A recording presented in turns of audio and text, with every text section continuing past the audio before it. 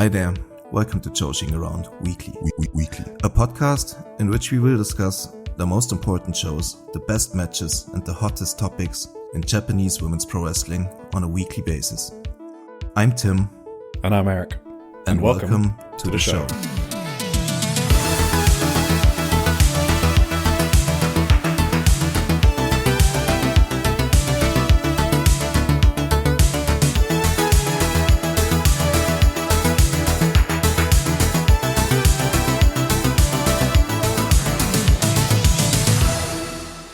Hello everyone, and welcome to Joshi'ing Around Weekly episode 35. We are part of the Social Suplex Podcast Network, a network dedicated to bring you the best coverage from all over the world, including Keeping It Strong Style, the Trish and Sarah Wrestling Podcast, One Nation Radio, Tunnel Talk, All Things Elite, SEAdLINNNG Adventure, Wrestling Art with Chris Things, and the AEW Match Guide. We also release the Social Suplex newsletter around once a month that gives you in-depth coverage from promotions all over the world, the best coverage in all of wrestling media, and you can find it on socialsuplex.com. If you have any questions for our podcast, you can find us on the Social Suplex Discord, where we have our little Joshi'ing Around channel. You can ask us anything in there. Might not get answers to anything, but you know, you can try. Anyway. Wait, what would they not get answers to? I don't know, like, I'm not gonna give, like, my social security number or shit like that, you know? I would. Probably. if you go in the channel, you'll get all my details, so come join us. Alright. What's today? It's, June 16th, and we're going to talk about a couple of news, some news in there. We got a STARDOM show, obviously from Korakuen. We got nothing. We got a preview from Marigold. We got a Tokyo Joshi Pro show, a small one. Then we are going to enter the indie zone. Indie zone. Where Eric is going to take us through a Sendai Girls show, a Marvelous show, a SEAdLINNG show from today. Brand new. That's, you're only gonna get this here. Yes. Hottest reviews. There's also an Evo show, Diana, 2 Wave shows, and a Wrestle Magic, and a Pure J. I didn't even see that one. Whoops. Then we're gonna have some previews and our match of the week. I didn't. Okay, that's good. How are you doing? How are you? Hi, Eric. Hi. I think this might have a lot of cuts in it, today's episode. Oh. I just feel like my brain is working at not full capacity. Oh, really? You had a rough day as well? Yeah. Just sleep-wise, I guess. Not getting the best sleep, so... which, you know, is my best sleep is normally in like the 5 to 6 hour range. That's when I'm like my optimal, but I'm getting... That sounds like a lot for you. Yeah, exactly. I'm getting much less than that, so no bueno. Is the World Cup keeping you up all night? Not the World Cup, no. There was a RuneScape tournament throughout the last week. Oh, shit. And it was like an 18-hour a day tournament. And the servers only closed at like from 5 a.m. to 11 a.m. So that's when I would try like aim my sleep schedule for. Your time?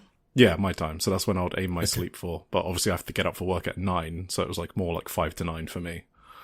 Oh, wow. So yeah, that was fun. But I mean, it was a really fun tournament. So, you know, if you guys are into old school RuneScape, feel free to check out the Dead Man All-Stars Season 3 tournament. It was excellent. Content all around. The final was on Saturday. Hell yeah. Plug for RuneScape. That is one of those things that I have like absolutely no clue about. It seems kind of alien if you're not into it. Cause like, I literally watched, streamers play RuneScape for 18 hours a day for a week. And that sounds like ludicrous to probably 99.9% of the population. But I mean, I totally understand that. I mean, the game itself. Like, I have plenty of friends who play like World of Warcraft. So I have like the most, I have the basic idea of the basic concept and everything. But for RuneScape, I don't know anybody who ever played it. I've never like touched myself. I don't know anything about it. So okay, but watching streamers or watching like esports is totally fine, I think. Yeah, I think some people don't understand that aspect as well. But once you watch it, it kind of makes sense, right? It's like, I don't know, what is it like? Just watching YouTube videos, I guess, right? But it's just in the background. Like, you're not watching every single second and interacting with it all the time, right? It's like second screen content a lot of the time. So, I mean, is there really any difference? Like if I watch, like I used to watch like League of Legends tournaments, right? Yeah, exactly. Yeah, esports. Yeah. What's the difference, like, between like watching the World Cup games now or watching a League Worlds? No, it's exactly the same thing. Yes. It's exactly the same thing. Yes. People saying like, I can't imagine watching someone else play video games. Like, why aren't you playing soccer yourself instead of watching the World Cup? Exactly. Like, it's literally, it's such a dumb. Yeah. Anyway. But no, it was fun. So yeah, I've just been doing that. And so that means I was actually I was watching a bit less wrestling than I normally do, because obviously I was just choosing to watch that instead. Ooh. So like I skipped some matches that I would normally watch. So yeah, it feels weird to be talking about wrestling. Yeah. In my brain, at least, because I'm not a multitasker. I think we've established I'm very mono hobby. So I just go full pelt into something, and then it takes my brain some time to switch back. It's like context switching, right? You know, when you're working and then you get different tasks and you're slower at picking up the new task just because you were working on a different one. Yeah, it's kind of like that, but for hobbies for me. No, for sure. I've actually been watching a lot more World Cup than I anticipated. Yeah, I've noticed. I was like, I did not know Tim liked football this much. I usually like I don't think I really watched the last two World Cups at all, basically. Yeah. I mean, the Qatar one might as well have not existed. I was like, I don't even remember that one. I mean, Argentina won that one, right? Yes. Okay. I did see like the second half of the last game. That was the only like period of football I watched from the entire tournament. Yeah, I didn't watch a single game other than that. That was just like complete like vibes death, that tournament from beginning to end. But I hate to hand it to like old Donny over there, but like, oh no, the the World Cup in the US and also Mexico, of course. I kind of feel it. It has a good vibe. The vibes are up in America. Yes, I can't describe it, but the games have been good. The vibes have been good. Like everything has been good about this World Cup so far. In my vibes opinion. mean So like the crowd or what? Just like generally the matches. Like, I don't know. I haven't matches, seen any of it. everything. I think the first match I'm going to watch is England versus Ghana. That's going to be the one for me. All right. I would for sure watch the game that's about to start. What is it? France against Senegal. Oh, France against Senegal is like, that's a good I one. don't know. It's like a revenge story. Oh yeah. Yeah, take that for colonizing us. Yeah. Yeah. I mean, I'm not seeing much of a chance for Senegal, unfortunately, but maybe they're like haven't after they the Spain historically game, had anything. They've historically had good teams, right? Senegal. Yeah, they're not bad. I think for That's like Sadio Mane's team, African, right? Maybe I made that up. That sounds right. Yeah. I don't know. I'm not saying they don't have any chance. That's kind of what I mean with the vibes are good, because like you got shit like Cabo Verde doing insanely well against Spain. Like that's just great vibes. Yeah, Maybe fuck Senegal is Spain. doing a similar thing. What did I say? I said fuck Spain. That's what I said. Oh yeah, fuck Spain. Yeah. Wait, you are Spain? Spanish. Yeah, I know. I thought you were rooting for Spain. No, I mean I wasn't am, it? but also it's a bit of self-hatred. I mean that was a bit of a clown show. What you guys did there with like sending the B team and then like hastily like subbing in all your stars in the last 20 minutes, and it's all too late, and it's so. When funny. I saw Yamal on the bench, I was like, okay, I'm not going to watch this one. Yeah, and then there was like obviously the Germany game was great, so that's good vibes, and like the Japan game was fascinating. That was a brilliant game. That was good vibes. So in general, I just saw a lot of good games. So that's congrats on the good World Cup you got there. You know what I'm worried about? Americans, yes. Are we men? We have a podcast and we're talking about sports. Doesn't that just... Oh my god, yeah. That instantly It's qualifies like, as the one thing I didn't want to be. Once a year. Yeah. I'm sorry. Yeah. Uh-oh. Oh man. We can just cut it all out. No, I'm joking. Whatever. Wait, finishing off the sports. Actually, I don't want to talk about it. Never mind. I'll just mention it for those who don't know. My team, the Spurs, also lost the NBA finals to the Knicks. Yeah. And I've been so annoyed. Not just that they lost, but that fucking Danhausen is taking the credit for it and like getting mainstream appeal off of it. It's actually triggering the fuck out of me. Everywhere I go, I just see this fucking unfunny asshole. Like, they lost a game. Like, under the curse, but it doesn't matter, because, like, memes don't need to make sense, of course, so, they're just attributing that loss to when Trump was in the building, so, there you go. Danhausen is immortal. Wait. You know the Danhausen does that? Say that again? Danhausen does that? Danhausen? You don't know the thing? I know the thing, but shouldn't the people who root for Danhausen, aren't those the same people who also root for Donald Trump? Oh yeah, they're not doing it in like a hateful way. They're just saying like, oh, Trump was there, that's why the curse broke, or like, you know. And also, actually, it's kind of weird. WWE fans on social media that I see are not actually MAGA. A lot of them. That is something interesting I've noticed. I guess maybe I'm only talking about like Squared Circle Reddit, I guess, to be specific. Like, I just see a lot of people shitting on Trump there. But there are a lot of, like, Fed fans. It's like a weird... That makes no sense to me. Yeah, it's like a weird niche. I think the normal ones are, like, on Twitter and all that. Like, the mass ones probably are. But yeah, there's just, like, this weird group of, like, really liberal Fed fans. And they're all on, like, Squared Circle Reddit, which is quite interesting. Well, I mean, I guess I wouldn't call, like, David... Yeah. A MAGA guy either, right? Yeah, good old David Hayter, the big old Republican. Nah, but I guess you just gotta be able to close your eyes. Sometimes. Yeah, exactly. But no, I saw a clip of Danhausen and Liv Morgan from Raw last night, just because I was just sitting here and just scrolling through the Reddit, and it just made me cringe. But hey, I mean, it's just got so many upvotes. It's so popular. What can you do?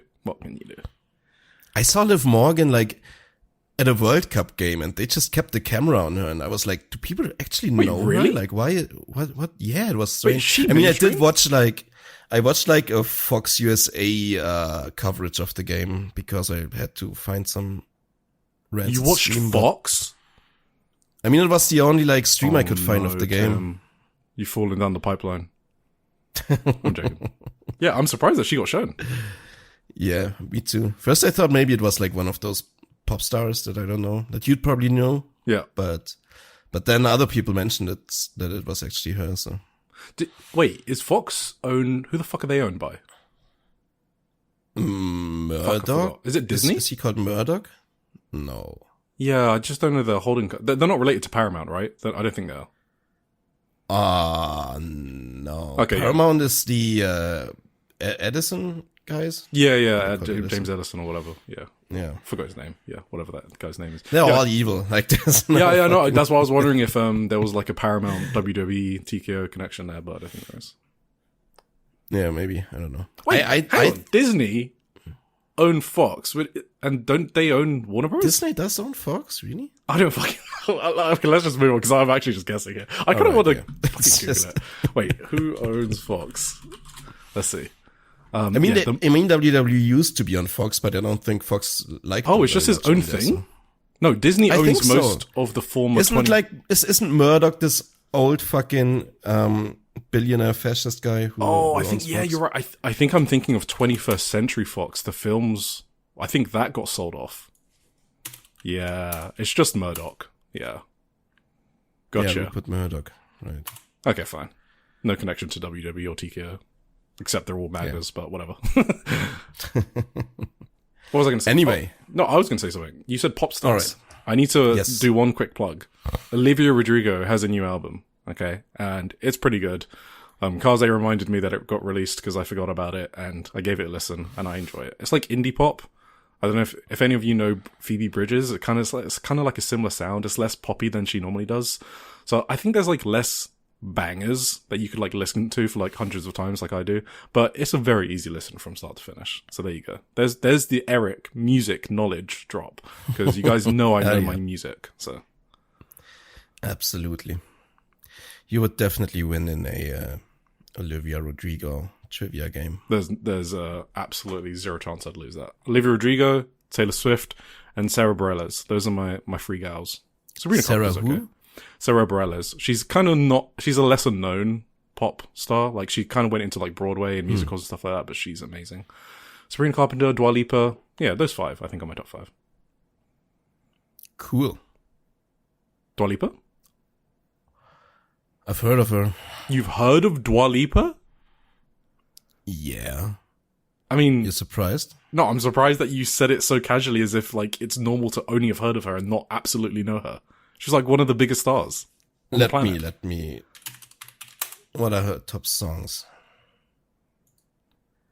I mean, there's loads. Levitating. Cold Heart. Don't Start Now. Yeah, that's a big one. 3 billion streams. Yeah, she's fucking Never massive. heard of I was kind of like, what? Don't For know. those wondering, because I know you guys are, my favorite Dua Lipa song is I Don't Give a Fuck. That one's Wait, I heard Levitating the other day Yeah. because of a video I watched. Yeah, Yeah, I know that one now. Levitating's Okay, good. that sucks. What? Did you just say that sucks? That was No, I watched it, I listened to it because I watched a video about the worst features in songs. And Oh, is that the one has, with the like, baby? a really bad, yeah. Okay, The yeah. baby has a really bad part in this song. yeah, that one. I don't like the remix. I think there is a version without the baby yes, feature. there is. The But, baby like, the one version, is the less Yeah. popular one. That one like never Right. took off. Yeah, right? But that one sucks too. I mean, his part sucks. his part definitely guy is sucks. a bit booty cheeks. Yeah. Absolutely. Anyway, Wait, what type of podcast do we have? Do we do wrestling? I don't know. All right. Should we even? I think we could just like talk about. Well, we're out of my music Oh, you depth do. knowledge now. We can't. That's kind of it. So, and sports actually. We All did right. basketball. We did soccer. Oh, I'm actually done. I'm done with That's cultural crazy. topics. Hell yeah. We could talk about work, but I don't want to do that. Oh, okay. I had a terrible day at work. Did you? Did they ask you Yeah. to design something and you didn't like it? Nah, I'm currently doing like we do like big what's it called? Like yearly finance reports for big companies. Oh, what Like the we fuck? do Your like the company does print everything. medium Oh, for it. Yeah. I mean that's kind of a remnant from past times when we did way more like marketing stuff. oh, okay. And like these companies used to do it with us since then, and they just kept ordering it every year. So we just keep doing it. Although like our whole company kind of shifted into purely digital, we have like these leftover clients from like a past time that I mean, we're still making good money with doing that. So there's nothing. But is it like accounting, or what do you mean by financial report?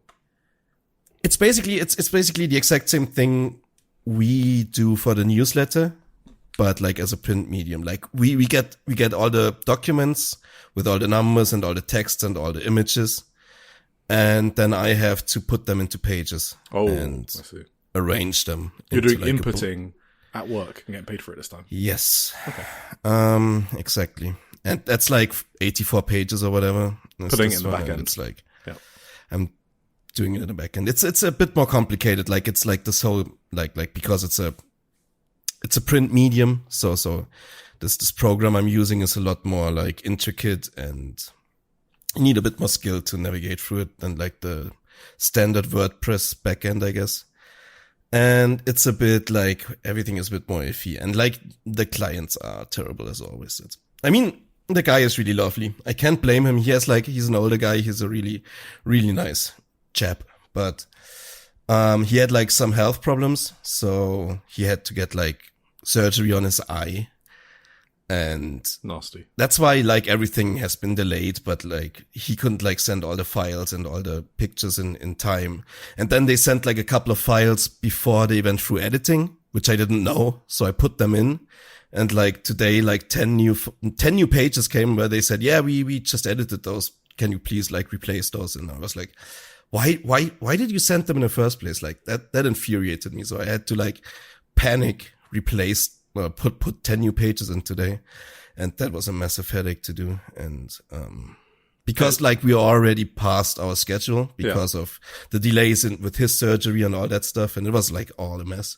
It's always a mess. It's every year it's a mess, but, I'm gonna. At least the newsletter doesning do that. We only put edited stuff in there. Yeah, that's true. Got a better process.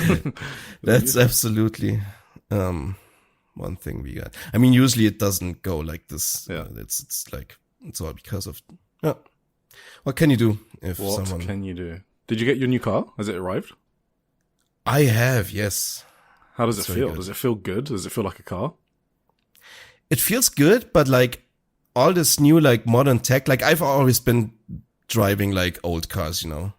Oh, And no, these he's new booting cars, out. they're like beeping and booping and Oh no. blubbling all the time. If you like I like to drive at the very like edge of the street, like have as much space to the other lane as possible.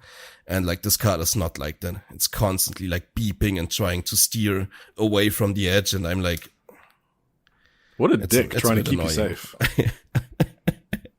I am safe. That's my style. I've been driving like whatever.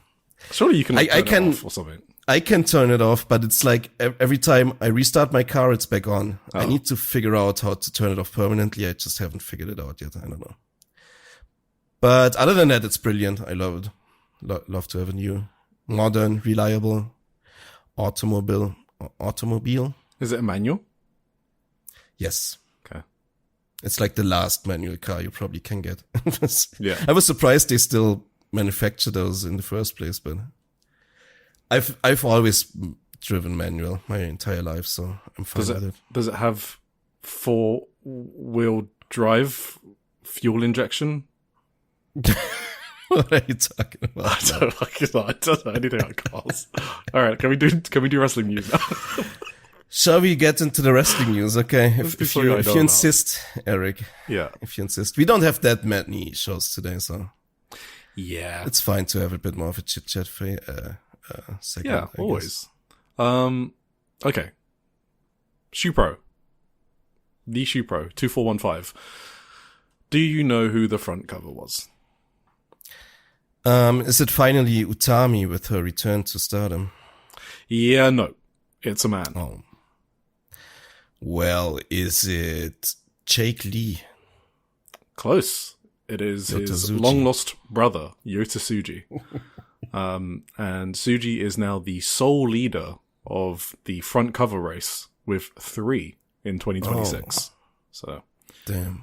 congratulations to Yotosuji, who will not be attending Forbidden Door later. I this mean, month. he shouldn't. I mean, I kind of agree with him. I always thought I it was- do, absolutely. yes. I always thought it was funny. Wait, what? Did Sonata face Jack Perry, right? Yes. That's never not going to be funny to me, to be honest. It's always been major disrespect to the Yeah. IWGP title. That I is- totally agree with That is the one thing I agree with the new Jahardeen with. So Yeah. sure. That's fair. yeah, there's not actually a lot of interesting Joshi stuff this week, to be honest.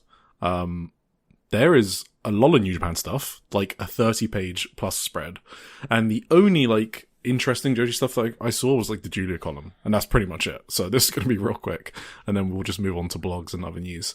Some weeks are like this, and then other weeks you have like 10, I guess, like 10 plus news items. So there you go. Mhm. So Julia, who is a Japanese woman who wrestles, so she's in the scope of this podcast. She's basically talking about her return to Italy. They were going to Barcelona for their Europe tour, and then she was going to head back to the US. But while she was on the plane to Barcelona, she gets told, "Hey, you'll be on Raw in Italy, so you need to go there after Barcelona." And she's like, "Huh? Like, if you let me know earlier, then I could have had like my luggage and my costume and stuff like that. 'Cause she didn't even bring it." And apparently Akira Tozawa and Io Sky, Io Shirai helped her out and brought them for her, so that's nice. Good to know Tozawa exists, I guess. I can't Did you watch that Tozawa Gunter like storyline when Gunter was like beating the fuck out of Otis and Tozawa recently? Like a year ago, actually. No. Oh, okay. That was recent? It was like a year ago, I'm pretty sure. Okay. Yeah. Anyway, they could, whatever, who cares? She only found out what she was doing, like, on the show, like, the night before, which, to be honest, that's not even, as much as I hate the Fed, that's not, like, a Fed-only thing, to be honest. No. Like, AEW do, like, very similar things. Yeah, absolutely. So, she found out she was in Queen of the Ring, and when she actually did the match, she almost cried because of the reaction she got. I haven't actually seen her, but apparently she had a good reaction in Italy. For those that don't know, her dad is Italian, so she's half Italian. But this was the first time she'd been back in Italy for like 20 years. And pro wrestling isn't as big in Italy, so she kind of thought she wasn't going to get a big reaction, but then she did, so that made her emotional. And also it was against Io. I don't know if it was like a singles match or whatever, I've got no idea, but she was in a match against Io. And Io's like helps out Julia a lot in WWE, so as you would imagine. Mm-hmm. So not any unhinged stuff from Julia this week. Nice and simple. Damn, but only stuff about the Fed, which was Fed stuff, yeah. Well, and Tozawa and Io help her out, which I guess some nice nuggets for those Dragon Gate listeners out there. Did you know that Tozawa once was like a really respectable wrestler? That's what I'm saying. Like, isn't he like? It's not even just respectable. Like, he's some of people's favorites in Dragon Gate. Like, he had an insane run there. Yeah, apparently. So, yeah. That's crazy. Now he does a little funny dance and on TV twice a year. Whatever. Blogs. Yuna.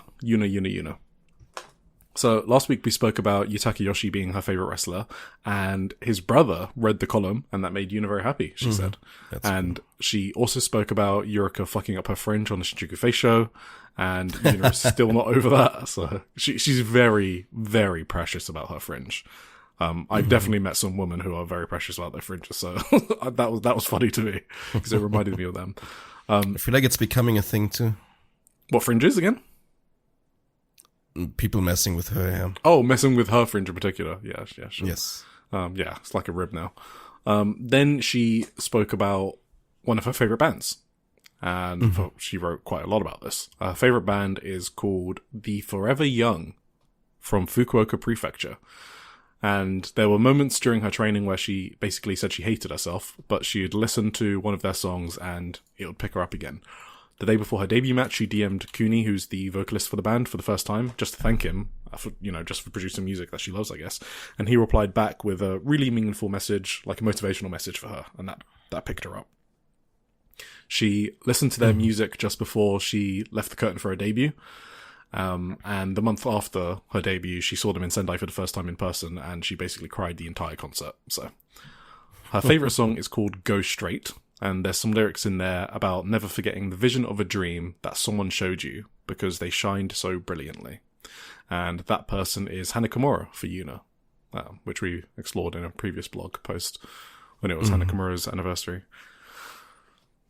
And Kuni went to watch a match of hers in Fukuoka, and she also said that was a dream come true. And yeah, that's pretty much it. You can just basically tell how much she loves this band. It's just like full of love in this entire blog post.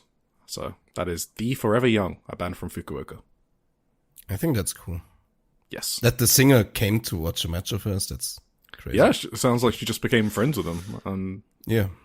And if you can imagine, like, she was kind of a nobody before her debut, right? She's just like messages the vocalist to like, hey, I'm training to become a wrestler, thank you. And then they actually just become friends. Like, I don't know. That's kind of nice of the vocalist, right? As well, to be so open like that. Yeah, that's what I mean. That's cool. I don't know how big this band is, but that's a very, like... Yeah, I've got no idea as well. I imagine it's one of those... I mean, actually, they're a band from Fukuoka, and they had a show in Sendai. I mean, they at least nationally tour, right? So they can't be that small. Yeah. But anyway. Itsuki Aoki. So she's doing another Catch the Wave blog. This is part 2. And I've kind of watched these matches, so it's kind of less interesting to me, because she's mostly just describing what I already saw and have already recapped. So I think it's like more for people that aren't watching Wave, which, is a lot of people. And she kind of feels responsibility as like the promotion's champion to try and drum up interest. So she's kind of like doing her job and just trying to promote it in the Shupro blog, which, kind of makes sense. So just short tidbits, I guess. So Kakeru is the best friend of hers. And again, we know that because 1, they're a tag team, and 2, Kakeru is booked on every Sean Capture show. So, Sean Capture is Itsuki's home promotion in her prefecture of Shimane, which is West Japan. What is east of?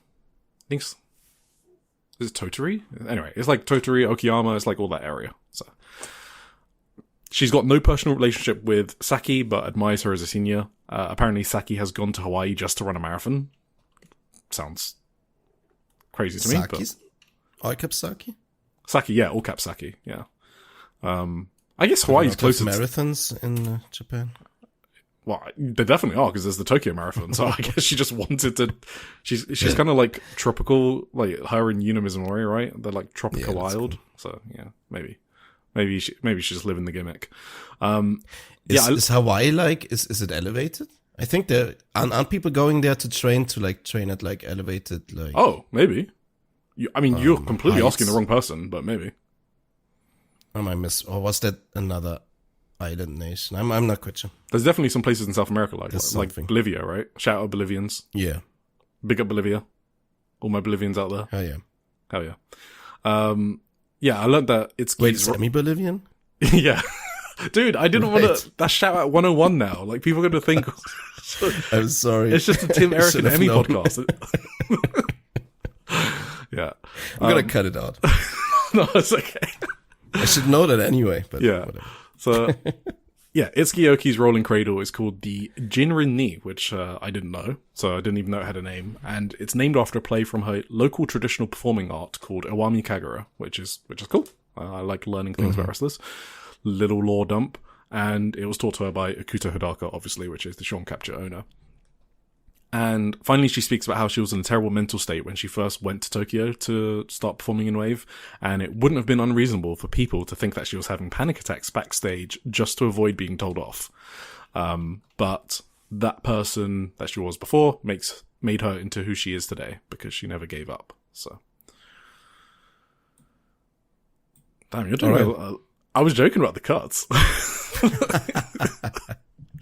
I had a couple of problems here on my end with with my nose, so I have to cut some noises out there. So for context for people, we have a sheet and then we just kind of write timestamps or things we kind of want to cut, and I just see him just going ham. I still have like this nagging, like my throat and nose are still like damaged, I guess, from my illness last week. I'm still a bit clogged up, so every now and then I gotta write down. Yeah.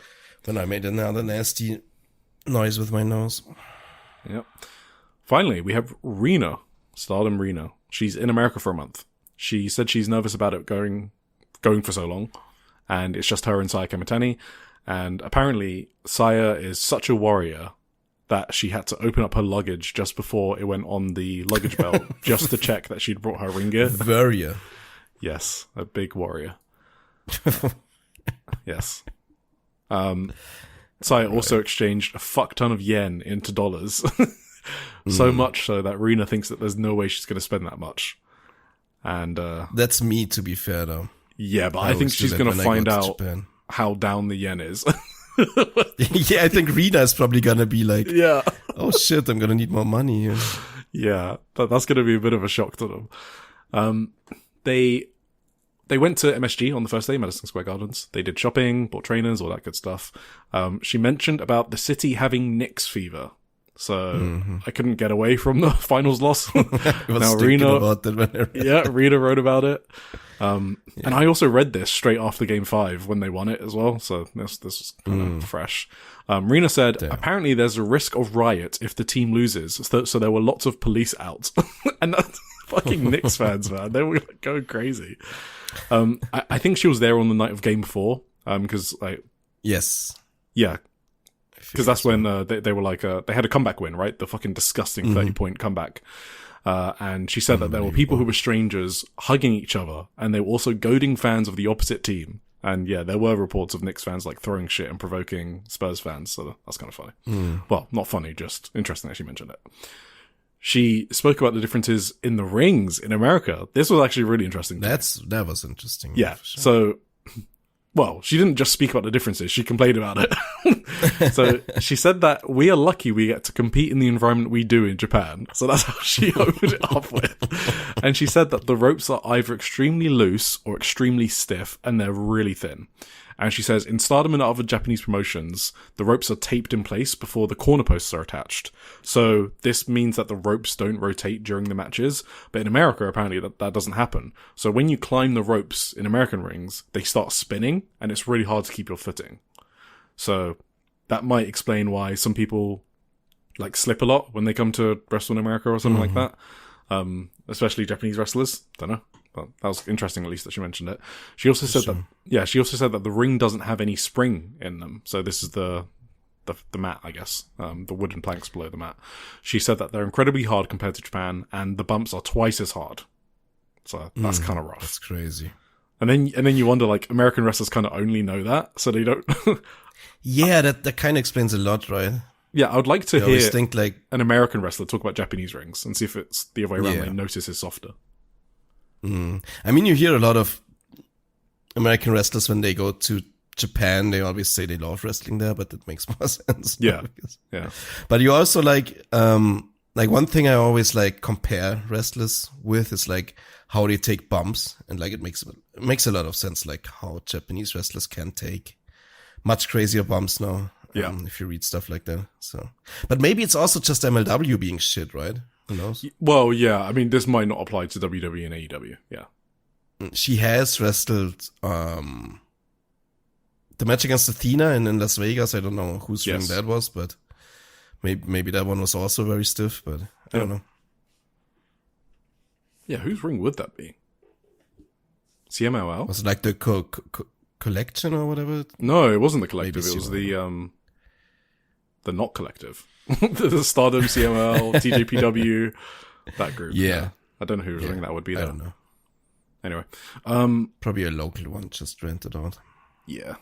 She also said, she's been told the Mexican rings are even harder. So she's worried about that. So we'll see.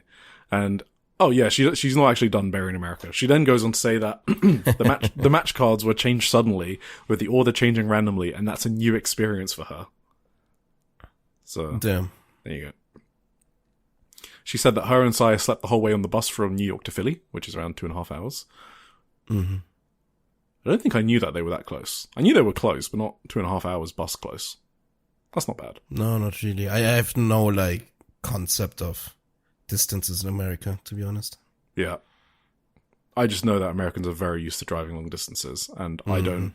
And the contrast here is I don't need to drive. Like, I haven't even learned to drive, and it's just not been a problem. So yeah. She also said that her and Saya Kamitani have gotten closer on the tour. I think we saw some TikToks that they posted with each other, and Saya's like all over Rena, and it's kind of cute. And they talk a lot about all of kinds of things, and she's glad that she could have this tour with Saya Kamitani. And she's actually worried about Saya coming back to Japan by herself. And finally, she signs off with, I miss Japanese toilets so much. This is like the third individual person in the last few like things we've read and interviews we've recapped that has mentioned them in like the past week or the past 2 weeks. It's kind of funny. Coincidence. I mean, it makes a lot of sense to me. I mean, yeah. I mean, we've spoken about it at length. So. Yeah, okay, yeah. Did I say how I looked into buying one for my new house? Yes. Yeah, okay. We talked about it on our post-Japan trip. Yeah. Pod. God, it just sucks we can't have like electricals in UK bathrooms. I need to figure that out. I just need a seat warmer. That's crazy. And the fucking bidet. Okay, other news.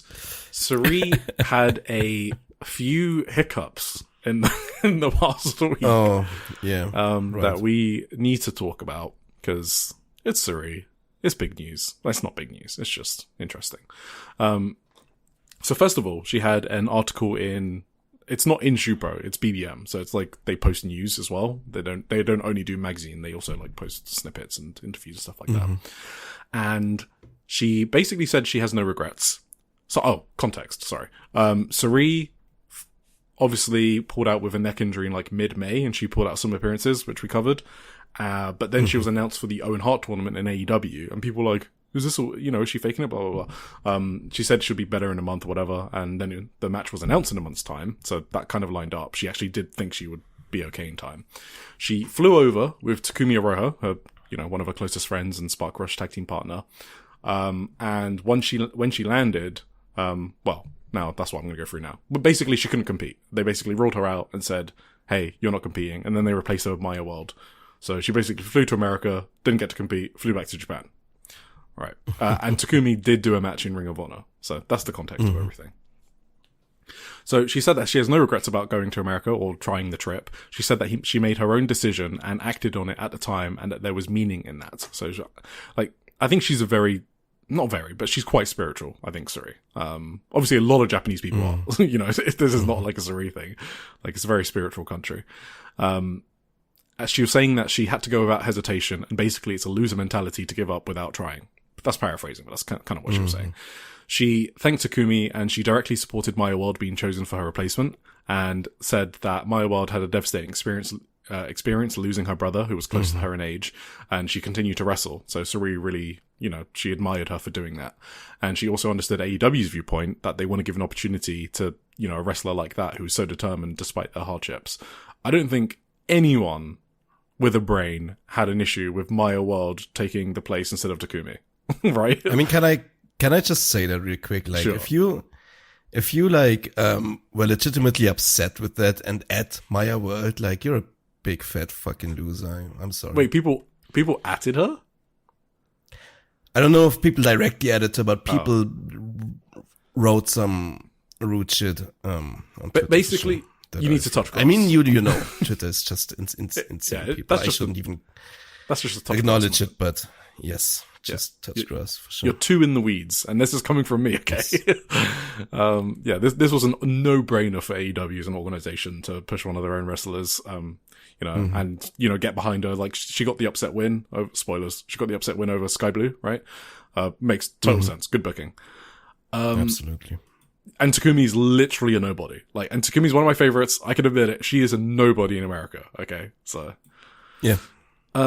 Sareee said that it's not the end, and she wants to use the experience as a stepping stone, and that Tony Khan has extended another offer once she returns from injury, and she wants to wrestle in AEW as Spark Rush. So when I hear that, I'm not someone who's like, oh my god, I won't get to see them as much in Japan. Sareee and Takumi have basically given me so much fucking joy and happiness over the past couple years, that I just kind of want them to enjoy themselves, be happy, and they both seem like they really want to do this, so kind of like, fuck yeah, I'm supporting them. Yeah. Sure. Do you disagree?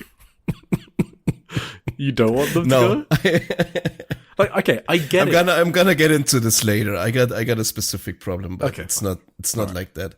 If someone gets a massive fucking contract from Tony Khan and makes it good money, that I'm 100% behind them. Yeah. Get that bag for sure. That's what I'm saying. I mean, I know what. Are you going to say, yeah, but I want them to watch, I want them to have good matches? Oh, yeah. No, I have a whole different thing. Okay. But yeah, you're gonna.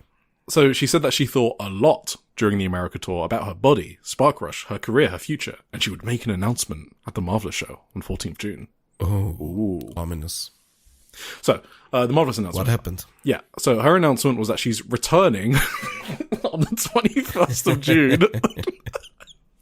Which is Takumi's homecoming show in Fukuoka. So, not only that, but she's been thinking about Spark Rush and not getting the opportunity to wrestle together in AEW.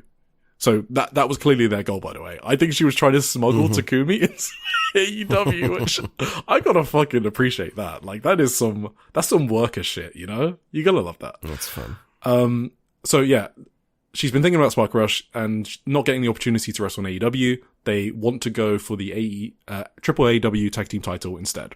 So that means they are challenging Nightshade and Nyla Rose for the titles. And I'm guessing Nightshade and Nyla Rose are losing that. Otherwise, why on earth would you book this?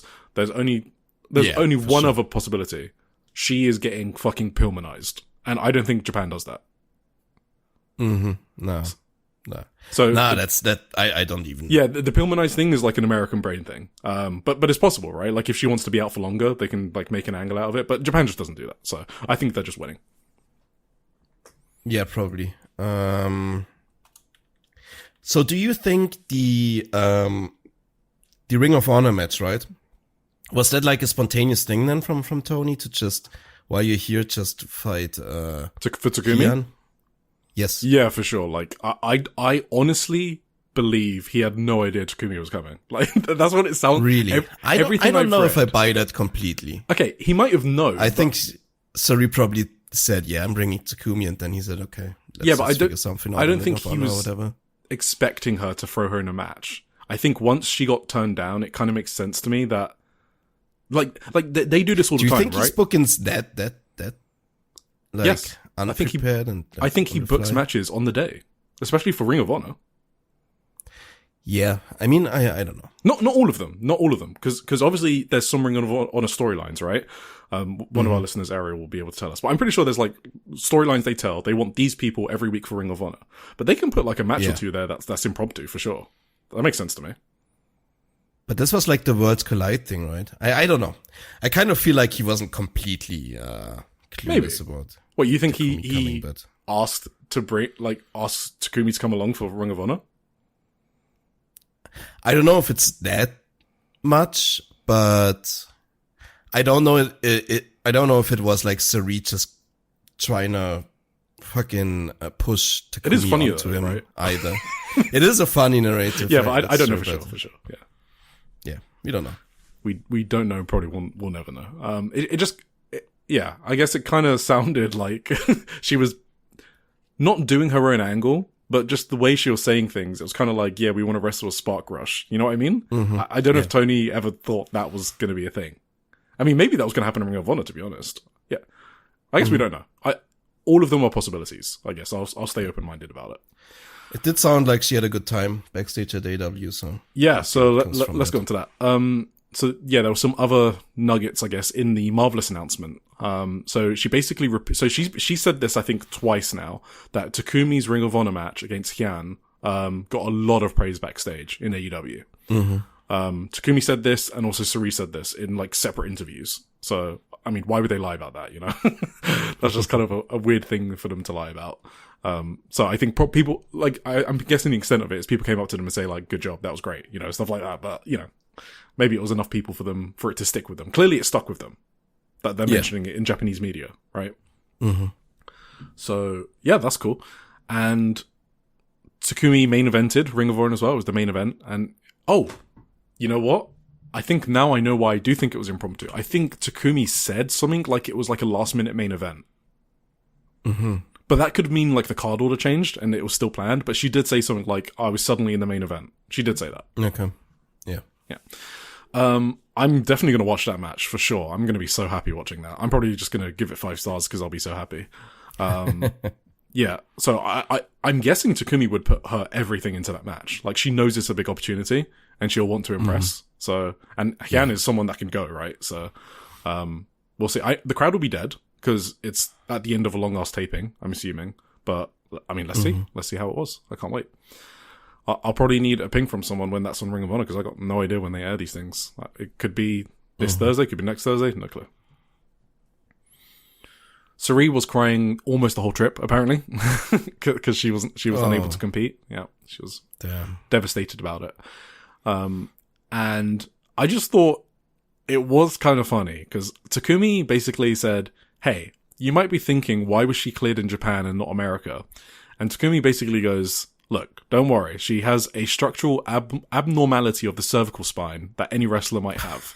It's worsened and it's causing numbness, but it's not at a critical stage. But there is an element of needing rest." And then immediately after, Sareee cuts in and is like, "And that's why I'm returning next week to fight for the title." It's just like, these guys are fucking mental. They're like nutcases. Yeah, absolutely. I think, so here's what I think they truly believe. I'm not a wrestler, so I don't know, and I'm also not a doctor. I think they think every wrestler has this thing.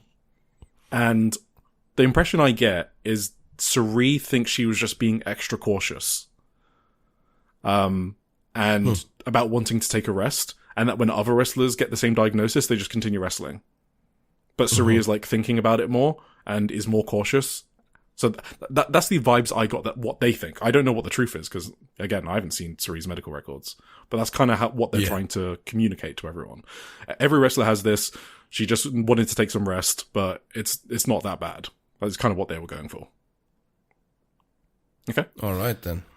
There were some more backstage comments, so this last part from the Marvelous show. Takumi said that she wanted Spark Rush to resonate around the world, but it didn't go to plan, and it ended up making things interesting and a positive experience in her eyes. She said she received good feedback from her Ring of Honor match, that's the third time, and that she thinks that she left a mark. Takumi said that the bigger issue with their America trip was that they never received a definitive no, as in, they never ruled that Sareee was too unhealthy to compete. I don't even remember, well, you might not, but when I was posting about it in our Discord, I was kind of, that's what I was confused about. I was like, what tests can AEW doctors do in like an hour or two? Because she probably only got to the venue, right? Like, what tests can they do in that time to determine that she's unable to compete? And Takumi explained it.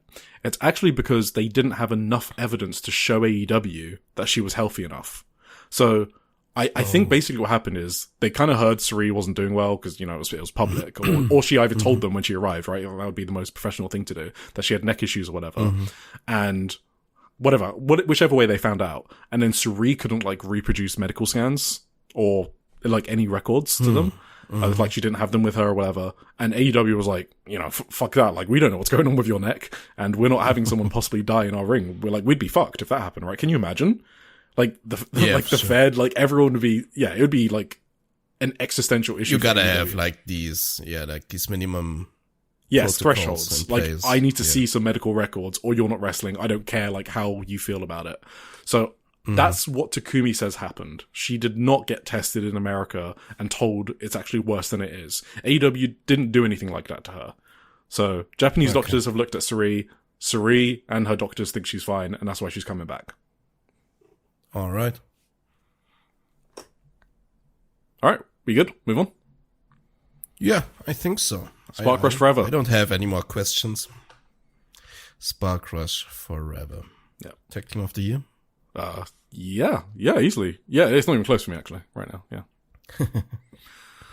All right. Starlight Kid against Thekla. I don't have much to say about this. I guess I was just going to do some other tidbits, because it's American stuff, so while we're there. So they'll face each other at Forbidden Door. No? Yes. I'm just very happy that it's nobody.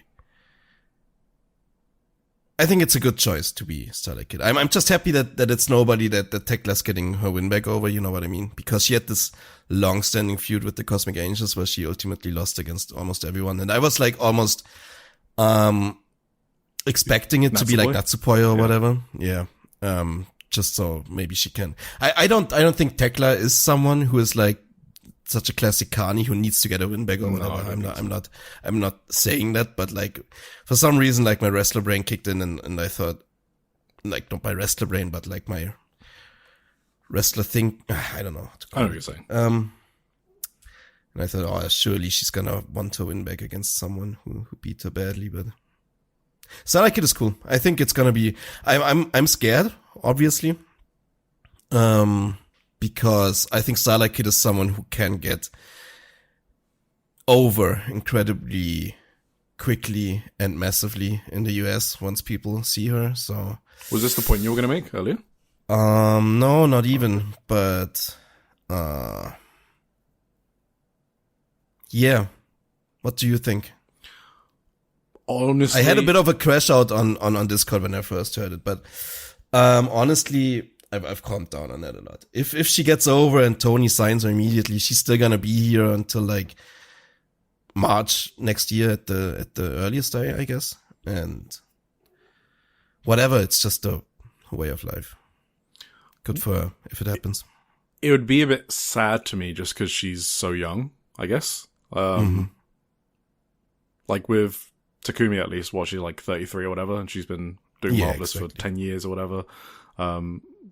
What else can Takumi do, really, right? Like, she can keep continuing the Marvelous and try and make it bigger into bigger venues, but there's only like so much they can do. So for her, it kind of like, I'd be super happy about that. For Starlight Kid, it would be a shame, I guess, because she's got so much untapped potential. So from that view, I would view it a bit differently than Spark Rush leaving, for sure. But also, if she gets the bag, she gets the bag. It is what it is. Like, I do have her. Sorry. No, I was just gonna say, if someone knocks on your door and offers you 15 times, 20 times more pay, like, like, duh, yeah. I do have her like in my own mind as like basically the next ace in Stardom. Yeah, we spoke about this. Yeah. But like thinking about it, they have enough firing power. That's on what their we roster. Like if they lose her, it's tragic, but nothing they could overcome. Like they have enough other people who can be the next ace. Remember we spoke about the red belt picture and how like congested like it kind of can be. Like there's just no room for like even people like Micah, right? So they're just not doing much. Like they're kind of losing their next ace figure or whatever, but they could make another ace figure. Like they just got so much talent. Like they're the promotion most in the world to be least worried about these things in terms of like roster depth and talent. But it's also like, I mean, we've talked about it before. If I would book any, if they would really go through with the Tokyo Dome show, if I would book any main event for that, it's just Starlight Kid and Saya Kamitani, right? Yeah, absolutely. And if that falls through for that might be a bit of a blow, but, well, what can you do? Indeed. Lastly, Sora Ayame had a Hype Talk TV interview. So just a quick one. Oh, okay. Yes. Unagi Sayaka is her favorite wrestler. Did not know that. So we're in that era of wrestlers now where people are being inspired by people like Unagi Sayaka. That's funny. That's kind of crazy to me. But, she said that one of the things that frustrates her that she wants to work on is people keep telling her that she looks like she doesn't enjoy wrestling. Yeah. She listened to us too. Yeah, okay. I thought you'd remember. Yeah, so we've been saying that for quite a while. But so I did feel bad when she said this, but it's kind of in a different way. Because what I used to say was, I kind of thought her selling was so good that I couldn't tell the difference. Do you remember? Yes. It's kind of like, she's such a good seller that she makes it look like she hates pain.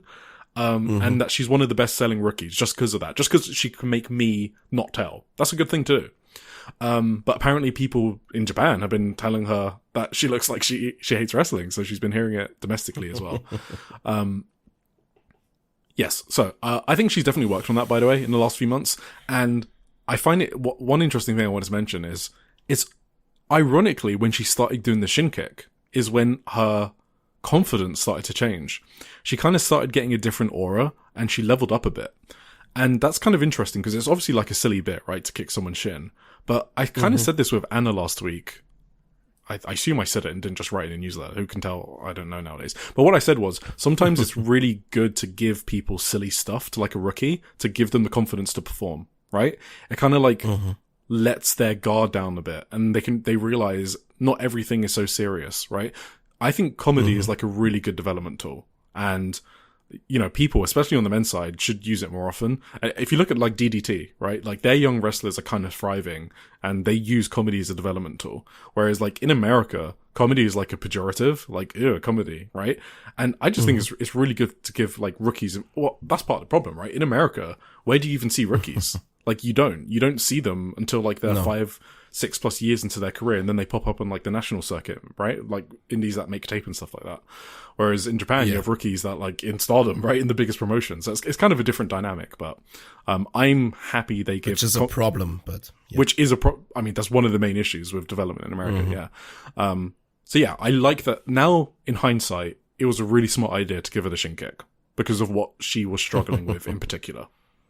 As much as I hate it's getting over too, so. And it's getting over, yeah. Oh, it's gotten over. Already. It has gotten over, yeah. She also, so this is unrelated, but she said that the shin kick is a pain that's relatable to everyone, and she wanted something that connects more with people, because when wrestlers take bumps, it's not actually relatable, and they don't know how much that might hurt or not hurt. But she says with a shin kick, they immediately know how much it hurts just from like playing sport or walking into things or whatever. I thought that was a really smart take as well. You know when someone does like a fucking sick 450 senton or whatever, you're like watching it and you're like, yeah, that's cool. But you don't know like how much it hurts for the person to take it, you know? Yeah. So it's kind of harder for them to relate to it. You're just like, all flippy doos. Whereas like if you see someone kicked in the shin, you're like, okay, that fuck. Did you remember Takumi Iroha's like bruise? Oh yeah. That was insane. So yeah. That's smart. Crazy. That like she's not working though. So. Yeah, really. She definitely isn't. Always. Not always at least. Not always. In some cases, yeah. So yeah, sorry. I mean, there were some matches. Yeah, for sure. There were some matches. Which one was that where she like was going after someone on the outside and was just fucking kicking her shins in like that. That really looked like it fucking sucked. That sounds like every match, man. She's chasing. She's chasing. Yeah, but I have one specific one in mind. I don't remember who it was. Maybe it was the Takumi one, actually. Yeah. So yeah, I can understand what she's going for there. Alright, yeah. Should we get into Stardom? Should we do it? Wow, it literally just turned 1 hour on my recording. That's awesome. Mine too. We're on track. Oh right, you guessed that too. 60 minutes. Damn, crazy. All right, Stardom. We were in Korakuen on June 14th, and almost sellout, I would say. 1494. That's like I think it's like 40 or something, 30 or 40 off like a full sellout. Not the balcony, it's not like super no vacancy, but just like a standard sellout. Yeah. So it's pretty close. I mean, it ranked 15th out of 158, so it's like in the top 10% of Korakuen halls that they've done in the promotion's history. It was a crazy card this time, so we can't just say, oh, they didn't put anything on. This was a crazy Korakuen hall card. Yes, it was Sunday, it was a crazy card. It kind of deserved a sellout. I was actually a bit surprised it did not fully sell out, but it's not a big deal. But I was surprised. No. For sure. But it was a really, really fun show. Really great show, actually, maybe. Even. We started off with a tag team match between Hanako and Sayaida. They went up against Hanan and Matoi Hamabe. Yeah, this was maybe like a Matoi showcase a little bit. I liked Matoi a lot here. Her and Hanako were going at it for sure. Matoi did this really awesome like leg scissor takedown. I don't know if you saw it on Hanako. Yeah, that's where I have written what the fuck. Yes. And she turned it into an armbar too. It was a really sick thing. That was insane. Yeah. You think it was meant to be like that? Yeah, I assume so. I mean, it looked fucking crazy. It was like a head scissors slam into an armbar. I mean, maybe it wasn't meant to be like that, but it did look crazy and it looked good. So yeah, for sure. I've just never seen it before, really like that. I've never seen it in my life. Yeah. So at first I thought maybe like just Hanako lost balance and just did a back bump before like Matoi could actually do what she was trying to do, but it probably sucks, right? Like wasn't her legs like on her neck? So yeah, exactly. It looked kind of scary actually. So so maybe right. Maybe. I mean, I watched it again, like a clip on Twitter and stuff, and it did kind of look more intentionally like when I watched it again, because it really did look like Hanako went down with like the intention to do so, you know what I mean? Yeah. But yeah. Anyway, that was basically the spot of the match. Hanako then just picked her up and powerbombed her down and just pinned her for the free count. That was kind of surprising, like finish out of nowhere, but like it's just fun little opener. Who cares? I wrote that was kind of wild. That finish was kind of crazy to me. Literally just picked her up and slammed her. Was it a body slam?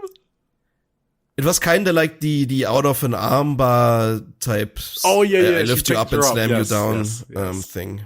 It's usually just a way for someone to get out of an armbar, not like a finish to a match. But that is so wild. Well. What a crazy finish!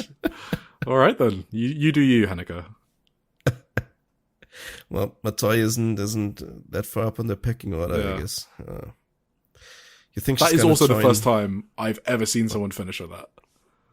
Yeah, I think so. That's pretty surely that's the first time. Yeah. I just hope she won't join Stars. I remain on that position.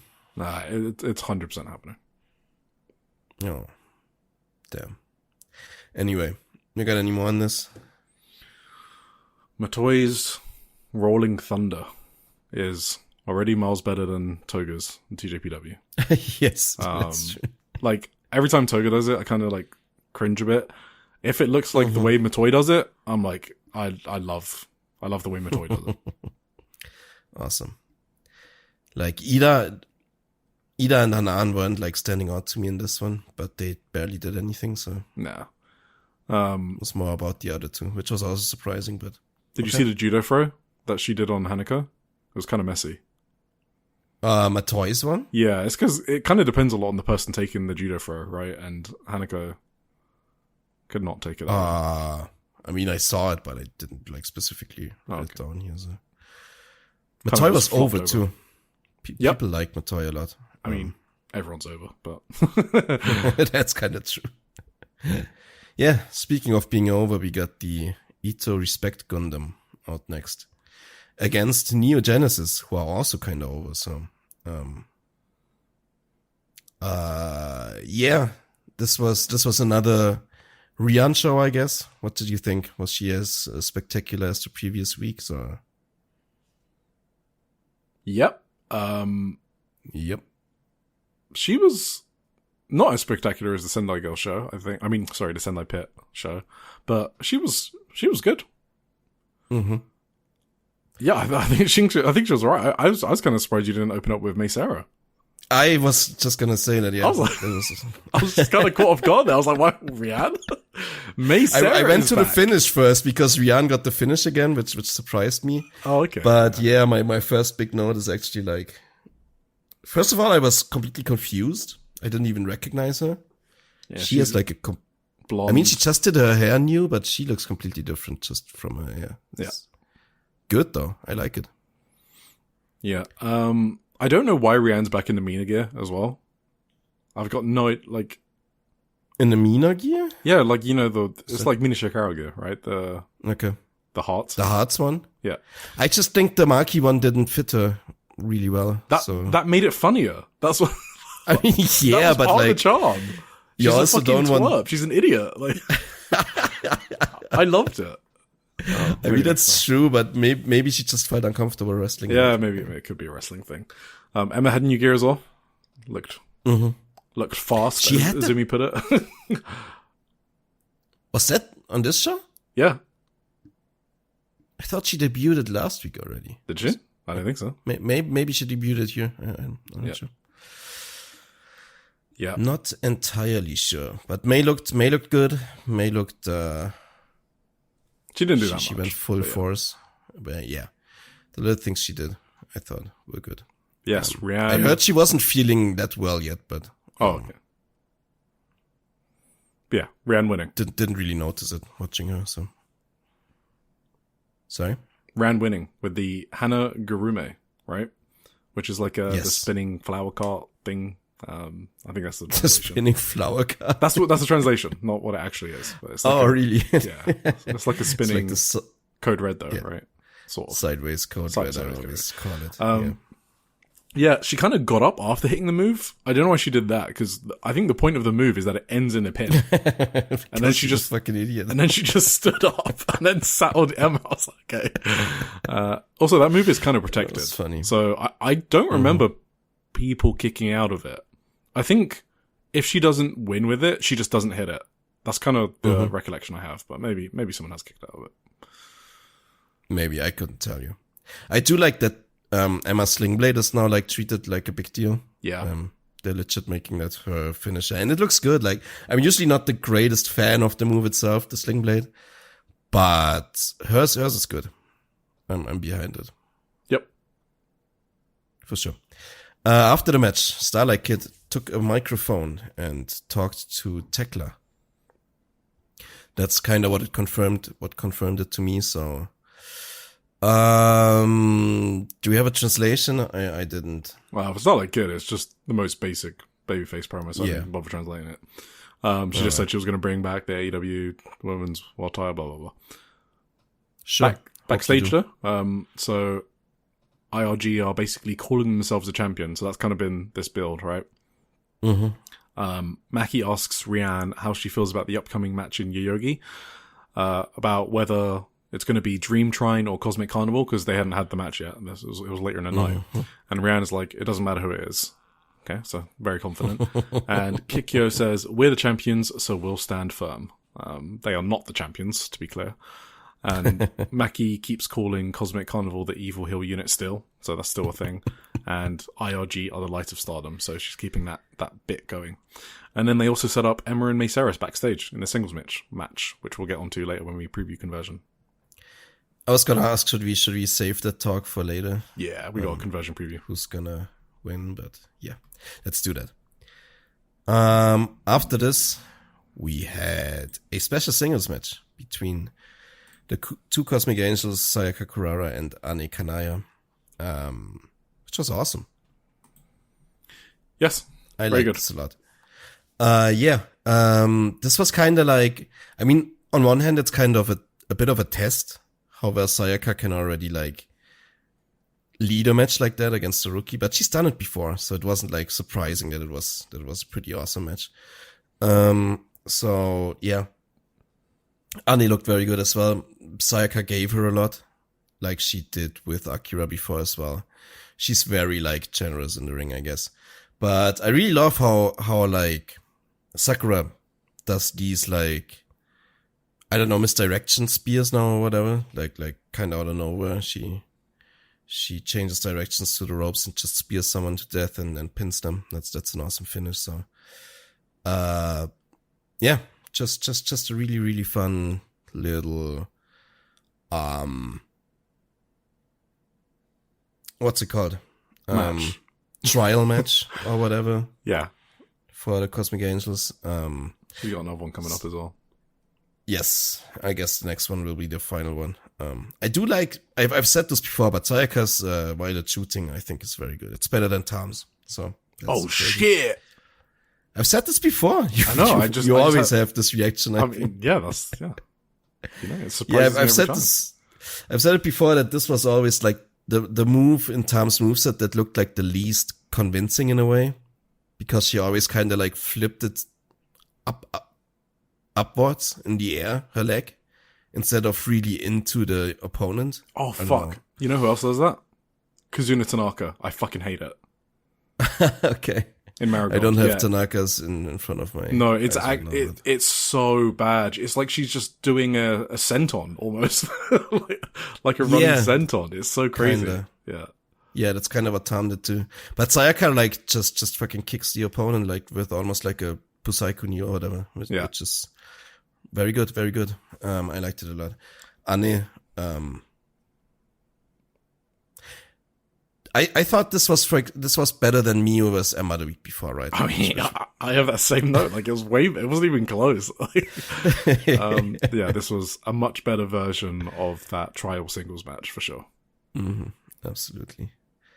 And I think like the crowd was big behind Ane too. Like this is kind of a pattern here that Sayaka gets her opponents more over than herself lately. It was kind of similar with Akira too in the on the last show, but in the preview, I think she just understands really well how to do that, how to get a crowd into someone. So I think that was on purpose, kind of, because she wouldn't have structured the match like that if she didn't want Ane to get over, right? Well, you mean Tam wouldn't have structured it like that? No, she's I know coaching that. I mean, surely, right? I mean, maybe.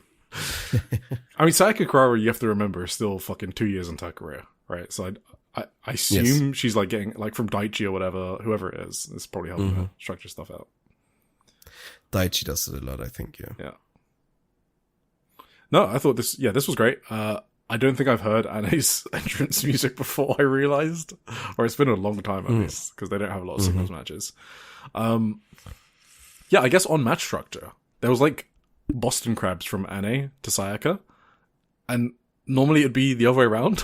So I thought that was interesting. I don't really have anything clever to say about it, just more of an observation that Sayaka was getting put into Boston crabs by a rookie. Yeah.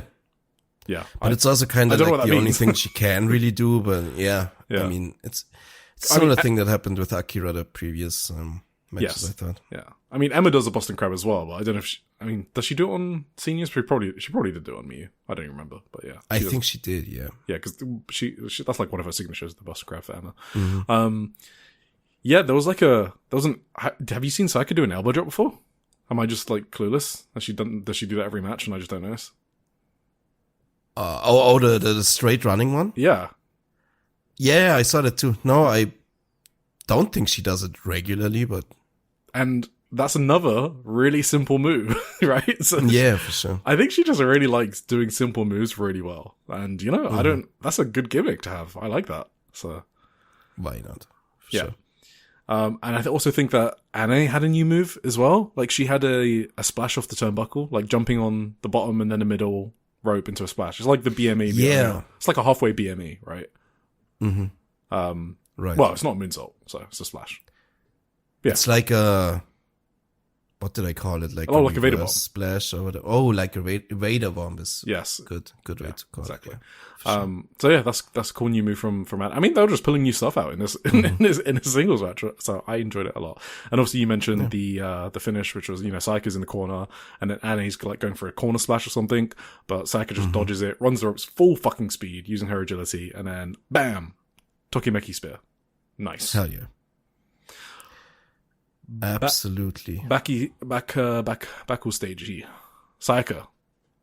Formally invited. Can I mention one more thing? The violet screwdriver or whatever. Whether it was going to be a Falcon Arrow or violet screwdriver, we don't know. But when Annie turned that into a roll up, like the crowd fucking exploded. That was a great moment for her, I thought. But yeah, it's such a cool finish. Like, I'm so mad about the Maki kick out. It was, like, it would have been such a cool storytelling device to just never pull it out until you absolutely have to. And until then, the crowd are on the fucking edge of their seat which one's it's going to be. Hell yeah. But yeah, I think it's a really cool finisher, to be honest. Yeah, it is. It's my favorite one. Yes. Forever and ever. So Sayaka formally invites Anne to Cosmic Angels backstage. Mm-hmm. And Anne looks like she accepts. So I don't think the Ai Sakura match at Conversion is like a trial thing. I think she's in Cosmic Angels. Okay. I didn't seek out the backstage comments, but like I trust you then. I heard she said more something like she would like to have her in Cosmic Angels, but oh, okay, maybe. Yeah. I mean, that's basically the same thing. Yeah, I guess I read that as an invitation because sorry, I hit my mic. Because Anne's like so happy, right? She's like she's almost like thank you. But I guess it could have just been Sayaka saying she wants it, and then Anne's really happy about that. Yeah, possibly. We'll see. Yeah, we'll see. Right, let's go. Let's go. Out next was, who was it? Momo Watanabe, the peach. She came into the ring and she grabbed the microphone and announced her return to the ring. Why are you talking half syllables? Didn't you do the same thing earlier with Sareee? Did I? It felt like that. Oh, maybe I did. Like the ambiguous thing between return or retire. Okay. Yeah. But obviously. Now Momo is back, baby. Oh, you're doing a bit because you're trying to like... sorry, I didn't even catch on to that. Yeah. What? I ruined your bit. Yeah. What did she say? Did you get a translation? I think she just it was like typical Momo stuff. You've been waiting for me for so long, you bastards, haven't you? Blah blah blah. Crowd chanted for her. She was a total babyface. She said that there's some people she needs to have words with, but that can wait for now. And she's returning at Conversion, which we know when we do our preview later. Yes. Hell yeah, boy. Hell yeah. That's gonna be sick. Can you give me your longest yeah, boy? Oh my god. Yeah, boy. Yeah, boy. Yeah, let's go. I'm happy to have Momo back. I am absolutely. As someone who wasn't around for all the Saya, Momo, Queen's Quest, Utami, storyline lore, I am excited to jump on board and get into it. Yes. We're gonna talk about it later. Like there's okay. A lot. But I mean, I'm gonna try to keep myself short, but like that pay-per-view match is gonna be something. All right. Maybe they decide just to do nothing. That's possible. Anyway, we got Nanami in the house. That was awesome. She was like a last-minute replacement because Tomoka Inaba was sick. Mm-hmm. Right? Mm-hmm. So Shuri called her up from Diana. It's cool that they can just do that Diana's flexible enough to like just send Nanami last second. I guess she's like officially a sub in the faction or whatever. Like, I assume they have like an emergency sub for different units or something. Yeah, but she's still like signed to Diana, right? What if? Yeah. Couldn't do it? Exactly. Yeah, exactly. Thankfully, they didn't have a show that day, but yeah. Yeah, exactly. Either way, she teamed with Kyoka Kotatsu and Shuri against Mi Vida Loca and their new mother, Xena. It was Akira Kurogane and Itsuki Aoki. Yeah, this is very funny. What do you think is going on there? Are they like having Xena as the new member? Fuck off. Go away. You don't like Xena and Mi Vida Loca? No, okay. Sorry, that was way meaner than I intended it to be. I'm very protective of my Mi Vida Loca. I like Xena, but I don't think she should join Mi Vida Loca. Really? I think she fits so well and they love her. I mean, to be honest, when I saw Itsuki jump on Xena like a baby, I did kind of get convinced. You know, just to make Itsuki happy, I'll take Xena. They were all over each other, yeah. Yeah. I think what did Itsuki say about Xena? I think she said she's like her new mom or whatever. Oh, I don't actually have translation for that. Was there like backstage comments? I think that was before the match. I think she just did a social media post or whatever. With, I don't. Together with Xena and yeah, I don't see social media posts. Said something funny. Yeah, this was fun. This was just a fun little match. Nanami is just like she's so much bigger than like Akira now. Dude, it's crazy. Did you see? I don't know if you saw. She was 1 trillion% pulling her elbow strikes on Akira. Like, oh really? Yeah, like. If you watch Nanami and Diana, she doesn't pull those elbows, like the forearms to the chest. Like, they're like big thuds. There were no thuds here. I think she just didn't want to fuck up Akira. Yeah, I think she just worked a bit differently here because, you know, it's not really her place to come and start fucking people up, right? She didn't really do much in this match as well. So she was really just here to make up the numbers. That's true. Yeah, I don't have that many notes about this match, actually. Xena's chops were fucking edgecut territory again. She killed Kyoka with them. And then she pinned her with a German suplex hold, which was... I thought Xena ruled in this match. But I don't think... Maybe you're not gonna have to worry about her in Mi Vida Loca too much anyway. I think she's constantly saying that her time is running out at STARDOM, I think so. That's what's going on. You got any more? No, it'd be funny if we keep predicting that she leaves and she just stays forever. It's kind of been happening since before Instagram Queendom already, right? So yeah, exactly. It's kind of already a bit in a way. The funny thing was, I was watching. Okay, confession. I sometimes watch 2 shows at once if they're live at the same time, and it sounds crazy, but you know what you do is you just bounce between 2 shows, like. You watch one during the entrances of the other, and then you pause it. Blah, blah, blah. It's very easy to do. It's not that bad, actually. Because there's actually a lot of dead time between matches you wouldn't believe.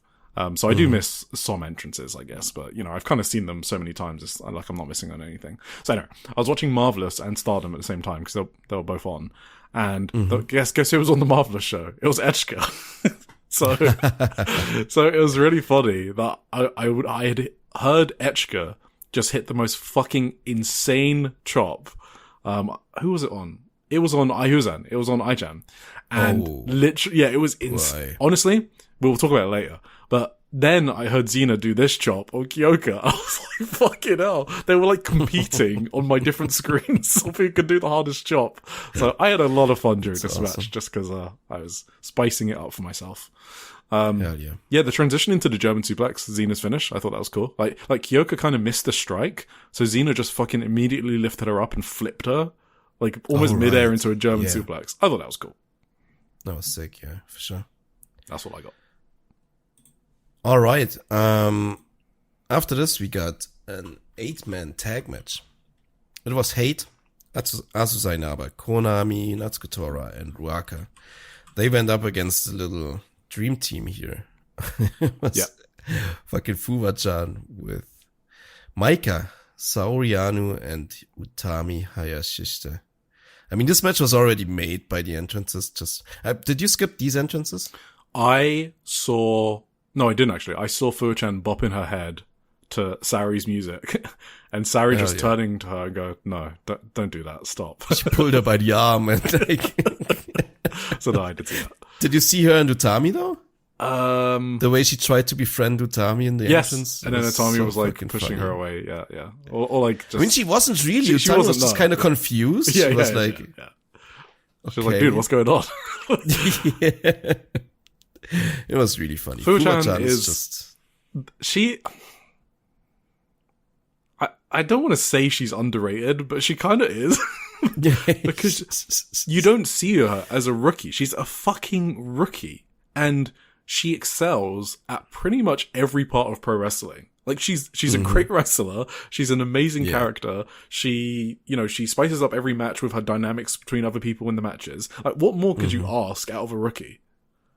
She's really great, yeah. Yeah. I mean, she has a character down to a and she's a great wrestler. Absolutely like, amazing. she's and unironically a great yeah, wrestler. Yeah. Absolutely. That's great.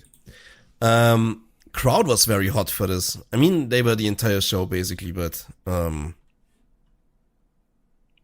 I specifically like noticed it in this match. I guess obviously Utami is here, Fuwa-chan is here. That's like, I don't know. That's a recipe for the crowd to go crazy over. Yeah. Sareee obviously as well. Momo was ringside, obviously, and she would in the end make herself known too in the match. Utami was brilliant in this match, I thought. She went hard against Tora. She loves selling against Tora. That's what I realized in this match. She fucking put her in an air raid crash as well though. And then when Maika and Utami, they basically like deadlifted Tora on their shoulders. That was fucking impressive. And yeah, just a big fuck off lariat from Utami as well. It was just a really, really great showing from Utami, I thought. In the end, Momo ran in with the baseball bat, right, and hit her. Yep. Which led to the finish. And Utami lost once again to Tora this time. I don't mind that. This was like a storyline. Yeah, for sure. I mean, the last one already, but yeah, it makes sense. Yeah, I mean, Momo hit the baseball bat. She got a German suplex from Waka, and then a swanton from Natsuka. I mean, great finish. Yeah, I'm getting kind of giddy about Utami. I already, okay, I'll wait to do my victory lap. It's fine. We don't need to do it now. But this match was like really fucking hot. It was excellent. I love this match. Utami had a lot of chance for her as well. So, she is popular with the Stardom crowd. So like when she got the German near fall and then they broke out into Utami chants. I kind of want. Huh? What? I kind of want to do it now. Honestly, that's no.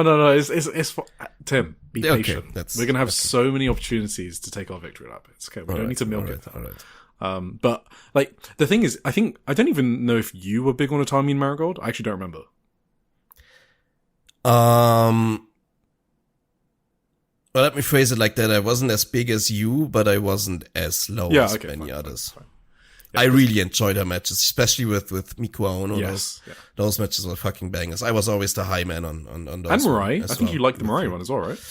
Oh yeah, the Mirai one was fucking incredible as well. Yeah. I was always the high man on the matches compared to the general for sure. Discord. I think we both were posting audience. Yeah. But you were even higher usually on them as I was, I think. Yeah, it's because I saw her on the house shows just fucking killing herself as well, right? Like, she was literally, like, going hard. I was like, there's no way she's gonna be bad. And, like, I do still get annoyed about the motivation thing. Like, I have no idea where that's coming from. She was a good wrestler in Marigold. Why are we pretending she was not a great wrestler in Marigold? She was. I don't know what people's standards are for a great wrestler. She was incredible in Marigold. I'm not saying she was like, so maybe people are comparing her to her old self, which is kind of fair enough. Because I've got no reference point for Utami, right? Like, the start of Utami for me is Marigold Utami. And she was great for me in Marigold. And now I do think she's even better. But I guess I kind of always had sight of that baseline for her. And maybe people are comparing her to old Stardom where she was even better than her Marigold self. I guess I don't know that. Like I've said this a million times. I was never like, I never thought Utami herself was like, bad in Marigold or whatever. What I didn't like was her general, role in matches, I guess, where she was just bumping forever against like some fucking rookies that she should just destroy and pin inside of like 60 seconds or whatever. So. But she's doing that now, right? In Stardom, kind of. No. Do you not think she's like selling a lot in Stardom? She is, but she's selling to like Natsuko Sure, and sure, yeah. baseball bat shots and shit. Yeah. Yeah. No, I'm super fucking excited for her run. Like, I'm trying to think. I think there's nothing I'm more excited for right now. Maybe like Honori Hana and Celine Mizora more matches, but they're kind of like cooling down a bit, which they should. You can't do a feud that hot for forever, right? Like, you do have to have some sort of cooldown period. So I think right now in this moment, I'm most excited for Utami more than anything else in wrestling. That's I would probably agree. Yeah, it's just we're gonna get to this later. Yeah, we'll get to it later. What else was there in this? Oh, Natsuko. I mean, we've always been very, high on Natsuko. I just wanted to call it her swanton.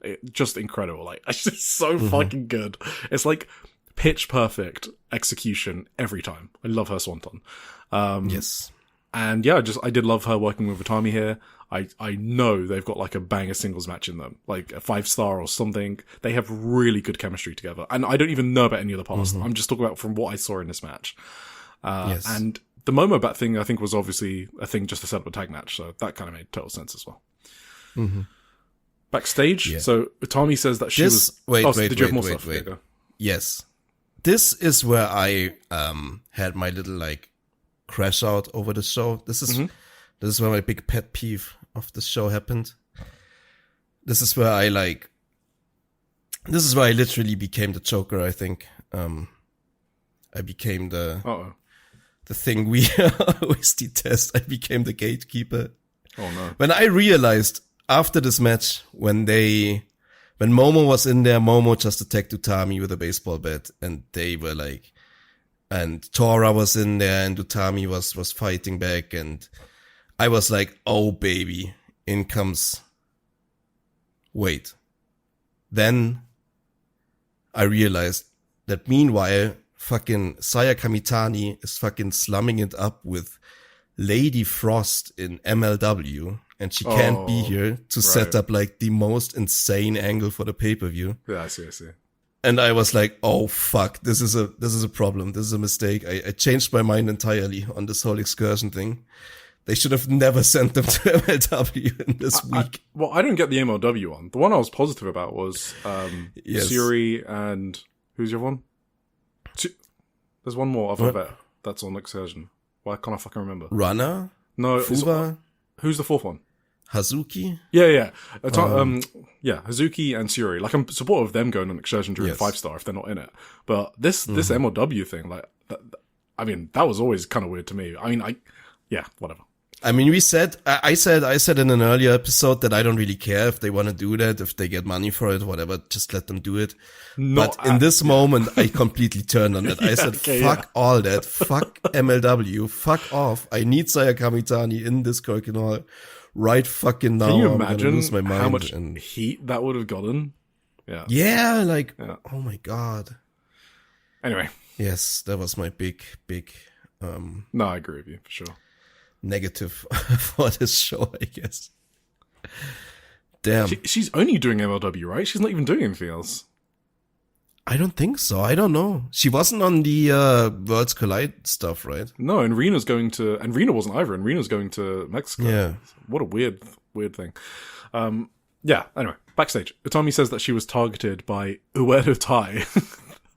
That's funny as fuck. And then mentions really funny. Yeah, and then mentions and then she mentions Momo attacking her. She says that there's others she wants to get a message to and tell them herself. And then obviously later we find out that that's former Queen's Quest members. Oh yeah. All right, time to move on. Yeah, time to move on. Awesome match. Yes, absolutely.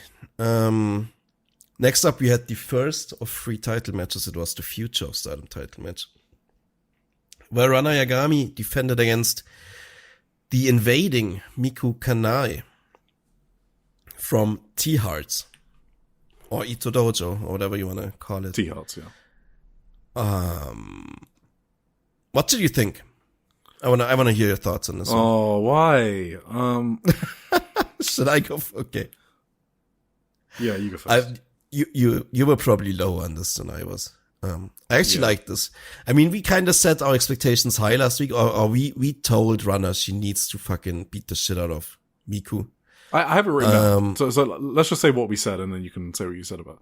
So last week we said Rana should beat the shit out of Miku as much as possible. Use her explosiveness to like cut off Miku's comebacks, because that's literally one of the things Miku's best at, right? Her comebacks are insane. She does really well to build to them, do a bunch of close near falls. That's something that Miku does really well. So that should be like the progression of the match, I think. So yeah, cut off the comebacks and then build to a bunch of near falls. Yes. I like this, but I didn't like it for the reasons we laid out for Runner. Actually, one of my first notes is that she is missing the explosiveness. So her kicks are there. I think she's having good kicks, but like that explosiveness, to get into the kicks, you know what I mean? Yeah. From running the ropes and stuff. That's what she's kind of missing. What I really, really appreciated in this one though was her like submission work. That's why. What I have to commend her for in this match, she had like Miku in this double arm lock, and like the way she prevented Miku constantly from getting to the ropes. It almost reminded me of like Zack Sabre Jr., which is like high praise, I know. But, it's kind of what it was, because she constantly like switched it up and constantly like got another limb of Miku Kanai into her grasp, and then she kind of switched into doing the leg lock with her legs instead, to use her own arms to prevent Miku's legs from getting to the ropes and stuff like that. That's like stuff that I see from Zack a lot, but she did it here pretty flawlessly, and it looked really cool and creative. So that's what I liked a lot in this match. And Miku is just very good. She's having an awesome year. Miku Kanai is great.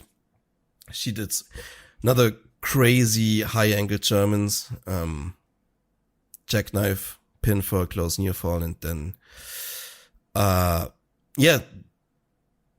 a runner high kick, Miku did another German, and Number runner 17. fighting spirited through that one. What? Number 17? Yeah. Good to know. Good to keep count. And then she, runner fighting spirited out of that one, high kick into a Northern Lights bomb, which, nice finish. So you were probably lower on this. What were your thoughts? I was lower when it first ended, and then I thought about it, what I didn't like about it. So initially I was just going to blame Rana, because that's just normally what I've done. But I thought about it. Did I actually not like things Rana did? And the answer was no. I think the match layout was actually pretty okay. Like, it made sense, and I think it was way better than her other matches in terms of match layout, which is the things we've been criticizing her for. I think it was much better here. But it still was only just like a solid match to me, and it shouldn't have been. So I was thinking, okay, is this a Rana thing or something else? And then when I thought about it, so the spot that made me realize something's off here is when Miku's doing her German suplex. That should be like a peak point in the match. Like, number 16, right? The first one. This is like, out of all of the German suplexes I've seen Miku Kanai do, this one got the least reaction out of all of them. The crowd did not care about the German suplex at all. And it kind of made me think they aren't familiar with Miku. And because that should have had way more heat. Conclusion is, yeah. Yes. So I kind of, and then there was then the second German suplex and no reaction again. And that's kind of when I thought, okay, they have a really tough crowd here that are clearly not familiar with Miku, because her German suplexes would get a nuclear reaction, and it had nothing. So I ended up not blaming the match structure, because it kind of made sense, and ended up blaming the crowd a bit. So I think this time it was a bit unfortunate for Anna, and she did actually improve from previous matches. There was one thing I didn't like that Rana did, and that was the selling of the second German suplex.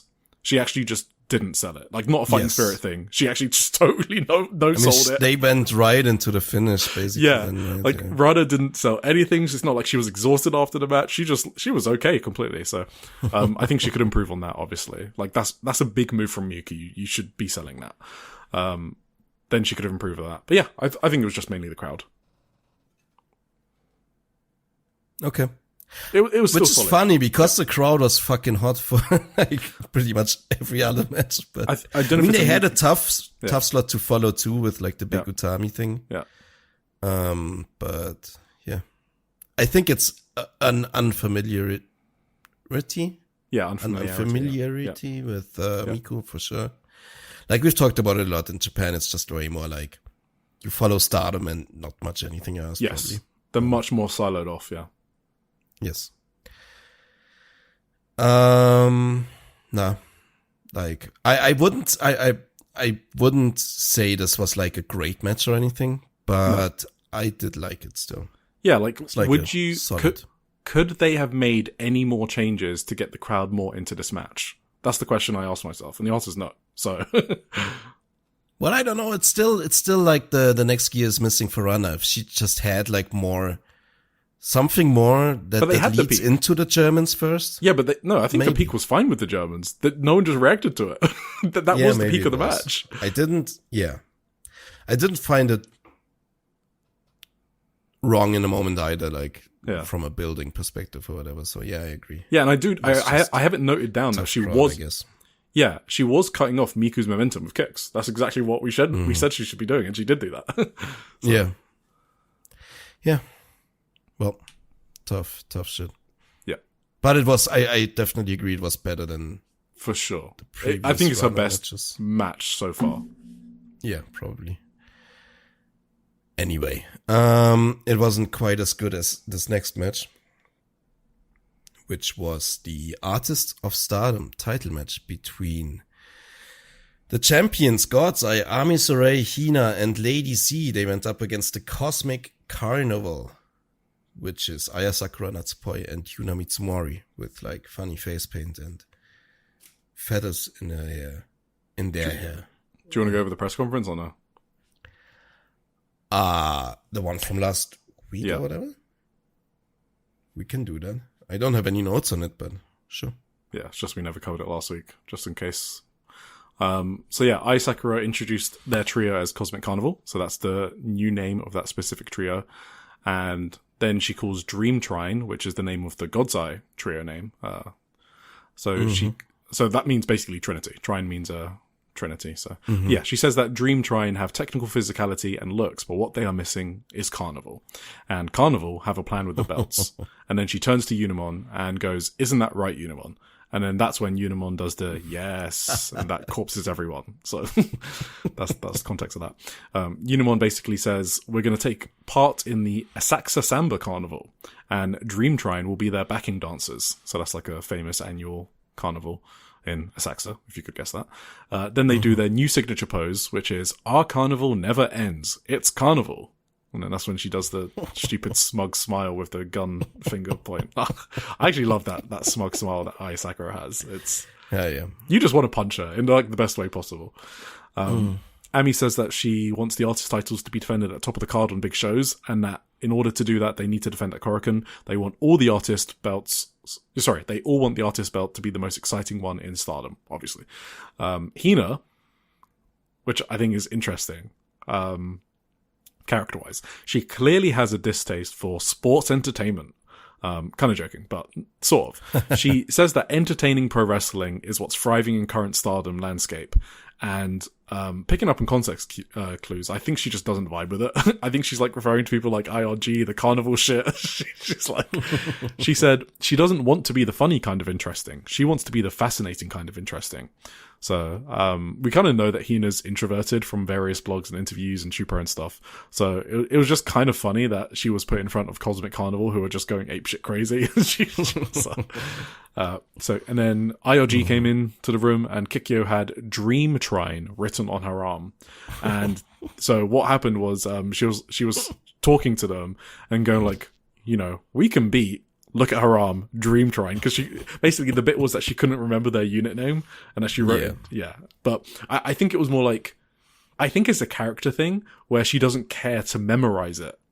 You know what I mean? But she still wants to like sound cool, so she kind of just writes it on her arm. So I think she's got really good character work, Kikyo. And then Kikyo still fucks up and says, whoever it is, we will defend against them. And Lady C is like, you're not defending, you're the challengers. So obviously it wasn't a fuck up, it was on purpose. Then Rianne goes, we, and then she took a pause, the champions will win. And then that's why everyone else cracks up. Because, you know, she took a pause and then called themselves the champions. So. Yeah. Fun stuff. That's funny. Fun stuff, just like this match here.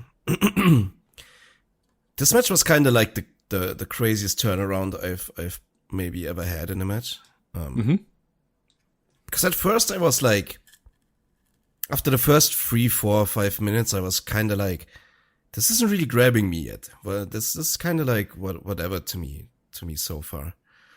But then fucking Aya Sakura went in there together with Ami Sareee, and they just fucking went insane on each other. And it completely turned around for me. Like this, by the end of this match, this was like, I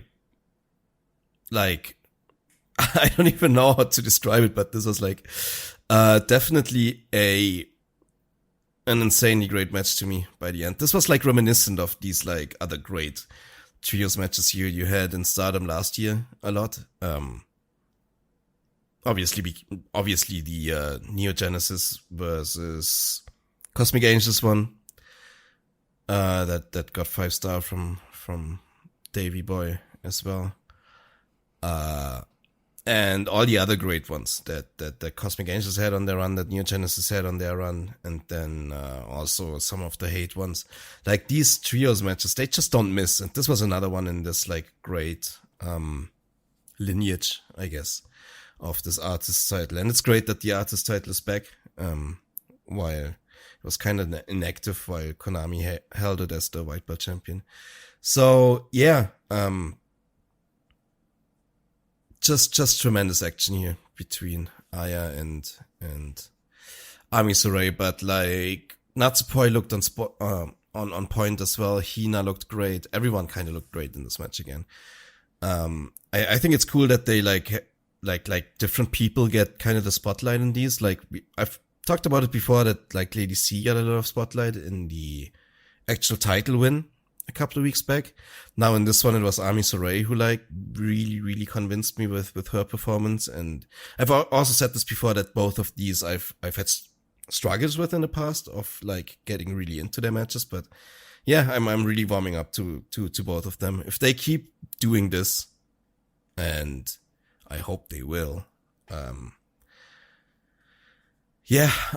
see a bright future for Lady C and Ami Sareee, actually. Do you know what it is? What are your thoughts? With Ami Sareee, I figured out what it is with me. Because you know how we've spoken about how we don't really care about her at all. I think I figured out that I was not as low on her in general as you are even. Because when I thought back about like these singles matches Ami Sareee has had in recent memory, like I had to agree that she actually had like I really liked a lot of her matches actually lately. So you were always an even lower man on her. So yeah, sorry. You go. Well, to be clear, the Sareee match is an insane match, but when I think why it's insane, it's not because of Ami Sareee. Yeah, the Konami match was really good as well, though. Yeah. And that was good because of Ami Sareee, I think. She had a tremendous babyface performance in this one, I thought. I was definitely lower on that Konami match for sure. Okay. Yeah, but with Ami, I kind of figured out for me, I think she's a really good base. And what I mean by that is like, I feel like she's one of those blank canvas wrestlers in a good way. So she doesn't do anything for me, but she doesn't fuck up. And I think she generally works to the level of her opponent. I don't think she ever like exceeds her opponent, but she also never drags them down. So like in that sense, she's kind of like a useful like upper mid card talent, right? And you kind of saw that here with Sakura. a lot. Like this was basically a long Sakura and Ami singles match, right? And Ami allowed Sakura to do what she does best and get her over. And I think you need wrestlers like that. So I have to give credit for Ami that she's really good at doing that and basically being really versatile, working with anyone. And that's kind of explains to me how she had that SEAdLINNG match as well, right? She could just level to the rest. She can wrestle to the level of whoever she's in the ring with. So if she's in the ring with some of the best, she will have a really fucking great match. And I think that's kind of how I see her, at least. Aside from that, like if she's in there with a wrestler I don't care about, I will also not care about that match. That actually makes a lot of sense, but it also tells me that Aya Sakura is just straight up one of the best wrestlers in the world. I mean, do you think I'm going to disagree? No. So, but if that's true, that she's like a blank canvas for a wrestler to paint on, and yes. Like Aya Sakura does this with it, then it's just I think Aya Sakura is an extremely smart wrestler. Probably not getting enough credit for how smart she is as a wrestler. And Ami is also really smart, and that's why she has these good matches with other good wrestlers, right? Because she's so versatile and she can adapt to whoever. But I don't think she can like carry a match by herself, I guess, yet. I haven't seen it yet personally. I think obviously you'll say the Konami one. I just have a lower opinion on that Konami match. But yeah, no, I think Aya Sakura is great, and that's why she was able to have this performance. I mean, the finishing stretch here was fucking insane. Oh my God. Like awesome stuff. Aya Sakura is really making the most of this push. I don't think people need to win matches to get pushed. I guess I agree with Tony Khan on that. Like, I think she is getting pushed. She's the focal point of like the most popular faction in the company. And she's getting a lot of time. She's getting a lot of promos, the conferences. I think she's definitely getting pushed and she's making the most of it. She had another like pretty much a nervous breakdown after this match. She was like crying, screaming into the mic. She had one of those like fucking heartbreaking yelling promos that I love a lot when she does. What do you think is going on with her? Is there something more going on? Are you asking me for the translation? Because she kind of said it. Oh, I think tell me the translation then. Okay, wait. Is there anything more in the match you want to talk about? I mean, I know. Do you mean the one thing where she said she doesn't want to be like compared to yeah.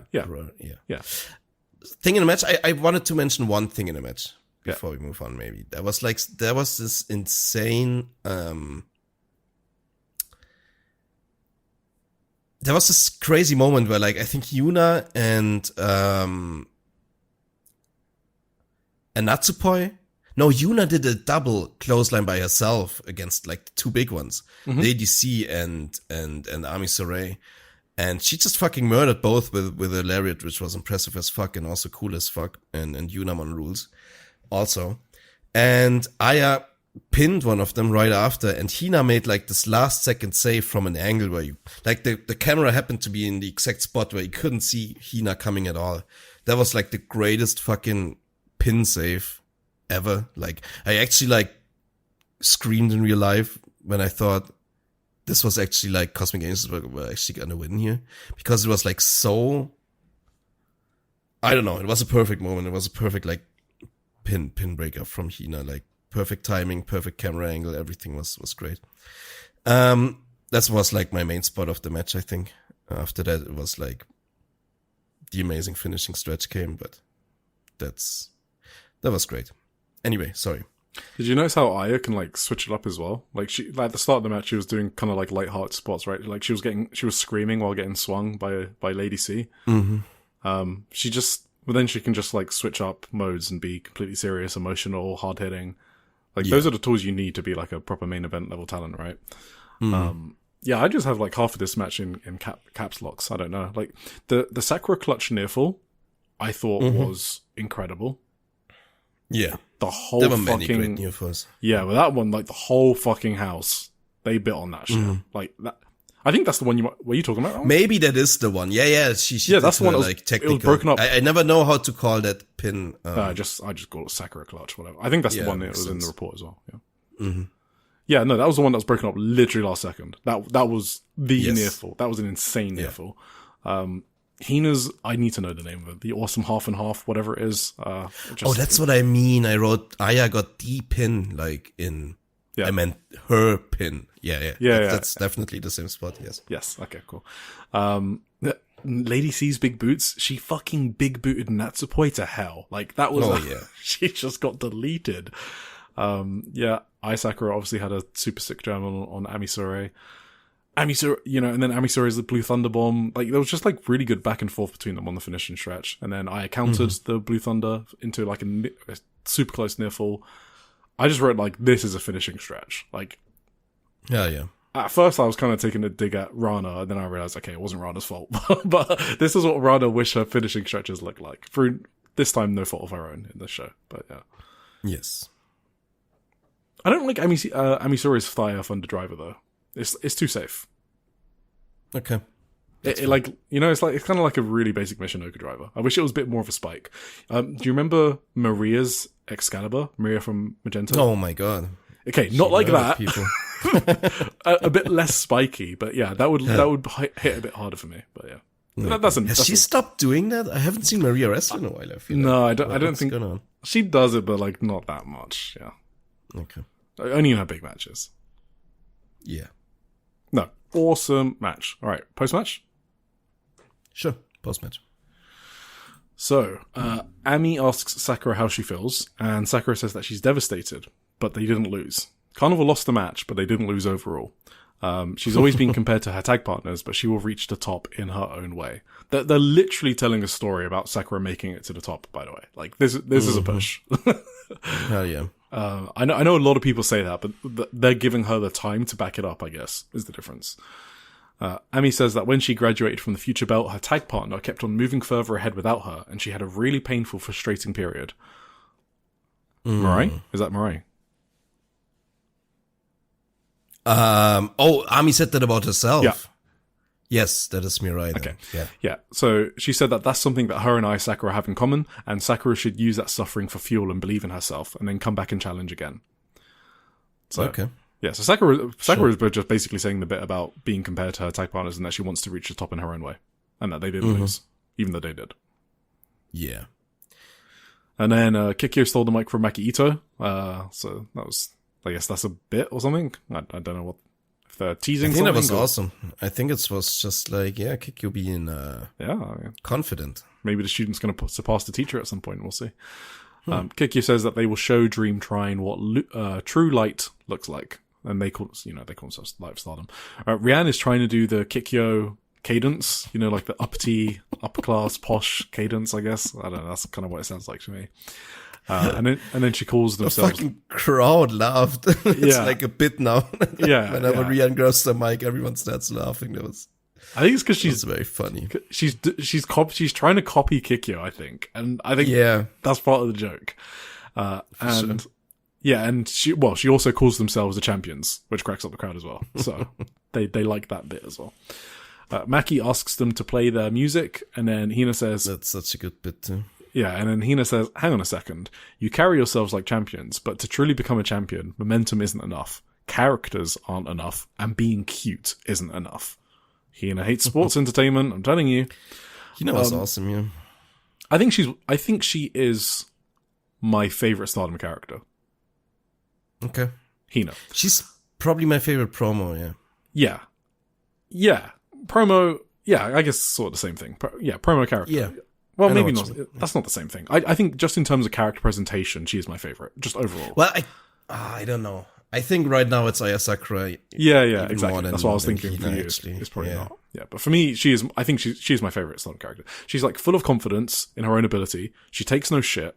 She's an amazing wrestler and she knows it. She isn't fazed by her sisters like getting more of a shine than her because like she knows she's going to make it as well, right? You can tell like from how confident she is and how she carries herself. Absolutely. I cannot wait for her big moment to come in like a 5-star or some white belt match or something. Another one, not the Konami one. And I haven't said it in a while, so I'm going to say she is a time machine wrestler for me, like a time travel wrestler. Like Moran, Shanshan, Hina, Yukina Uehara, and Anri from Actress Girls, and Akira Kurigane as well, probably. Like, those are all time machine wrestlers for me. Like, I wish I could just go forward 5-10 years and see how they turn out. You know, when I said earlier about Starlight Kid, if she gets super over in the States and Tony's gonna sign her, Yeah. why this roster will be fine.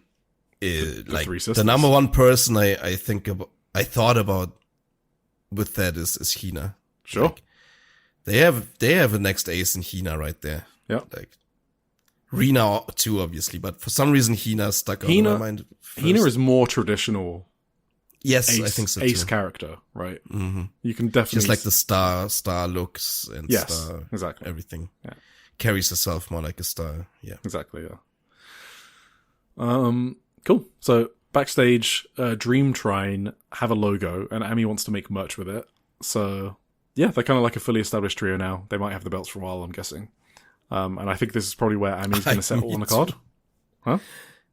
Me too, yeah. Yeah. I've read a lot of speculation otherwise, but yeah. What? People think IOG are going to win?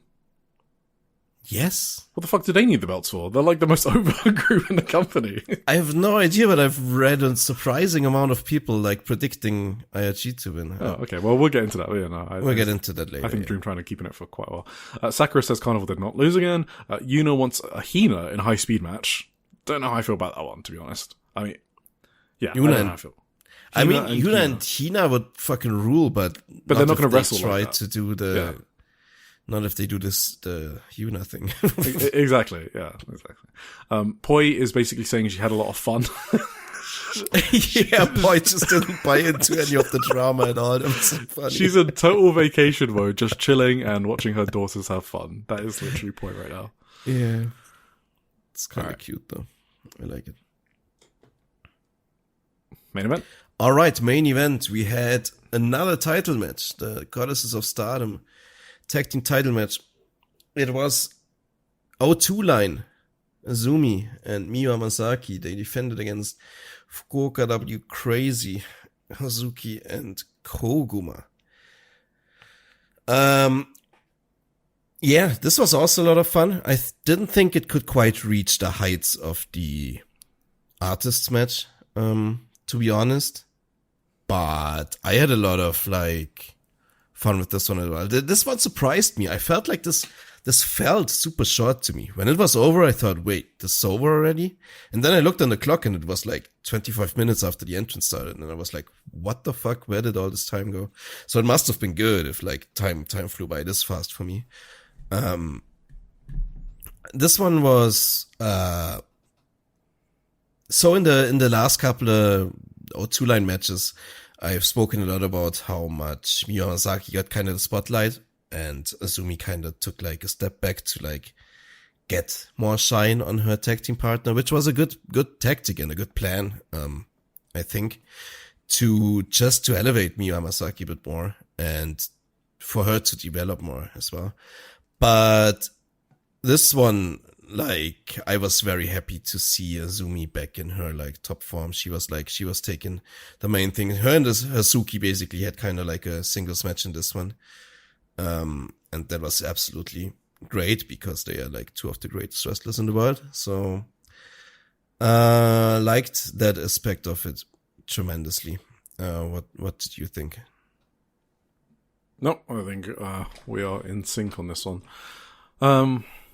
I think there was no drama in the match for me because I knew O2 Line were defending, obviously. That's kind of true, yeah. And that does obviously take things away from me. Yeah. Honestly, in the previous match, in the artists match, I would have never thought Cosmic Angels were winning either, but they got me into it. Oh, I thought there was a chance they could win, so that's probably why I was more into that one. Oh, okay. Yeah. No, Cosmic Carnival, I don't think they're going to lose to IRG. I did think there was a chance they could pull the trigger on Cosmic Carnival. Okay. Okay. But yeah.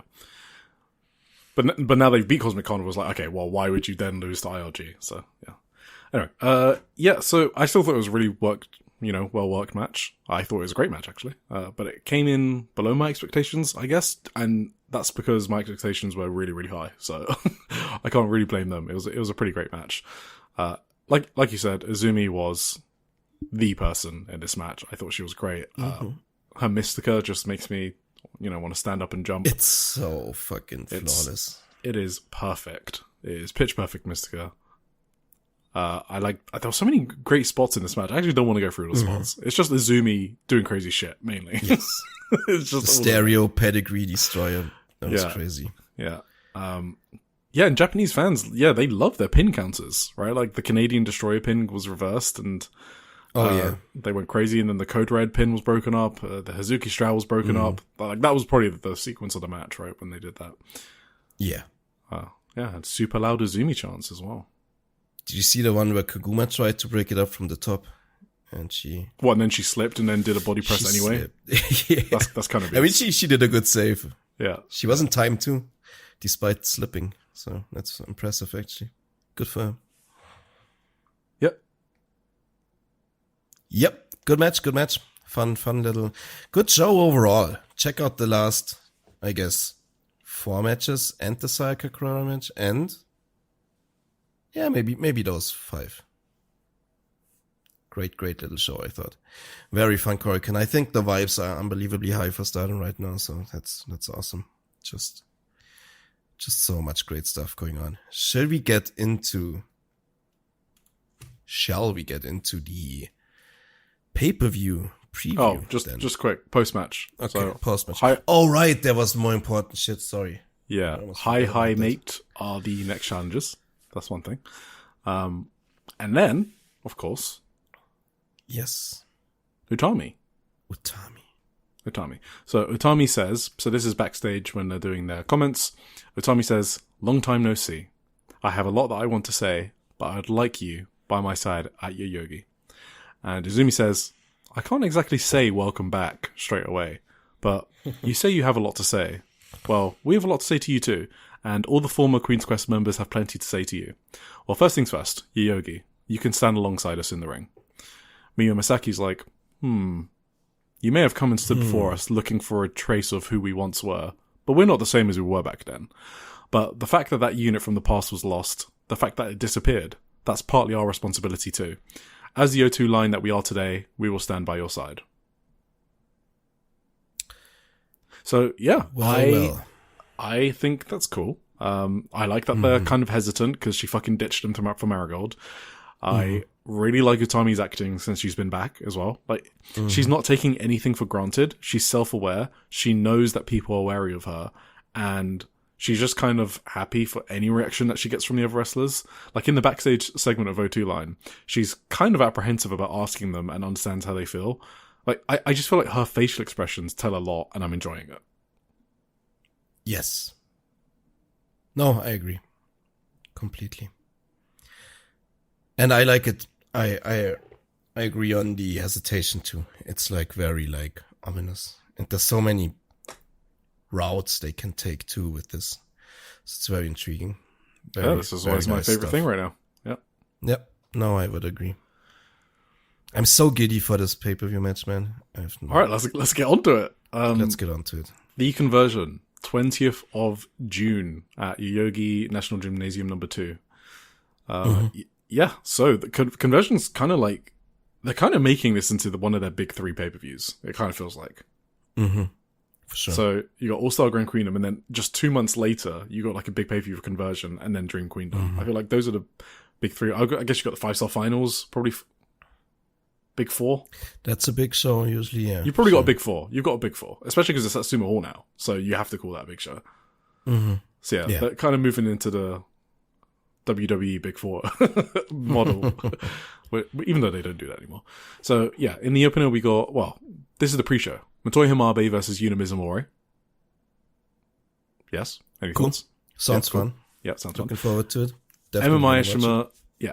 Oh yeah, Yuna's gonna win. I don't know if we should do predictions, I guess. Yuna's winning, right? Okay. Yeah, for sure. Yeah. Emma Mayashima versus Mei Sarah. So that's she's basically doing singles matches with all the Neo Genesis members, and it'll set up on the Korakuen Hall. Mei Sarah obviously going to win. Yep. Should be fun. Gonna be fun. Yes. Anna Kanaya versus Ai Sakura. So this, I don't know, this might be for official entrance into Cosmic Angels. If not, it's an initiation. It's one of them, anyway. Yeah. But that's gonna be awesome too. It will be awesome, and she's going to lose. Obviously, Anna Kanaya. Yeah. No, that one's probably I'm probably out of the fourth singles match also is like Hanako versus Xena. So there's like 4 singles matches at this level, the non-title ones. I assume they're going to be back to back to back, but maybe not. Maybe they sneak one other thing in there. But yeah, out of those 4 singles matches, I'm most excited for the Anakinaya Aisaka one by quite a margin. Yes, I would agree on that. But Emma and Mei Seira is probably second. That's probably going to slap. Mm-hmm. Yes, absolutely. Because Emma's forte is probably like high speed out of everything, and she has said that she really wants to be a high speed wrestler. To be honest, as well. Mm-hmm. Yeah, so and Mei can't have a bad match, so it's impossible. Yeah, Hanako versus Xena. Is this a by Xena? We're just going to keep guessing until she actually. Yeah, we'll see. Then we have a 3-way tag team match. Akira Kurogane and Itsuki Oki, Movie Loca, versus God's Eye, which is Kyoka Kitatsu and Rani Ugami. So no future title on the show. And also Koguma and Maika. So that's so weird. Fukuoka, I guess?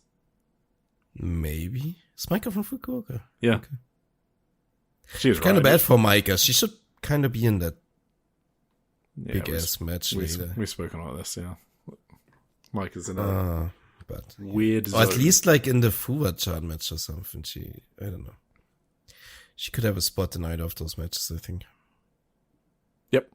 I think the numbers wouldn't work then, because it's 4 hate people left over. Yeah, I was thinking who else could be. So it just kind of gets weird. Azusa, so this is Hates, Azusa Inaba, Fukugen Death, Natsuko and Raka versus Fuwa-chan, Hazuki, Natsupoi, and Sareee Ano. Yeah. Fun. Fine. How we go. Then, Azumi, Miyu Amasaki, Starlight Kid, and Utami Hayashishita versus B. Priestley, Konami, Momo Watanabe, and Sayaka Kamitani. That's crazy. Do you want to go through all the connections and history and stuff, or should we just like... That's a you thing. Well, yeah, I think besides the obvious stuff obviously is Sayaka Kamitani and Utami Hayashishita. They were tag team partners. They have a long history. Utami Hayashishita and her teammates like Azumi and Miyu Amasaki were in her old faction, obviously. Starlight Kid is in there. She used to be basically in Hate. She used to be a tag partner of Momo Watanabe in there and Konami. And she obviously has stuff going on with Sayaka Kamitani as well. And even B. Priestley has like history with all of these. B. Priestley like famously turned on Momo Watanabe once on her first heel turn, I think.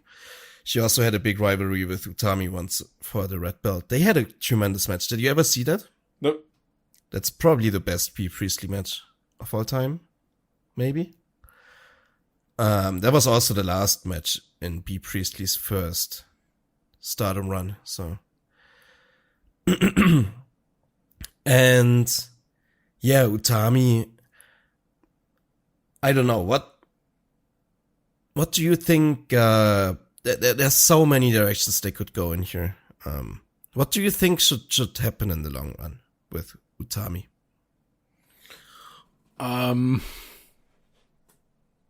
Well, honestly, I'm just gonna keep with my initial theory that she should be used as a tool to keep Sayaka Kamitani in a high-profile storyline. I think that's the best booking of Utami.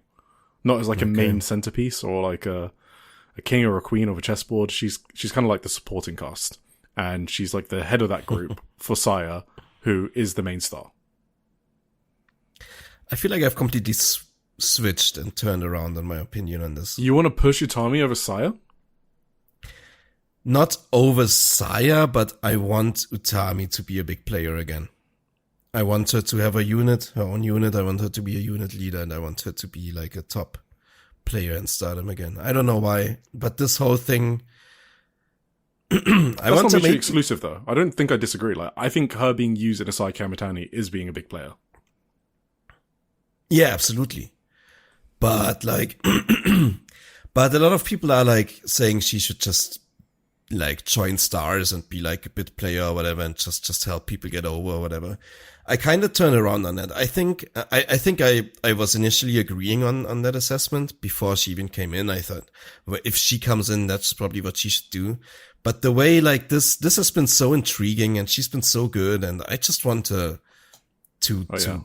get like to her glory or fold. I've never thought that. I always thought she should be like in the semi-main event. Like if she's not in the red belt storyline, she should be in the other biggest storyline, which is the Saya one right now. Like she needs to exist in that Saya universe at least for like the next 6 months until the end of the year or whatever. And until Saya is ready to go back into the red belt picture, then Utami can go off and do side quests or whatever. What do you think about Momo? It's almost the same thing. Momo should be like a big player in one of the biggest storylines in the company outside of the red belt. Like what they're doing now is exactly what they should be doing. What do you Momo. Yeah. What do you think specifically about Momo and Saya? Yeah, okay, but this is like fantasy booking territory, so I kind of get weary about this. But I guess if the storyline I would like to see, but they don't have to do it, obviously, and if they don't do it, it's whatever. I'm not going to get mad about it. But yeah, I would kind of like to see some sort of hate civil war. Like that is interesting to me, to see them break down into factions. They're a huge unit, so they can break into two, like, kind of big-sized factions. And you don't have to turn Sayakami into any babyface. I'm not saying she's going to see the light and turn back into the Golden Phoenix or whatever, right? She can just be who she is, but with a slightly different philosophy. And Utami can be a part of that, or at least help her find her way, and then Utami can find her own way. Like, they can, like, split amicably, right? Saya finds her home away from the evil Momo-led unit, and Utami just goes into a different unit completely. But at least she kind of helped Saya along that path. And then they just shake hands and go like, okay, but next time I see you in a red belt match, I'm going to fuck you up, right? Like, that's interesting to me, at least. I want to see them reunite too, though. Not for, I think that's too much.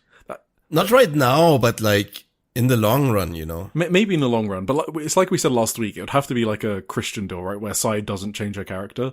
And I don't know if that's too hokey for now. It's just a bit weird. It's maybe too much like, you need more time for Saya to make that transformation, I think. It needs to be much slower.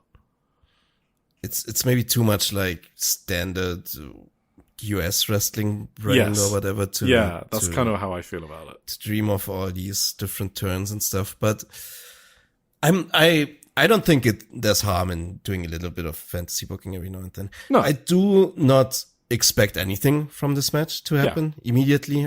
I would completely be not surprised whatsoever if they just have this match and go back to the back and nothing at all comes from it immediately. Oh, are people expecting an angle? I never expect angles. I don't know. I've not read. Okay. I just hit my mic. Sorry. I haven't really read people expecting angles, but I'm just saying, like, I'm not expecting one either. I am not expecting one at all. If there is one, I won't complain though, so. Yeah. I'm just expecting them to have a really heated, hot match. Maybe Saya teases, like, sort of like seeing the light or like going with Utami. But I think there's gonna be a lot of teases. There's gonna be some teases, but she doesn't ultimately do it, or she just looks at her and walks away. Just something subtle like that, and then that's it. That's what I'm saying. There's gonna be a lot of like long moments of people cinema staring at each other in the ring because it's the first time they met, and then there's gonna be like Momo and Saya almost running into each other, but not. Some people are gonna hate this match. Stuff like that. I'm gonna fucking love it. I'm gonna love it so much. And yeah, I'm so giddy for this. I'm so fucking excited for this whole thing. For whatever's, even if nothing happens, like I'm already, I mean, Itami's got like a 100% success rate so far since returning. Like she just had like great performances after great performances. So this is likely to be another one. And then throw in fucking Neo Genesis in there. Like, yeah, okay. I've already won. That's what I wanted to say. Yeah, so. Momo returning. Like, I mean, we're barely even discussing that. Like, it's so fucking hype. Yeah. Yeah, Momo, and she has all this history too with Azumi, of course, and she's got her own history. Yeah. And Utami, obviously. If you She join was the former leader of Queen's Quest. She initially was she? betrayed all these people. Yes, Queen's Quest was her unit, basically. Wait, so what, then Utami became a leader after that, or? Yes, she betrayed Azumi, basically, in a match. And left Queen's Quest, and then they had a big, like, match for the new leadership of Queen's Quest that Utami won. Okay, cool. Yeah. I kind of remember. First, it was like Io Shirai's unit, right? Together with, and Momo was like second. Then Io left, then Momo became the big, like, Queen's Quest. And then Utami. Yes. I mean, she must have been like 17 or 18? Momo? Yeah. Yeah, she was. That's when Io left, right? In 2017. But she was already, like, ace level at that point. Jesus. Okay. Momo was insane. She was like absolute prodigy level. And they just didn't push her. It's time for that to change. She had like a record white belt reign, but then Rossi kind of lost interest in her, and kind of she became like the go-to of Stardom. I'm here for a Momo arc to the top. Sure, why not? Yeah. They can really go in so many directions, can't they? Yes. I mean, that's just good creative, though, when you build up that situation. Mm-hmm.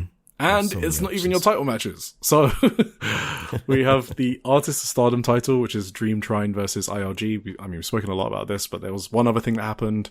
On the 15th of June, IRG held a public training session with El Desperado, who is an original IRG member, supposedly. Yes. And he joined as a special coach. Their motto is 100% entrance. And Despe told Kikyo and Rian that every match should be exciting, but when there's so many exciting matches in a day, it's impossible for the audience to remember every single one. But if you dance during your entrance, everyone will remember you. So then they did dance practice for the entrance song, but Despe didn't remember the choreography, so Maki called him completely useless. Rian also started messing up, so Maki chewed her out as well. Rian got sad, said that she watched the video but couldn't memorize it, and then said that she was going home. Kikyo and Despe calmed things down, and Maki calmed down, so then Rian rejoined practice. So basically, Maki is a obsessive control freak who power trips, which we already know that. And they said that they would beat the Super Serious unit, who they're calling Dream Trine, so that's the new nickname they've got for Dream Trine. And Maki said that IRG has 9 years of history, but every time it's been disbanded, it's because of her power trip. So that's the part of herself she's going to work on. And then it closed with her pledging to work on her character to keep them together. And we all know that's not going to happen. I forgot to mention this earlier. This was very important, actually. The Cosmic Carnival brought the Cosmic Angels dance back before that match at Korakuen Hall. Is that the Cosmic Angels? That warms my heart. I thought it was a new one. Well, they did a dance. Oh, okay. I think it was reminiscent of the old Cosmic Angels dance. Maybe not the exact same. All right. Yes, that is very important though. Because I do love my choreography dance. Yeah, that was in my notes as well, and I didn't mention it. Yes, I did love that. Then we have the IWGP title. Sareee is defending against Rina Yamashita. Banger. Who's winning? Hell yeah. Wait, who's winning the artist title? Sorry, we both think that Dream Trine's winning, right? Yes. I would be shocked if they lost already. Me too. That's gonna be a weird match too. I don't know. I hope they keep it short, honestly. And yeah, the Gundam doesn't need any belts. They are popular as fuck. Who cares? Agreed. Rina Yamashita and Sareee, who's winning? I'm tipping on Shiri. You're kind of like open to Arena win, right? No, I don't think she's winning. I mean, I would like it, but I don't think she is. I've heard people argue for it. Maybe it wasn't you then. No, it wasn't me. Or Fred. I'm 100% Sareee on this. Like, there's no Me way too. they are having Rina Yamashita win that belt. Oh, it was in conjunction with the sale? NJPW getting sold, But and them possibly getting the IWGP title on a freelance instead of a Bushiroad. Well, why would that make a difference? Why would they want it in freelancer? Well, Rina isn't contracted to Bushiroad, and she can like defend it in like whatever. So they just want to give it away? I don't understand what's Cyberfight. happening here. She can wrestle for Cyberfight promotions, right? That's the thought behind it, but it's just whatever. It's stupid. It's people saying stupid things. Yeah, that makes no sense to me. I don't believe it. Yeah, Shuri can do that as well. Yes, so. I think Shuri just if they want that to happen, they could just have Shuri do that. Yes, exactly. Wonder of Stardom title: Hanan versus Aida. Yeah, Hanan, solid defense, gonna be a good match. Yep, bang up, Hanan win. World of Stardom title: Sayaka Kurawa versus Suzu Suzuki. Awesome. Oh, sorry, I didn't mention the press conference. Sorry, Hanan versus Aida. I mean, this one was a short one. They basically spoke about being jealous of each other, because Hanan was jealous when Saida had the white belt match with Konami at Dream Kingdom, and Saida was jealous when Hanan beat Konami for the title. But Ida is happy that Hanan nominated her because the jealousy would have eaten her up inside. And also because people still maybe aren't sure, Hanan is definitely leader of Stars. They confirmed it again. Yeah. Yes, Sayaka Kurawa versus Suzu Suzuki for the World of Stardom title. Press conference. So, Suzu said that she hasn't really got any sense of what Kurawa believes in, what she wants to do with the belt, what she's aiming for, or what she wants to change. So, she checked out Kurawa's Twitter, and she said she couldn't find out still. She was saying shit like, spread blue skies of Stardom, everything will be fine in the end, but Suzu doesn't know what the fuck that means. Holding the red belt means carrying the promotion and the entirety of the industry on your shoulders. So then Kurawa starts to respond, but she's flustered. She's flubbing her lines. I think she was acting, just to be clear. I think she's doing it intentionally. Suzu cut in immediately and asked her, what does she actually mean by her words? She has no vision for the future. She's holding the belt for no reason. She's struggling, and the red belt has become a burden for Sayaka. And that's why Suzu is going to help lift that burden from Kurawa. I fucking love the gaslighting. It's so good. She's such I love it. Yeah. Sayaka starts a long response. She says that she's not as good at speaking as Suzu-san, and she knows that she's not the ideal champion, but among all the different types of strength that exist, she believes she has the strength of being able to get back up, no matter how many times she gets knocked down, to fight to the death, the fighting spirit that never gives up. Suzu basically no-sells her and is like, duh, every wrestler believes in that. Kurawa snaps back, but I believe it more than anyone, more than Suzu Suzuki. And for all the shit that Suzu is saying, she's the one that left her belt on the train, isn't she? So she's referring to the time that Suzu lost the ice ribbon belt on a train. She lost it. Sayaka. Yeah, she lost it. Someone like that has no right to lecture me, and I will never lose the belt. I will keep it safe. I will never let it end up in the hands of someone like that. And then Suzu's like, this is funny. Suzu's like, get her ass. Oh, I see. This is what you're about. I never thought an old serious incident from my past would get dug up like that. Well, I guess you're right. You can't entrust the belt to someone like that. They might go and lose it. So basically, after that line from Sayaka, Suzu is literally like, well, she was speechless. Yeah, this is a translated quote. Well, yeah, that's true. I mean, yeah, that's true. When you put it like that, there's nothing I could say in return.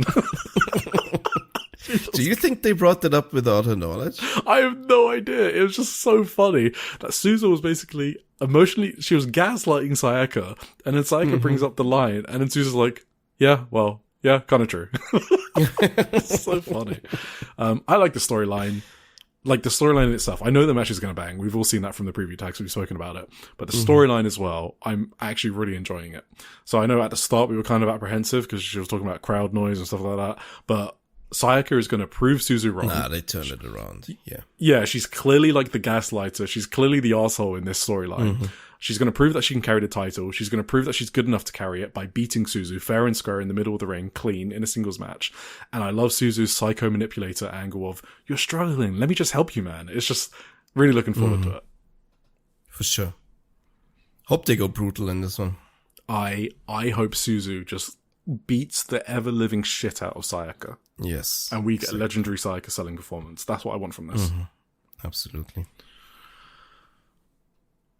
Marigold. Cool. I'm going to take a second. You go on about Marigold real quick. Okay, all right. On the 20th of June, we have a Korakuen Hall show. So this is just a little quick preview.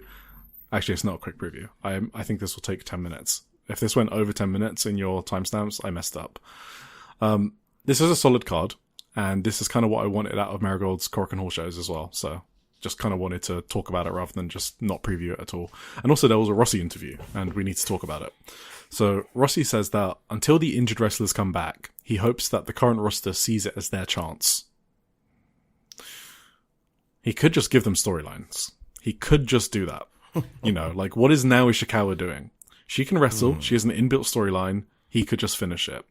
Why, spoilers, why is she in a singles match against Megaton, third on the card?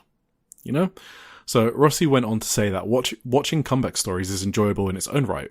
So of course he's talking about the promotion in this context, but it's also true for wrestlers. Like, we want to see people who have done nothing on the card and get shit on endlessly rise up the card, like Naomi Ishikawa.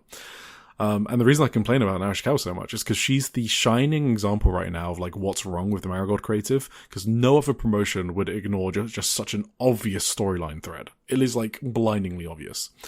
All right, this one's a fucking doozy. You ready for this one, Tim? Sure. Yeah, he's ready. Yeah.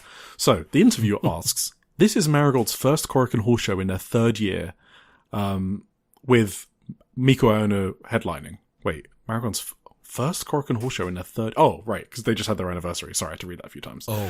Yes, sorry, it's their first Korakuen Hall show after the third anniversary with Miko Ono headlining. Yes.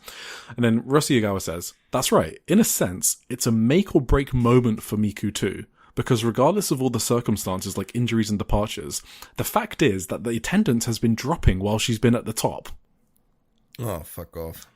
The interviewer says, "Looking at it hard, that is how it is." Because you know how the Japanese interviews are. They're like, guac, guac, glaze, you know. So, Rossi Ogawa is like, "Because a champion's role is to contribute to the promotion, drawing included." The interviewer says, "It's said that drawing crowds is also a measure of a champion." Rossi Ogawa says, "It's often the case that because a certain person is a champion, audience start coming and everyone's pay gets better too. She carries that on her shoulders. She's a serious person, she works hard and quietly gets on with things, but more is being expected of her, I think." The interviewer says, "Her skill as a champion will be tested, including how she handles a uniquely challenging opponent by Nightshade." And then Rossi says, "Going as far back as King Kong Bundy back in the day, or even Andre the Giant, might be stretching it, but situations like that are where a champion gets to show their worth. Even Io made her name by wrestling foreign opponents like Viper, Shayna Baszler, and Toni Storm. That's part of what has led to Io's success today, having a great match with a foreign wrestler. That's when you become a true professional." Oh my god. All That right. explains so much, that answer, actually, about Rossi's booking throughout the years. Yes. Yeah, so that explains the foreign wrestler part, why he loves bringing in Yes. foreign wrestlers to beat up his champions. The problem with it is that it's kind of like a half-truth, his statement. So like when he says, a certain person is a champion, audiences start coming and everyone's pay gets better too. That's kind of true. Like, you can have single drawing champions. That is a thing in wrestling, right? You know, like, I mean, people would say Saya Kamitani, right? She became a draw as a champion, right? And she kind of lifted everyone else up. That's obviously a thing in wrestling. Like, who could argue against that? Some champions are so popular, they will make the promotion popular. But the problem is, it's a half-truth because Miku's booking has not been good since she dethroned Utami in October 2025 at all. She's been treated like a peripheral champion, and that's how the fans see her. She's regularly in house show, semi-main events, she's given weak challenges, and the creative of the promotion is like so weak that she's unable to have any compelling storylines. And because there aren't many people like in the promotion, you know, at all, there also aren't many like good storylines. Like, what are the good storylines? The invading Chi-Chi one, and Twin Tower, probably. So, Who? Twin Tower, Chikugoto and Kugamura. Yeah, no. Yeah. I was asking who is truly Oh, responsible for a star that's what I was about to say. becoming At some a point, star. it's on the booker and not the champion. At some point. Yes. And I think In the this- main point, I mean, a wrestler can only be so good if like fucking, if you have Kazuchika Okada or like Kenny Omega in like the 2010s or whatever, and they're just never being booked to be champions, and their like title reigns just fucking stink, then they're not gonna be draws. Like, if they just, you know what I mean? Like, Yeah, that's yeah. completely on the booking. Like, a star being made, like that's at Like, least who- equal parts booking. Who's going to get excited about Miko Ono facing Maddie Morgan for the red belt? Like, who's going to come out for that? Why would the domestic audience care about that? How is that on Miku? Like, Nightshade Yes. is great. I like Nightshade. But who's coming out to see Miko Ono defend against Nightshade? Yeah. I Right? mean, Chikugoto. it's very, Yes, it's very obvious that a lot of Marigold talent was treated as bigger stars by the booker than Miku Aono. And if that's the case, then Miku Aono herself can't do much about it, that she's not being perceived as a big star if she's not booked as one. You know what I mean? Yeah, that's basically where I am on it. So anyway, there's that. I don't think we need to talk more about that. I think everyone kind of knows. And I think I've actually done some Rossi defending in the past few months, right? We've all heard it, okay? Because he has been self-aware of Korakuen attendances being bad, and I've kind of defended, okay, he's definitely not delusional about Marigold being in the dumps at Korakuen Hall. Not in the dumps, they're fine, but as in like not doing as well as they should be. He admits it, and people should stop calling him delusional about that because he talks about it all the time. But this is one I can't defend this one. Like, this is kind of crazy to like put it all on Miku Ono for like not drawing enough. That doesn't make any sense to me. That is always kind of the weird thing for me with people like shitting on Marigold, you know? Yeah. And Rossi to a certain extent, because a lot of people like shit on him for the wrong reasons. Exactly. That's almost like it's almost like stolen valor or whatever. Yeah. But like, I mean, Marigold is not about to fold. That's what I read a lot of times. Like Marigold is already dead, and it's like, no, they're still like easily at worst the third most successful company, right? Maybe fourth at worst, but at worst fourth. Yes. And there's so many companies that draw so much less and still exist without many problems, and people like don't know the day-to-day business. Yeah, they don't know the independents exist, I guess. Yeah, so. People just don't really get it. Yeah, and also I wouldn't even there's no way they're in fourth because their touring schedule is crazy compared to like Sendai and TJPW even. Like how many regional they tour everywhere in Japan. Like or I'd be surprised if they probably visited every prefecture. I'd be surprised if that's not a fact. Okay. They go fucking everywhere. Yeah, that has to be factored in as well. Anyway. That's the thing that Rossi wanted to do with STARDOM as well. So, I think they did it in 2023. Oh, for the GP or something like that? No, in the whole year. Oh, in the whole year. There was like a goal to go to every single prefecture. Yeah. I always thought that was like, what was his name? Hadara? Yeah, I know who you're talking. Harada, yeah. Harada? Yeah. I thought that was his fault, but maybe it was just Rossi who wanted to do that. I don't know. Because that's fucking stupid to do. I could have made that up, by the way. Maybe it's like half. I mean, it's definitely like I've seen them in weird prefectures, like like Yamagata and Aomori and stuff like that. And it just doesn't make sense to go to all of these little places. First of all, there aren't enough people there who are wrestling fans to draw well, and then these fucking places where they've been with STARDOM, they had like no heating in the winter and stuff because they were such little dingy fucking barns. It was embarrassing, and the talent was suffering for it. Does TJPW even fucking go to Sapporo? I don't think they do. I don't know. Hang on, let me check real quick. I have to... Sapporo. Okay, they've gone to Sapporo twice in their history. The last time was in 2025 April. So Marigold do 2 nights there, like every year. Anyway, that's just wanted to point that out. Rossi also said that he wanted to introduce 2 new trainees on this show. So I think he's just going to do like a promo at the start of the show, is what I'm expecting. I think one was they haven't done like the protest yet or whatever. Yeah, I think something like that, yeah. So one is Anri, I'm assuming, who was the TJPW trainee, who was meant to debut on the 4th of January, and then she just didn't. Ooh. And then she's been seen at being a second at Marigold shows. I'm assuming one of them is her, but I could be making that up. And I've got no idea who the other one is. So. All right. Rossi says that while Korakuen Hall... See, here we go again.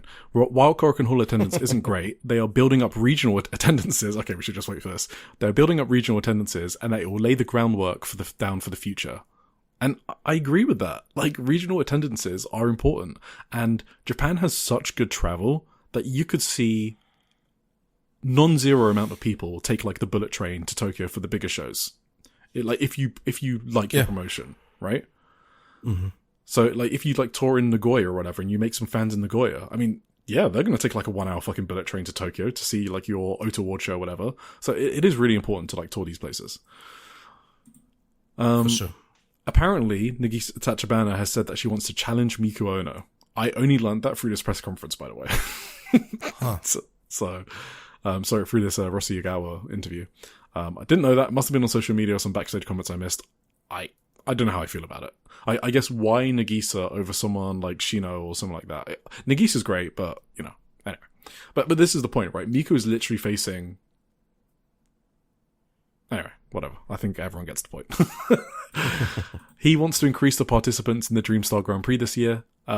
Maybe more freelancers would be cool, so I hope he does that. Let's see. Or Marvelous people, like not just Senka. Maybe he's not going to throw.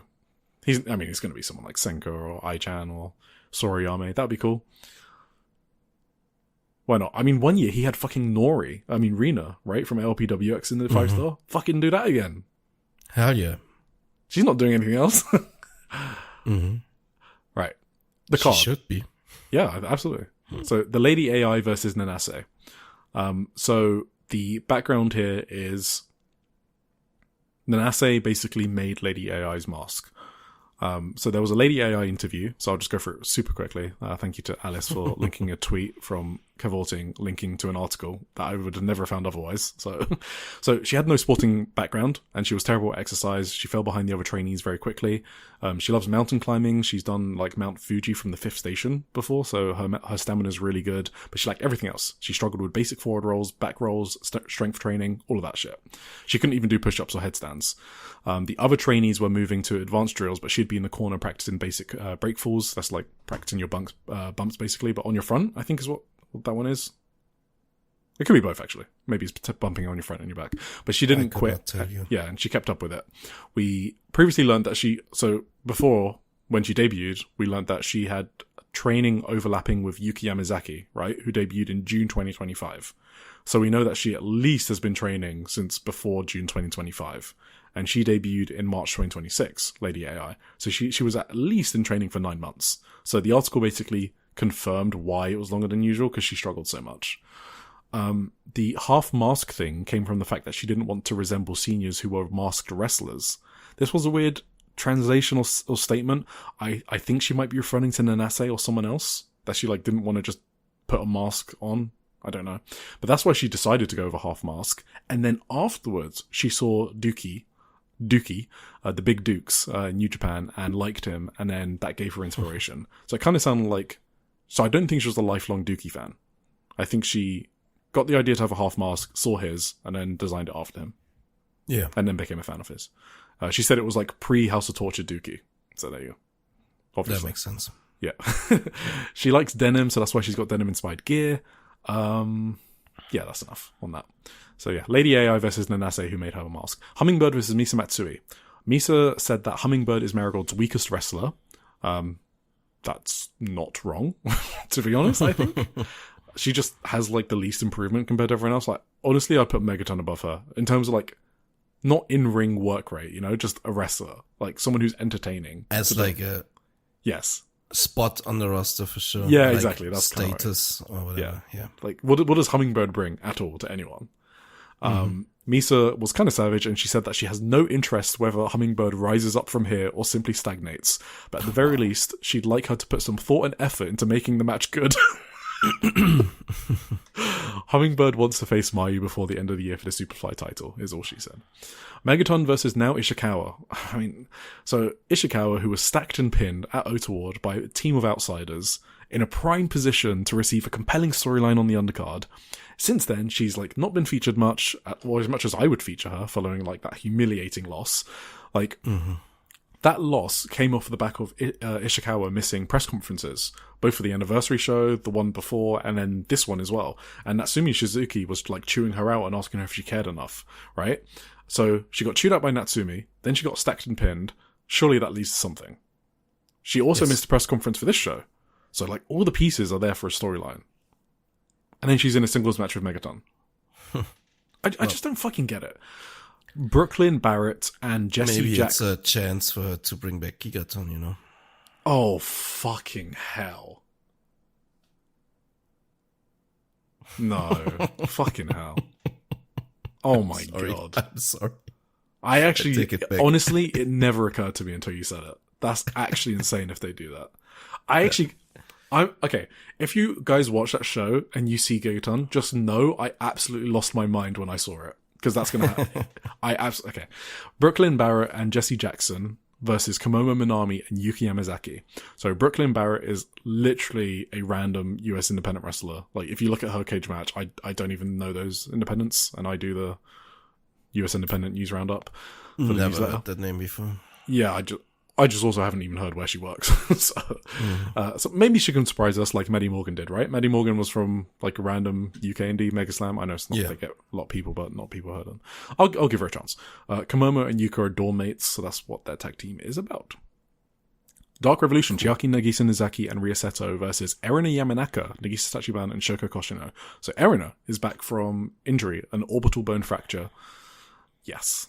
The team is basically a dual career team. So do you remember there was like that Shupro feature about people having jobs and their past life and stuff like that. So Erina was in that, obviously, as a yoga instructor.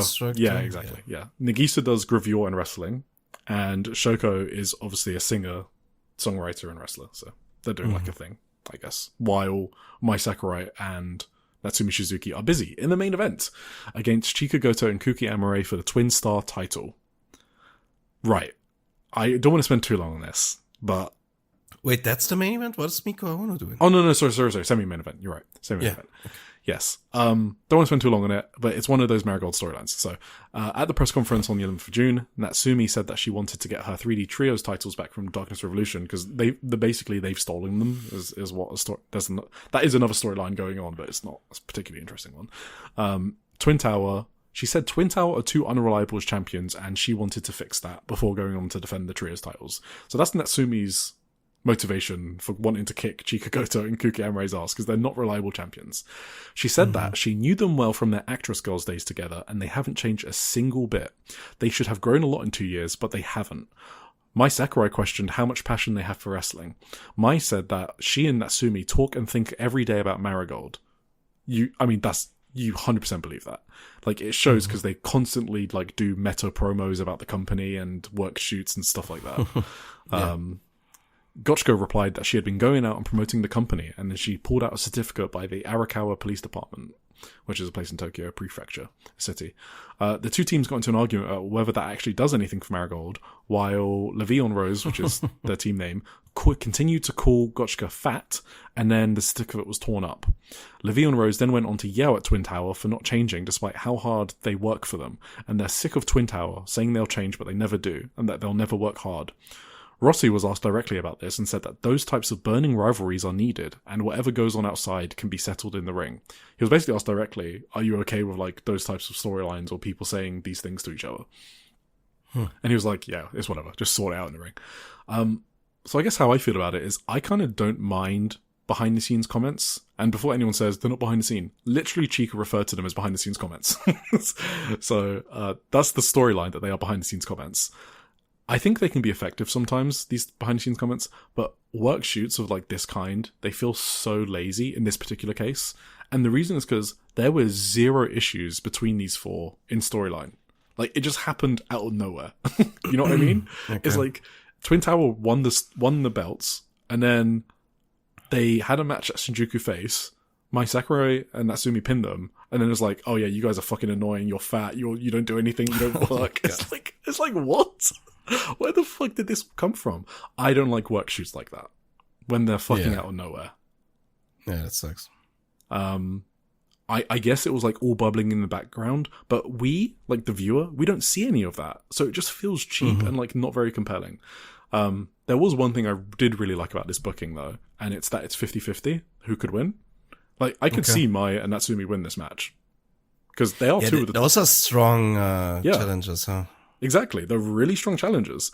And in the company with current injuries, like alongside Miku, like these are the top 3, right? Mai, Natsumi, and Miku. Yeah. And so if they win, you get your titles on your strongest tag team, probably. And if Twin Tower win, that's a big fucking scalp. That's a big win, yeah. That is a huge win, especially after they've been ridiculing them, mocking them, calling them fat, saying they don't work hard enough. So that is the one aspect I do like. You know, the logical booking to me would be that they get this big fucking win. I would say so. The Rossi Ogawa of it all makes me think maybe they're just gonna lose the titles here. if they win, immediately. the work shoot is a bit more defendable. Tasteless. Yeah. Well, oh no, if they win, yes. Yeah. If they lose, it would be fucking exactly horrendous. Because the reason you say this shit is for heat, right? Mm-hmm. That's why you do this stuff, and you need to pay off that heat. You can't just have them get beat when you're doing all this. Yeah. If they lose, then why do this storyline? But at least the titles are on your strongest tag team. You see what I mean? Yeah. When is the Twin Star tournament again? When does it start? That's at the end of the year, no? No, not we were there. No, not the Twin Star. The Dream Star. Dream Star. Oh, September, I want to say. Okay, not anytime soon. I feel like Mai 28th of Sakurai August is the first date. I feel like there's gonna be a Mai Sakurai red belt push soon. Oh, obviously. So I don't know if she's gonna be a tag team champion, if she's gonna go that route soon. Because then she has to lose. Well, she doesn't have to, but she already holds the trios belts as well. So, oh, that's true. Yeah. No, I don't think they're gonna win. yeah. I hope not. Then it would be okay. I think it's not my type of storyline, but I could understand it. No. Yeah. It's more like Japanese sensibilities. Yeah. Exactly. Can't really judge it like that. Exactly. Okay, main event. Marigold World Title match. Miku Ono versus Nightshade. We don't need to talk much about this. Miku's been pinned twice in a row in Shinjuku face shows, and then she got sent for a table and choked out the press conference. Very basic build. Very simple. Miku Ono defense once again. Again, like, who's paying... Like, you're not coming to Korakuen Hall just to see this match. Mm-hmm. It's just very simple stuff. Yeah. But if it was like against, I don't know, Mayu, like if she was around, they didn't even interact when Mayu was not injured, by the way.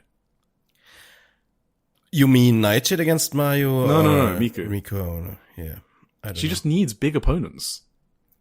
What I'm asking myself, if Mayu was the red belt champion, would she have been pinned twice by Nightshade in the build-up? No. I don't think so either. No. That kind of tells another story, I think. Yeah. But all right, TJPW. I don't mind pinning the champion in the lead up to a match, but like, no, it's just a difference because Mayu would be like way more protected, I feel like. So yeah. Yes, exactly. All right, TJPW. 13th of June. See this. I'm sorry. Yokohama Radiant Hall. Just going through what I actually want to talk about because I don't want to talk about every single match. Chikin Anase and Wakana Yuhara versus Mahiro Kiyu and Suzume. So it's kind of cool that Oji and Margo are kind of teaming together now after their title bout. So Mahiro and Suzume. So kind of like that. And I do want to give a compliment to the International Princess Champion Wakana Yuhara about her wrestling. Shut the fuck I up. think she has learned one good thing from Kamiyu, and it's the dropkick. Like, she does do a really nice dropkick. I like it a lot. And I also liked her Inzagura in the Korakuen Hall show we reviewed. I don't like the handspring back elbow move. You know what I'm talking about? I think so, yeah. Yeah, when she does like the cartwheel across the ring and then the back elbow. That's not... Oh, that one. Yeah. Yeah, it's just really hard to make that move look good, right? That's very... contrived. Few wrestlers who make that look good. Like, you really need to snap, like, you really need to make it look like the handspring actually does something for your momentum. Yeah. And for a lot of wrestlers, it looks like it slows them down more than anything. So yeah, and then she just like backs into the opponent. It's not even like an elbow. Yes, exactly. Yeah. It needs to look like it propels you forward, like the great Muta used to do and stuff like that. So yeah, he was like the king of that move. I think people shouldn't do it, honestly. Yep. Actually, I'll also go back and talk about the Himurari and Mifu Ishida versus Toga and Utsukami. This was also fun. Like, Himurari and Mifu are doing a spot where like Mifu is being carried on to Himurari's shoulders, and then Mifu swings around Himurari's braids. You know, it's like a bit like a helicopter dick. You know what I mean? Yeah. Yeah. And then she kind of like attacks the enemy team. So that's kind of fun spot. Yeah. And Toga and Mifu was fun. Toga won. Toga's good. I like Toga. For Elbow Strike. Yeah. Cool. She's good. Hyper Misao, Raku, and Shoko Nakajima versus Mi Watanabe, Ren Kanatsu, and Rika Tatsumi. So this is a preview tag for the tag titles. So between Misao, Nakajima, and Mi Watanabe and Rika Tatsumi, plus the others that were in here.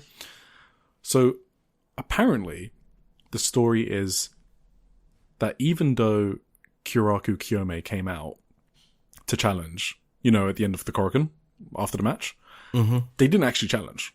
And Daydream did a reverse challenge that Kyome didn't accept, is apparently the storyline. So now it's this reverse thing where the champions are chasing the challengers, which I think is a good bit, to be honest. So backstage after this match, Nakajima said that they need more time to prepare and they aren't ready yet. and Daydream then used those, those Sasumatas that we spoke about those before. Yeah. Like hooks. Policeman things. Yes. They used those things and they were just screaming at Kyome saying, hey, the company's already done the marketing material for this match, accept the match. And they still haven't. So I kind of like that build. That's kind of funny, honestly. Yeah, exactly. What else have I got in here?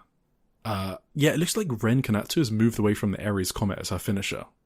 Which, I don't know how I feel about that, because she hit it here and it was kind of like in the middle of the match. And I was just kind of, she hit it on Raku as well. And it was like a normal spot. I know she's a rookie, so she's figuring stuff out, like what she wants to do. But that's kind of interesting to me, because I would have thought that's a really cool finisher to have. For sure. Main event. Haruka Zashiro Yuki Aino and Yuki Arai versus Kira-sama, Miyu Yamashita, and Sakura Hattori. So this is a preview tag between Yuki Arai, the Prince of Princess champion, and Miyu Yamashita. And so we spoke about the fact that I like the clunkiness of Yuki Arai, right? I think it kind of like adds to her charm or character or whatever. I don't actually mind that she's clunky. Like, I don't need every wrestler to be like Bryan Danielson or Miyu Watanabe. And some things aren't clunky. It's actually just her being green still. So here, like, Miyu Yamashita swept her leg, and Yuki should clearly do like a flat front bump, right? Because it's a leg sweep. And she just kind of wobbles there. And so Miyu has to like repeat the spot again. So it's kind of like, obviously it's not a major thing, but it's like one of those things happens in every match. And it's kind of like a bit too often. So I don't know how long it's going to take her to clean those up, basically. But like overall, I'm supportive of her being the champion. I don't actually want Yamashita to beat her. I think Arai is like a really important drawing tool for the company. She's a really important champion. That would be a step back for the entire promotion. Yes, too, like. Exactly. Yes. Really good opponent for like a defense, but she doesn't need to beat her. But yeah, she does need to clean it up still. But oh my, Miyu's triangle kicks are so fucking crazy. Like, it is. They're better than Iwata's for sure. Miyu Yamashita's triangle kick, like off the turnbuckle. Yeah. Yeah, jumping off the turnbuckle to the head. Yeah. She does a cool like a roll thing through it, right? Mikibata is more like stiff or like just a turnaround thing. So there was a cool spot in this match. Yuki Arai was like about to hit the finally axe kick on Kira-sama, and then Yamashita just fucking bicycle kicked Yuki Arai's foot away, like mid axe kick. That was kind of cool. That sounds cool. And then Yuki Arai tapped out Kira-sama while staring at Miyu Yamashita, and that's interesting for multiple reasons. So first, it's the same thing she did to Miyu Watanabe in their first ever preview. So on the 22nd of February in Yokohama, she tapped out Kira-sama while staring at Miyu Watanabe in a Scorpion Deathlock. And they did the exact same spot. Not only that, but Yuki Arai became the number one contender by tapping out Miyu Yamashita in a Scorpion Deathlock. So I kind of like those. Those are things that are cool. Like, I like those things about TJPW, that they put effort into those things. That's cool. For sure. Cool. That's it for me. They are in Nagoya, I believe, on the 21st of June. More preview stuff. We got singles previews between the tag champions, so Rika Tatsumi versus Shoko Nakajima, and Hyper Misao versus Miyu Watanabe. Could they not have just swapped that around? No, that's too much to want a Miyu and Shoko singles match in a random house show, so I understand that. And then the main event is Miyu Yamashita and Shion Kanzaki. Wow. Versus Ren Kanatsu and Yuki Arai. So damn, Shion in the main event. Yeah, Shion and Ren. Yeah, the two rookies. That's actually fun. I'm looking forward to that. All right, should we go to the Indie Zone? Indie Zone. Let's do it. Hell yeah. There is a fifth dimension beyond that which is known to Tim. It is a dimension as vast as space and as timeless as Tony Storm. It is the middle ground between light and shadow, between science and whatever AJ Styles believes in. And it lies behind the pit of man's fears and the summit of Eric's knowledge. This is the dimension of imagination. It is an area we call the Indie Zone. Cool. First off, we are in Sendai. On the 13th of June, Sendai girls were at Sendai Pit. And initially, this wasn't a new gender, because they put it for the 17th of June, and then they changed it last second to air on the 15th. They always change the dates of the Sendai girls VODs, like, last second. But anyway, so it did air on the 15th of June in the end. And the show started with a protest. It is Reina Takano, who's 18. She joined in April 2026, I believe. Someone correct me if I'm wrong, but that's what the press release said. About then, yeah. Yeah, she passed her protest on this show, and yeah, she showed a good level of confidence. So, like, a lot of other indies do these tests, right? Like Marvelous, Diana, the public ones, I mean. Stardom don't do public ones. Right? I mean, I haven't seen them. Not to my knowledge, no, I've never seen one. Really. So, some of them are brutal. So, obviously, the Marvelous one was kind of brutal. You know, you were there live for one, right? With Hijiri Saotome. And Kanata Suo did one as well in Marvelous. And she's the one that really struggled with hers. So, yeah, she struggled and then on the first one and failed. And then she passed a month later, Kanata in Marvelous I'm talking about. And that was, like, strenuous and, like, really difficult physically, right? Takano here for Sendai Girls, so she's been a well-touted prospect, right? Like in the Sendai Girls documentaries, Chihiro Hashimoto's been talking her up, right? Yes, absolutely. Yeah, you watched those, so anything you want to add no, to... she's very high on her. Chihiro's. Yeah. So it's kind of no surprise that she kind of looked so composed in this test. She was like in control the entire time. And I thought it was really impressive, especially when I compared it to Kanata's one. For example, like the same spot that they did was the headstand kickovers. So they both did that in Marvelous and Sendai Girls. And Reina was just fucking powering them. Oh my god. Like when I saw that live in Shinkiba for the Marvelous for Saotome. Yeah. That looked like the most fucking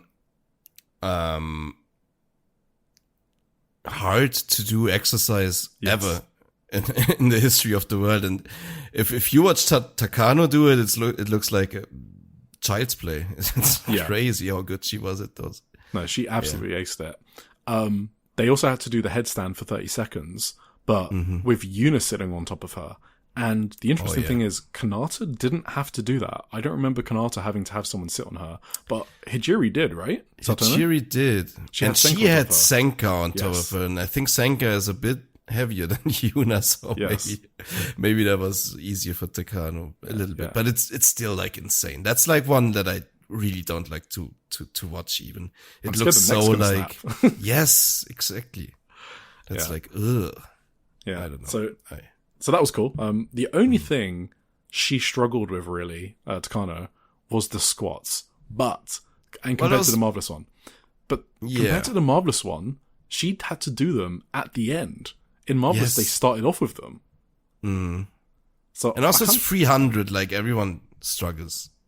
Oh, yeah, for sure. With that amount of squats, right? Well, was it Hijiri? Hijiri didn't, right? I think I watched Hijiri's one after on VOD. She was kind of good with squats, but again, she started off doing squats.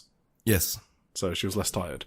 It was a really good test, obviously. And after a short break, Reina and Maika Satomura met in the ring, and then Maika passed her. So, new Sendai Girls rookie. I would need all day probably to do everything she does in like 10 minutes here. I got no idea how they do it, to be honest. Yeah. 300 squats is crazy. Do you think everyone does them? I think they're doing a lot of squats just like in their daily training in the dojo. Well, I mean, you mean every protest? Yeah, I don't know what you mean, but like, how the fuck does someone like Mizuki Kato do them? You can't do that. Oh, I don't know. So they must do like a different test, right? I always wonder how Sora Ayame passed it, to be honest. Yeah, that's true as well. That should be out there. There should be a protest out there, like, because that one's a protest. That one's public. So maybe I'll look that one up. Should be somewhere. But the bigger wrestlers physically can't do those kickovers. So I do. Yeah, maybe there's different. Yeah, exactly. Anyway, all right, let's move on. Good job to Reina Takano, 18. Yes, I'm excited for. I already bought all the stocks, so I'm sorry for you guys. You bought them all. None left. I bought them all just seeing her train on the Sendai girl stock before like this protest was even like being done. So Protest. Opener. Chi-Chi versus... What did you watch? Sorry, before, just so I know how much to say. I watched everything except for the Stephanie Mays one. I skipped to the finish there. That's the only one I don't have notes on. Actually, it's two of them. Chi-Chi versus Yuna. I thought this was a good opener. Yeah, this was cool. I thought it was good. I thought Yuna was good. Like, she moved really confidently. She was expressive. She sold well. I mean, I thought Yuna was maybe better than Chi-Chi in this particular match. Like, she stood out to me more, at least. She's definitely still building her most improved case, for sure. Absolutely. How do you feel about Chi-Chi's high leg drop split? You know what I'm talking about? It's kind of like the Unagi style one, right? Yeah. A bit. Yeah, a bit, yeah. Yes. She just stands there, puts her leg up, and then drops it, yeah. Yeah. Oh, no, you mean the splits one? Where she does like the splits in the air? Oh, yeah. I think... Does Unagi not do that? Did you just bait me? No, Unagi does more like a jumping one. Okay. Chi-Chi just drops Yeah. on... I don't know. I don't think it fits Chi-Chi's wrestling style. It's a bit weird, yeah. It kind of would fit her persona. It's like, if you think of a Barbie doll, what move you would do with something that she would doesn't wrestle fit, like a Barbie. She doesn't wrestle like a Barbie. So Yeah. it's kind of a weird dichotomy there. But no, I don't like it very much for her. Cool. That's something like a Yuki Arai or something would do, you know. Well, she does she do that? She does a do you very not remember? similar one, It's right? fucking awful. Right. That's the one I complained about. It's so bad. Yeah. Because she just completely misses her opponent. It's like, what are you even trying to do? At least Chi-Chi doesn't miss, but... Yeah, it's like Yuki Arai is scared of hurting the opponent. It's like, then don't do it at all, you know? Yeah. This was... Sorry. No, I'm done. Go on. This was, again, Chi-Chi was destroying Yuna's hair. I think they're jealous. Maybe they're jealous of Yuna's They are looks. Jealous of the fringe. Yes. No, fun match. Liked it. Okay, skipping Hiroyu Matsumoto and Stephanie Mays, I literally have no comment about it. Bob Momo Banana versus Yura Suzuki and Zenez. Also don't have anything to say about this. No. Yura is... Yura good. rocks. Yeah. Yes. She does absolutely rock. Hyperactive. Anita Vaughn and Sapphire Reed versus Chihiro Hashimoto. Oh, I wanted to mention one thing. Sorry. About Mio, about Bob Momo Banana in general. This is so fascinating to me. This was in this match like very apparent to me. Like, they have such crazy good coordination between each other. Like, they look and act like the biggest fucking empty-headed dumb fucks in the world. But like, while they're wrestling, they have like the craziest coordination between each other and like, chemistry, or I don't know. I think they could do this with blindfolded or whatever. Like, they are such in tune with the ring and with each other. They always like are perfectly coordinated. That's just great. So, I don't remember if I said this, but in the Mia Momono interview, the Hype Talk TV one, she spoke about how much she trains. Like, she trains so much. Yeah. Where to her it feels weird if she doesn't train, and she doesn't know how some wrestlers can do it. So I would bet that she probably trains a lot with Yurika, and that's probably why they're so good, you know, as good as they are. Yeah, for sure. Yeah, agreed. Anita Vaughn and Sapphire Reed versus Chihiro Hashimoto and Spike Nishimura. I don't know if I have a hot take here. No, it's not a hot take. It's a very cold take. This was Spike Nishimura's best performance that I've ever seen. Ever? Yeah. Yeah, Is that a cold maybe take? she was great here, yeah, for sure. I thought she was fucking great. Like, okay, I haven't actually said it on the podcast, so maybe that's why it won't come off as this. I've had some issues with Spike's intensity. Like, I've speculated then in my mind. What, that I'm not as high on her? Yes. Yeah, it's because you've always kind of held back on Spike matches, and I was like, yeah, I really liked Spike, and you were just like, okay, let's move on. Well, it's because, you know, I don't want to yuck anyone's yum, you know.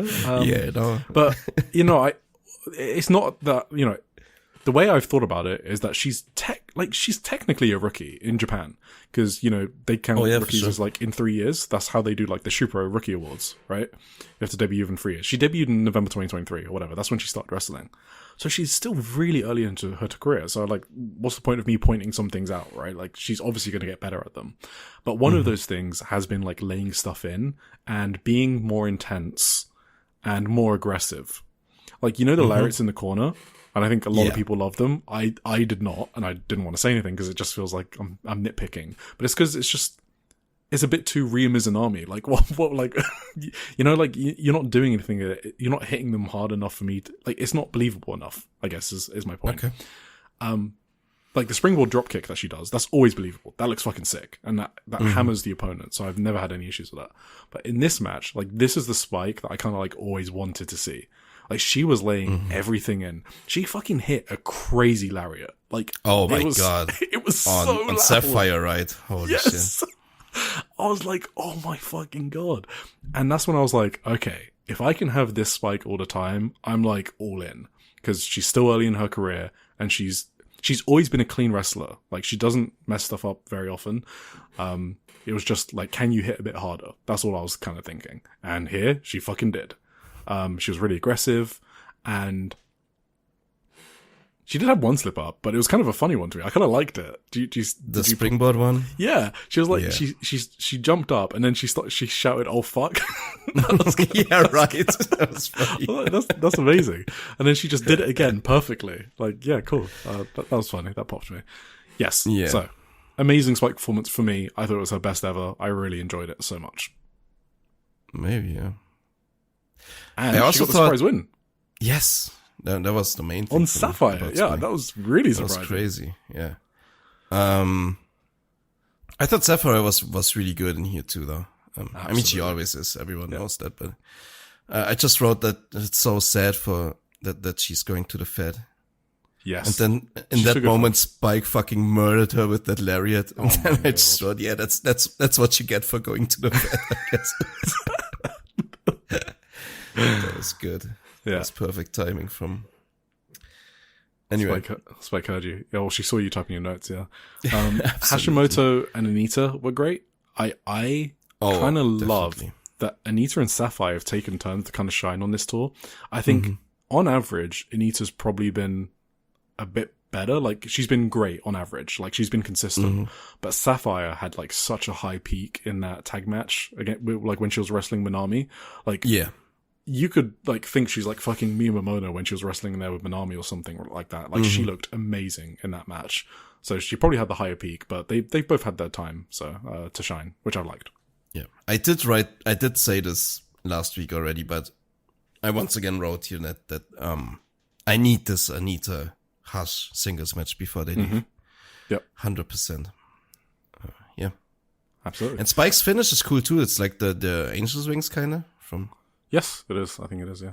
Looked very good. Right. Then we've got Miku Kanai versus Senko Akatsuki for the Sendai Girls Junior World Title, whatever it's called. Yeah. This match was excellent. I really thought this was an amazing match. This is when I think I had a mini epiphany during this match. Okay. Do you remember at the start of the podcast where we were talking about Senka and I said, she's still a rookie. We kind of need to chill out a bit because she had like a 9.4 on Cage Match or something fucking crazy. I was like, guys, like she does like 3 or 4 moves. And over time, I'm starting to get radicalized on Senka and joining the 9.4 fivers. Because the way I think about it is, it's so easy to believe Senka. Sorry for that pause if you thought something was broken. I was thinking. It's so easy to believe Senka. It's a bit like Miyu Watanabe, right? There's something about their character and how they carry themselves where you just kind of like fall under their spell. Like, she just wants to win the fucking match. Like, she started off this match with an axe bomber and like immediately tried to like pin Miku. And you just get sucked in. It. Transport, like what I said about Miyu Watanabe is like she transports you into the front row, right? You feel like you're there. And Senka is just always like exhausting all of her energy to try and get the win. Like the fucking body slam into the Zenjo style pins. She's trying to smash Miku into the corner pad to break up the octopus hold. Right? Like these little things. Yeah. She's not just sitting there and screaming. She's like, get the fuck off me. Like, and she's like doing what you would normally do if you were in this situation. And Miku is very similar to that. You get sucked into her matches as well because everything she does is so believable. And she does it with so much emotional expression that you kind of forget you're watching something fake. So that's why I think, this is maybe my hot take, both are insanely good wrestlers. And I'm not comparing them to rookies anymore. I'm using wrestler term generally, like it encompasses their selling. Their ability to tell stories, they are both excellent at it. And I've kind of rethought it, and it's like, what, someone doesn't need to do like a 450 splash or some crazy Zack Sabre style junior submission transition to be a good wrestler. Like, or you don't need like Osprey style athleticism. Like, why do those things matter to be called an excellent wrestler? I think these two are excellent because they're better at telling stories through their matches more than most wrestlers on the planet. I honestly don't think it's a surprise that you had this like epiphany in this one. Yes. I felt like Senka almost like leveled up in this match in a way. Hell yeah. Her like intensity went to another level for me, kind of. I think, you know what I think she did? I think she started screaming more because I don't really have Senka like, in my mind as like one of the big screaming sellers or like she builds intensity like differently, I think, but she's like more of a stoic kind of wrestler. You know what I mean? But she started having these exhilarating screams in this match that I never really remember her doing or noticed her doing. But in this match, it just like leveled up to a different level for me. The intensity she brought here with her, like just her expression. Yeah, and I want to clarify for you before people jump on you and actually you. So she obviously she does the screaming in like when she's against the veteran, you know, like the Chris Hero. I don't know if you've seen that match, but in matches that, or like Aja Kong, like when she's firing up, she will do that screaming. But when she's the champion and like in these matches against people in her class, yeah, she is absolutely like a different stoic. We spoke about it last week. She's like way more confident and knows how good she is. That's been her character evolution over like the past 6 to 9 months.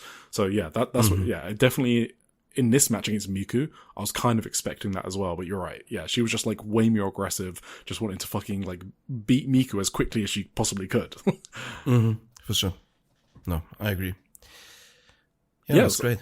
Yeah, no, so that's why I kind of wanted to push back on the sentiment that I was pushing 9 months ago. That they can't be excellent just because they're not doing things that Osprey or world-class wrestlers do. I think wrestling is a storytelling medium, and these two can tell me a story better more than like most people. So to me, absolutely, they're kind of world-class to me because they tell a story that I get sucked into. I mean, they just get it on a different level. Some of these wrestlers we're talking about, they don't need to do like fucking, I don't know, triple moonsaults. Yeah, exactly. Just fucking. It's not what it's about. And I think these two are ahead of everyone else. Getting you invested. Yes. Like in their class. I can't even think of other two wrestlers that are in this class. Nothing comes to like maybe Stardom one, like Aya Sakura, I guess. Like she's kind of similar. I mean, is that still the same class? Yeah, it's like 2 years earlier almost, right? It's 1 year earlier. I mean, she had a big break. I think wasn't her debut in 2023? She just like had a 8-month break then, right? Sayaka and Sakura are 2023. Yeah. Senka is 2024.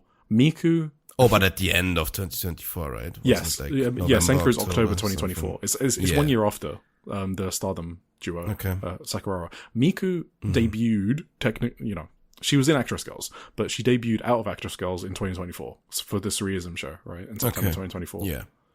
So, yeah, they're not in the same year, but if you group them together, those two would obviously be comparable, right? So yes, that's honestly like one person people obviously would put in like that echelon is Sareee, but that's kind of the totally thing different. That we were just talking about. Yeah, that is what Sareee is missing for me, you know. Yeah, that like Sareee is a traditionally great screaming. Yes, she's a traditionally great wrestler, just on the mat, but yeah. The getting me invested into it is not there yet at the level as it is with like Miku or Senka, for sure. absolutely. Yeah, so yeah, this match was fucking great, and just watch it. I don't even think I want to go through the spots in the match. Just two people that obviously get it and know how to tell a story. Yes. One thing I do want to talk about, spoilers, is the finish. So obviously Senka defended her title. She won with a running backdrop, and that was really interesting to me. She debuted that at the Buntai show, because I remember watching it. I was like, is that a new move? And I wrote it down at the Buntai show. And then she did it on like a show afterwards. I'm like, oh, okay, she's just using this regularly as like a transition move. And here she finished with it. And you got to remember that Senka is a total 90s Joshi wrestling nerd. So a lot of her inspiration is from that era of wrestling. She's like legit old school in her way of thinking, like not in an MJF way, like she, like the good kind. And yeah, so I think she's just changing up how she finishes matches, and I love that. That was one of my favorite things about Gunter, by the way. Like I loved that Gunter did that he could finish any different way. Gunter? Yeah, sorry, Walter. Sorry. Oh, okay. Yeah, I thought you were talking about like a 90s Joshi right now. No. I was like, what? No. Gunter? Yeah, Gunter. WWE's Gunter. Yeah. I really did love him about that. Love that about him. All right. Right, so Spike is next at Zerbio Arena on the 12th of July. Made sense that she won earlier now. Good She's booking, Sendai girls. Good booking. Is she winning this? Because she's leaving in like October, she said, right? In the documentary? That's what I read in the recap. I don't know, but it would make... It's the third one, right? Between those two, or fourth? Yeah, even? she can't lose 3 fucking times. No, it's the third. Yeah. Well, because the first one was the Jaja Uma, and then it was a title match. So this is the second title match, but third singles match. Mm-hmm. She has to. I would say she should win, but I'm not sure. I think she has to win. Miku Guy was there as well. Just a shout out to Miku Guy. I think my mind blocks him out now. I didn't notice him the last 2 times you told me he was there. That's crazy. Yeah. Maybe I'm just yelling Miku at home in the same cadence as him, so noise cancellation, yeah. Yeah. Manami and Ryu Mizunami in the main event against Red Energy, Mika Wata and Miyuka Takase. Spoilers. Red Energy won. They are the new Sendai Girls World Tag Team Champions. What's going on? There's no analysis to do here. Like, nothing. Like, Sendai Girls just kind of do things, and it's one of those things you accept when you watch it. You're there for the great matches, in-ring action. Like, for all we know, Red Energy could drop the titles to Boba Momo Banana. Yeah, I laughed when they came out at the end. Yeah, it's like a flat circle. Time is exactly. Like, there's no point in guessing or talking about this booking. Whatever. As for the match itself, yeah, I had nothing. Like 10 minutes in, and I had no notes, and I was kind of like, really? What you were high on this one? I kind of expected this because I was surprised Eric always gives me recommendations for shows, and he only wrote down Senka Miku for this I gave it away. Yeah. I basically, I think before I ever like even looked at the agenda, I watched this whole show basically. I loved this match. All right, talk me through. I'm really high on this. I mean, basically it was a Mika Iwata show. It was just her greatness. Generally, I gotta say, when I say I love this match, Aniki matches start after the Ryu Mitsunami chops. That's when the match actually starts for me, and that's from that point I'm gonna count it on. Although I gotta say, in this one, the chops were kind of maybe a good tool in a way, because Mika was fucking fired up after these chops. She took no shit from Ryu anymore after she got done like with the chopping, and that fired up Mika Iwata was so fucking good for me. I think Mika Iwata is such an exceptional wrestler. It's so crazy. She was insane in this match. I thought I fucking loved it, and I don't even know. I was thinking about this. We had this discussion the other day, right? Yeah. It's the booking.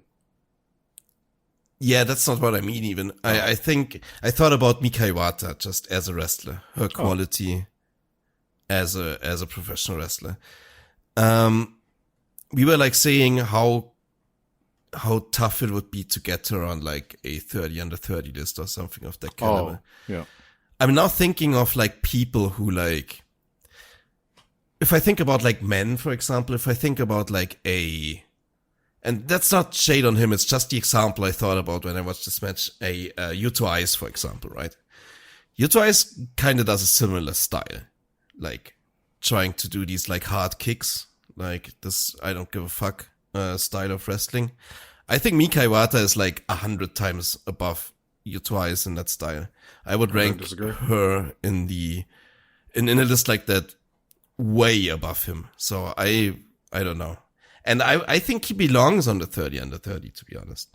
So I kind of changed my mind on that. I think I would, if I had a ballot for the 30 under 30, I would put Mika Iwata like probably in the top 15 on there easily. Like, I think she's insane. I think she's an exceptional wrestler. I think she's like one of a kind, like the mix of like aura and like skill and kicks and badassery and fucking supermodel type looks all combined into one person. That's like, where are you gonna find this again? It's just, she's insane. I don't know. I fucking loved Mika Iwata in this match, and this match really did something for me, I guess. A lot more than it did for you, but yeah, I blame Micah. That's my praise. You blame Micah? Maiko. Oh, Maiko. For the whoever's booking this. I can't disagree with anything you said about Mika Iwata, so. Okay. Yeah. I just thought she was insane. And she got the pin in the end, and I was so happy, and I popped so much because I stayed unspoiled for it too. Mm-hmm. I was very happy but I never expected them to win, honestly. I thought Ryo Mitsunami and Manami are gonna hold this titles for like at least half a year or whatever was my thought. So when that happened, I was just, I was exhilarated, and I was spoiled, so. Okay. Well, because obviously when people put shock happens at Sendai Girls spoiler tag, I mean, what the fuck else is it going to be? Like, I don't know what people don't understand. Of the spoiler tag. Yeah, like people don't understand what a spoiler means. If you tell me something happened in the main event, I'm going to know what that is. There's only fucking one thing that could happen that you would post about. If they retained, you wouldn't be posting spoiler tags. Manami and Ryu Mizunami retained. Like, I don't know. That's why I just stay out of. I don't blame you for going into, but threads. But I did the same. I got spoiled for another match on this agenda. Well, because this is a VOD show, so it's like really hard to just stay unspoiled for VOD shows. Yeah, you have to wait multiple days. So cool, sure. Awesome. Well, anyway, that's why there's two of us in the podcast, so we can actually give accurate reviews of matches when one of us isn't feeling something. All right, let's move on to Marvelous, 14th of June. Right, let's... Marvelous, wait. Oh, yeah. Yeah, so you watched the main event, so I'm going to blitz through the rest. Hijiri Saltome, that's your gal. She did a pre-show promo, so it was basically confirmed that she was dealing with lower back problems after her debut, and that's why she hasn't been around.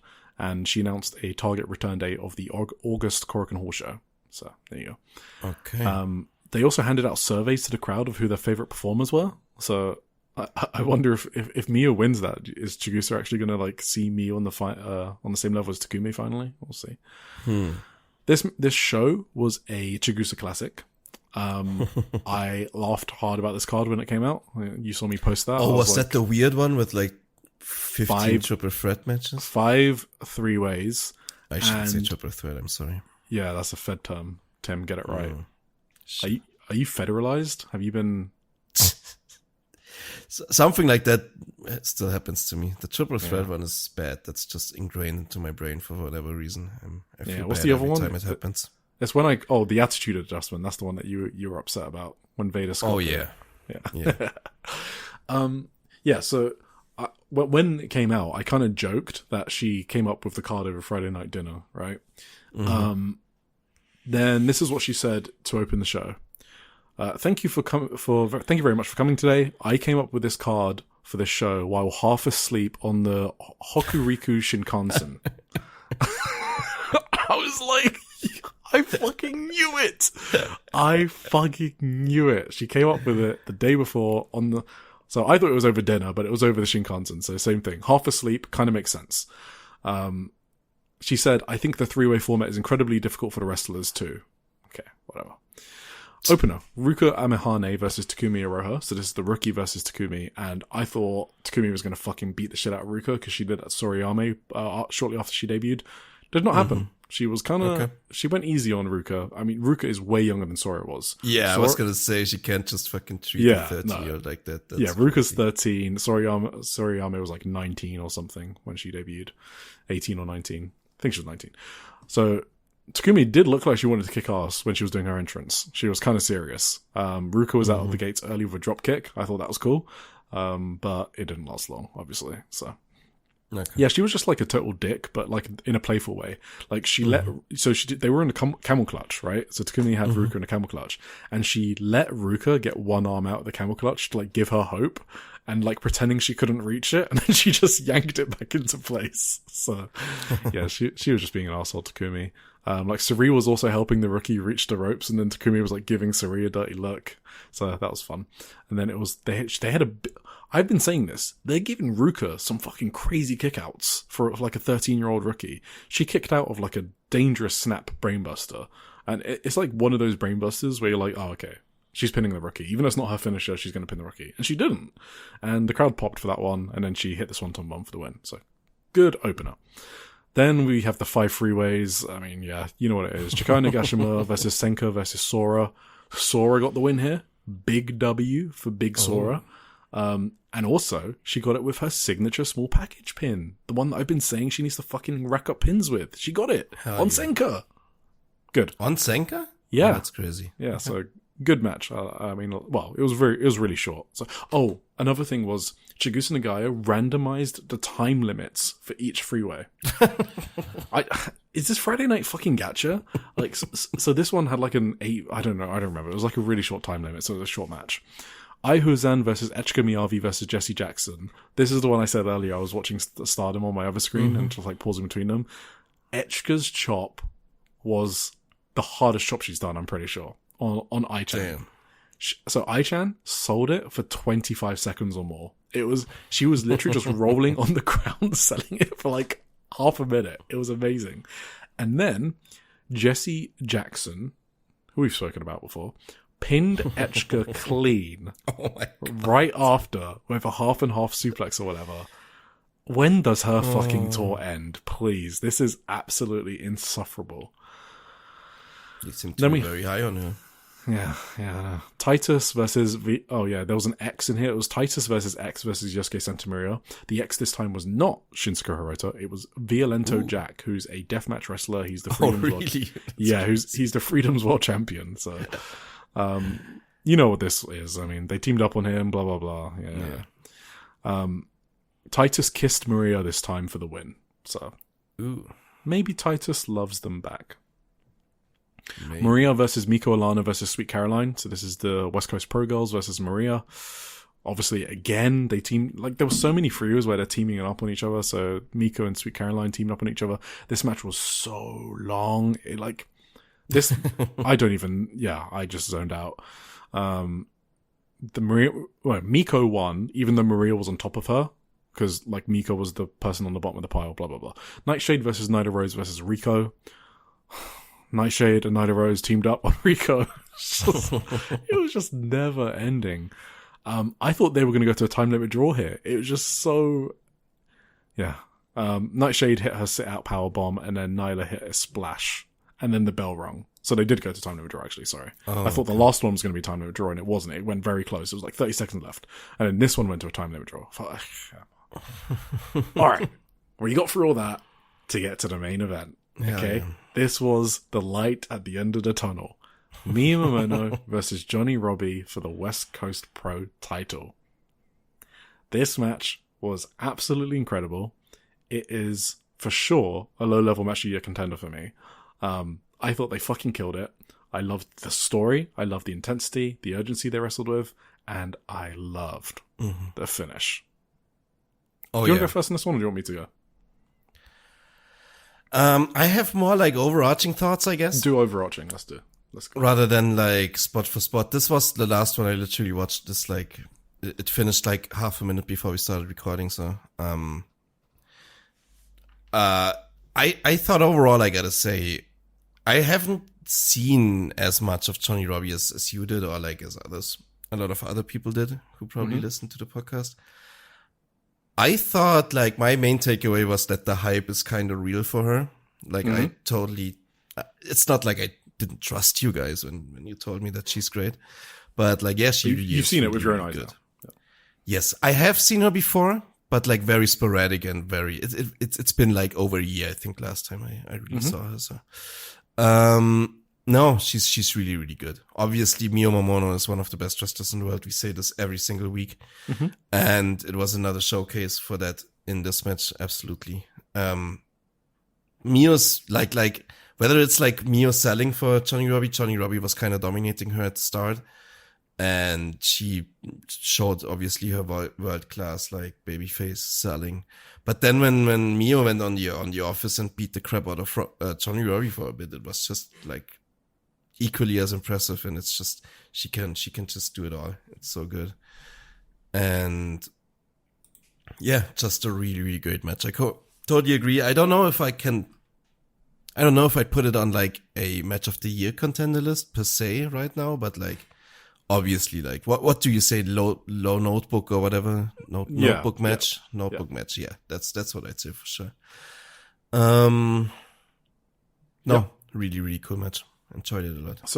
And I was surprised actually by the finish, but you can go into that. I loved it a lot though. Yeah. So, what, like how it happened or who won?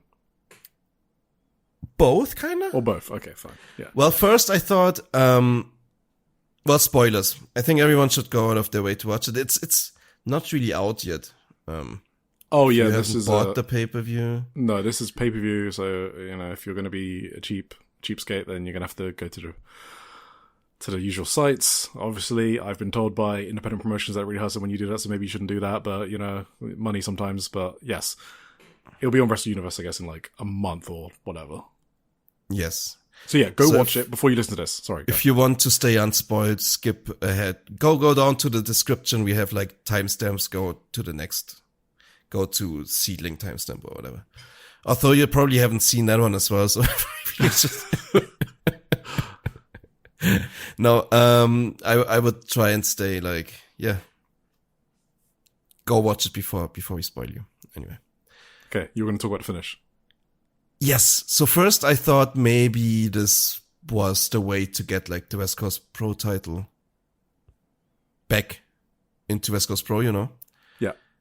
Johnny Robbie winning here. So I kind of figured she was going to beat Mio here in the first place. Then towards the end, I kind of like Mio was hardcore dominating towards the end. She hit like 18 German suplexes on Johnny Robbie. And no, it was 5. I guess. Was it 6? Maybe it was 6.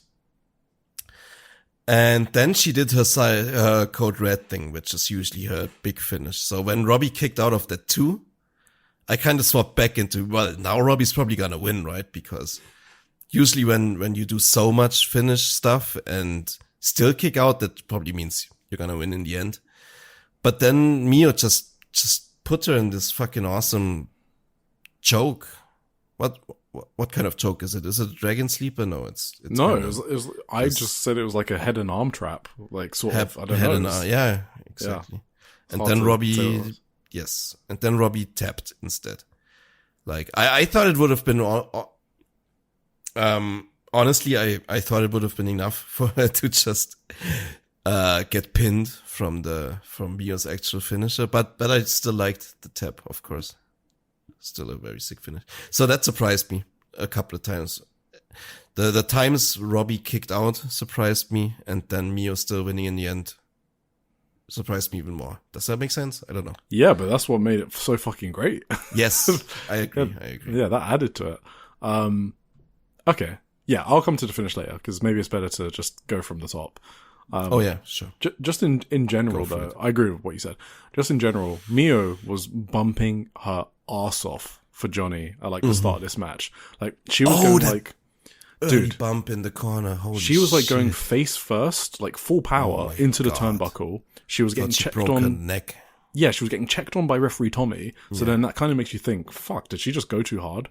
And then straight after that, she did an insane spike bump off like a middle rope DDT. So immediately from the start, I was invested. I was like, fuck. Oh, yeah. Like Mio just wants to have a sick match here. Like you already knew it just from that.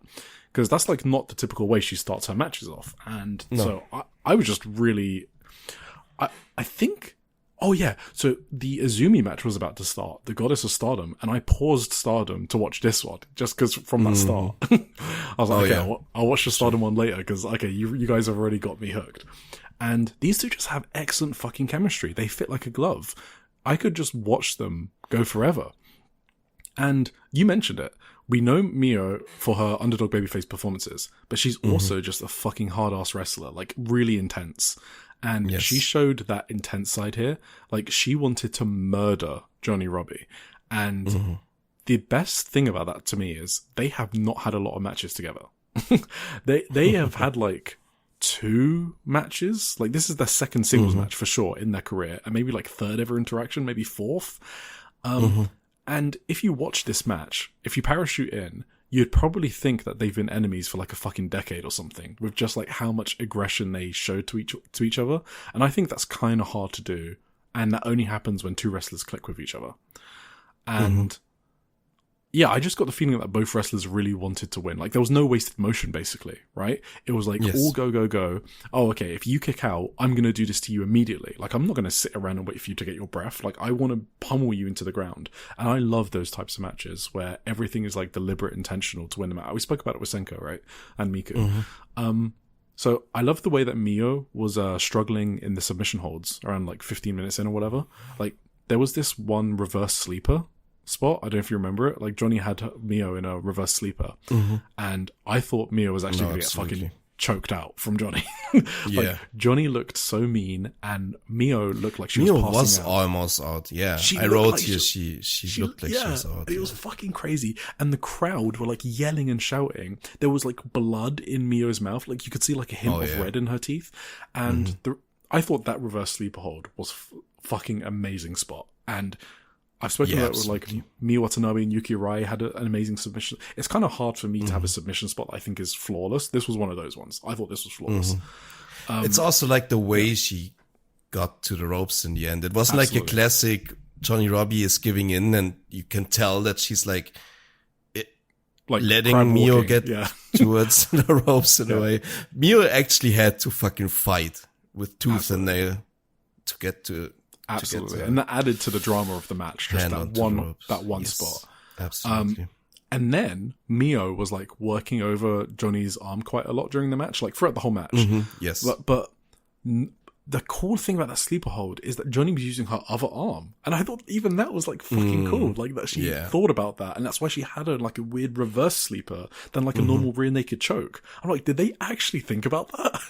And and the way that Mio worked over her arm, she did like a double foot stomp. Oh my god, I was just about to say that. Onto the arm, then she did a fucking nasty armbar, and then after the nasty armbar, she transitions into a La Magistral, which, you know, traps the arm, right? That's how you do the La Magistral, like you trap the arm. So she was trapping the arm she just worked on, which makes that cradle that you see in every match even more effective. And I thought that was a really fucking cool near fall, because I bit on it. I was like, oh, okay, she's worked the arm, and now she's doing a cradle based of it. They could do like a flash pin here. And that was a near fall, and I popped for the near fall. And then she did a backstabber onto the arm, and I'm like, this is so fucking cool. I was losing my mind. And what happens next is, so Mia's about to do the JK bomb, right, which is her finisher, the code red, and Johnny counters that into like a backslide, right, and then a nasty knee to the face. I was like, that's like a Kamigoye. That was insane. I was like, that's a sick counter. And there were just so many sick counters in this finishing stretch, and it led up to the point where Mio did like the German she was German suplexing the fuck out of Johnny. Okay, she did one for a near fall. Then Johnny like fights out, and then first Mio like the most disgusting high angle German you ever gonna see was the first one. Yeah, exactly. The most. I've already said it before, right? Like, not all German suplexes are equal, and Mio's ones are just nasty. So then she does 4 German suplexes in a row, but Mio can't hold the bridge. And yeah, that was so good. She just couldn't get it it's straight. so cool the way that Johnny broke up that pin, just like rolling out, and Mio can't hold her into position. Yes. And that is way better than a random kick out of like 4 German suplexes, which is like a big move. And I thought, like, the German suplex does kind of hurt you as well, right? You're not like that's exhausting to fucking launch someone 4 times. It wasn't a kick out, it was the pure exhaustion of Mio made them topple over because he just couldn't hold it there for 3 seconds. It was so good. Beautiful. And then the big elbow strike, right? The big forearm from Mio, right? To Johnny's face. JK bomb landed, and in my notes, I've got win. And it's not a fucking win. I have just got all caps lock. Johnny basically just fucking rolled out of the JK bomb. I can't even explain to you how this looks. You kind of just have to go watch it. It looked so natural. The way that Johnny broke this, like, this is like a super, it's not like a super finish, but it's a really strong finisher from Mio. People don't kick out of that. And Johnny didn't kick it out. She kind of just rolled to the side, sort of. She kind of like fell out again, just like in the bridging one from the German suplexes. Yeah. And to me, that was really smart because 1, it's a good protection of the JK bomb, right? And 2, it completely worked me because I thought it was the finish. Exactly, I had the same. That's what I meant earlier with like my multiple surprise finish. Yes, I was really surprised that Johnny kicked out. I love the way she did it, but then the next part, perfect. And it's like you said. So, what do people do when people kick out of like super finishes or big finishes like that? They go NXT shocked face, right? They're like, what? Oh my god, they look at the referee. Huh? 3.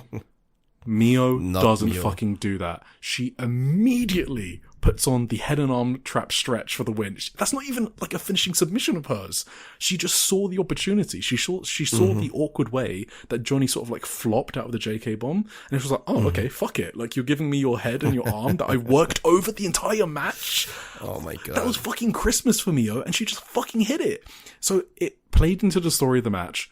Mio looked like a killer for like taking advantage of that and just wanting to win. And Johnny looked like a fucking beast for surviving so much and then only just getting caught at the last moment. And she tapped immediately too. Like it wasn't immediately.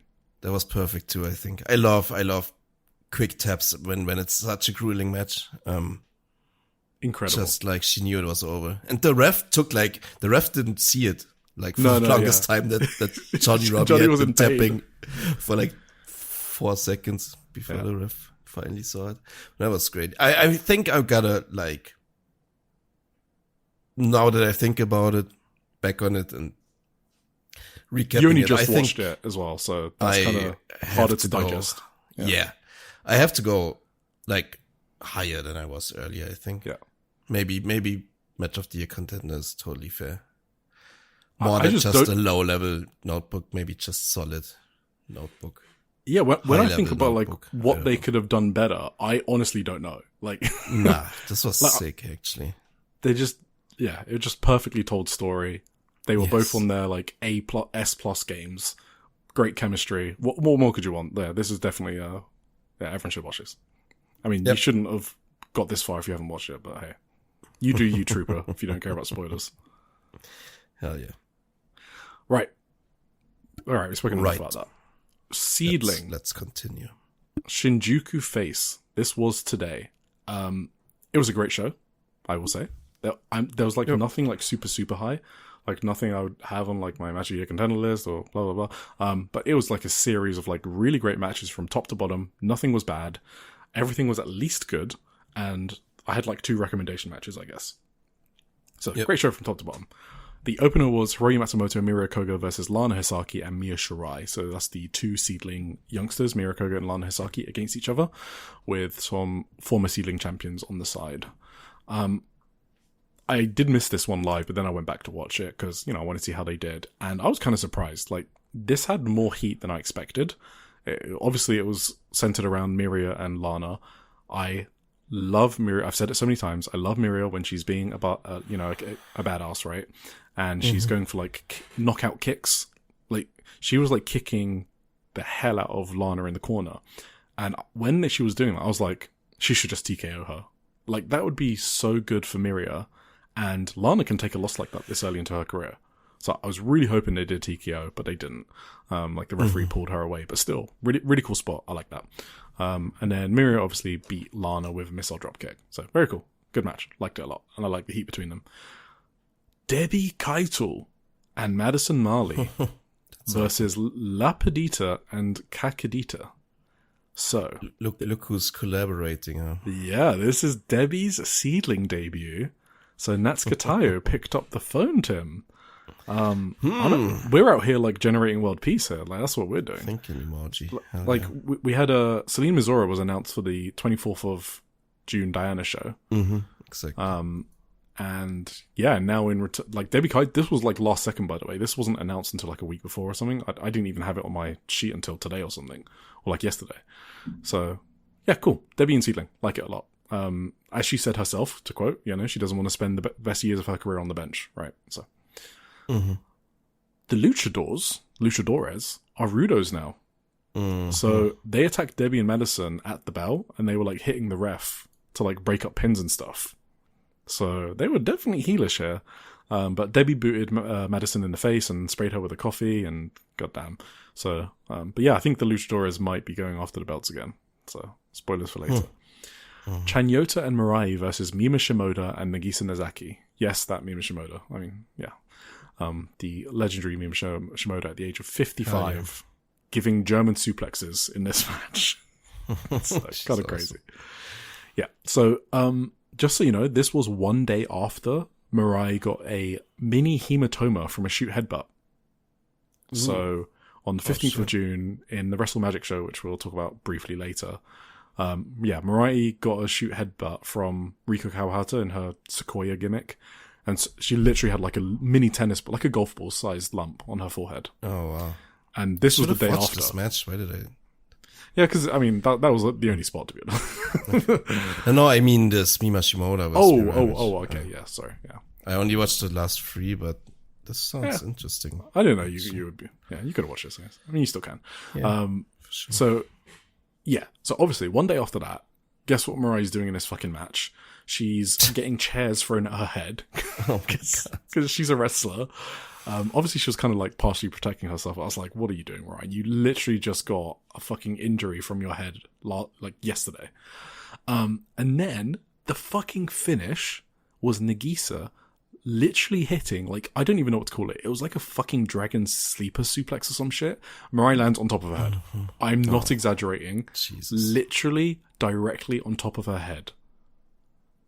So the only way she's protecting herself there is if her arms, like, she got it like to her forearms on the ground in time, and I don't know if she did. I didn't watch it back. It looked insane, and I didn't want to watch it back because I don't want to ruin the magic. It was a crazy fucking finish. So Mirai is a lunatic, but yeah, Nagisa pins Mirai, and I think that Nagisa held up the GHC Women's title. Okay. So I think Nagisa Nozaki wants that, and I assume that's happening on the Marigold show. All right. We will see. I do kind of like that things are interconnected, right? That's kind of the whole cool thing about the independent scene. Like, this happens on the SEAdLINNG show, so yeah. Inagi Sayaka versus Veni. So we've already gone through the background of these top 3 matches last week when we did the preview, so I don't want to repeat it because, time and all that. Yeah, so this match, it was really interesting to me. It might not be if you don't care about, or if you don't like Veni as much as I do, maybe. But it was like kind of stiff, really heated. Like, basically, I was nervous watching this match because when I was looking at Veni, she kind of switched into one of those modes where she's going to take absolutely no shit and is like not having any fun. Like, you can see she hates Unagi. She's not normally in an I fucking hate you mode. Normally she's disinterested, right? And she's like, I'm going to slap you, I'm going to fuck you up, but not like I hate you. And that's kind of what I saw from her. And I got scared for Unagi, to be honest. And part of that is because so this match kind of peaked at the start for me, personally, just because Veni was in that mode from the start. And then the story of the match was Unagi getting a comeback. And I just didn't care about the comeback. I wasn't bought into Unagi's comeback with like Veni selling for her. At the start, Veni was like totally no selling Unagi. And like they teased locking up. Like with, like wrist control, like, with the hands, like Greco-Roman, right? With the hands. And then Veni just does a double leg takedown. And I don't think I've ever seen that. And I was like, that's so fucking cool to have like a different start to your match. because of the story involved. Like, and obviously she does the whole thing where she throws chairs at her.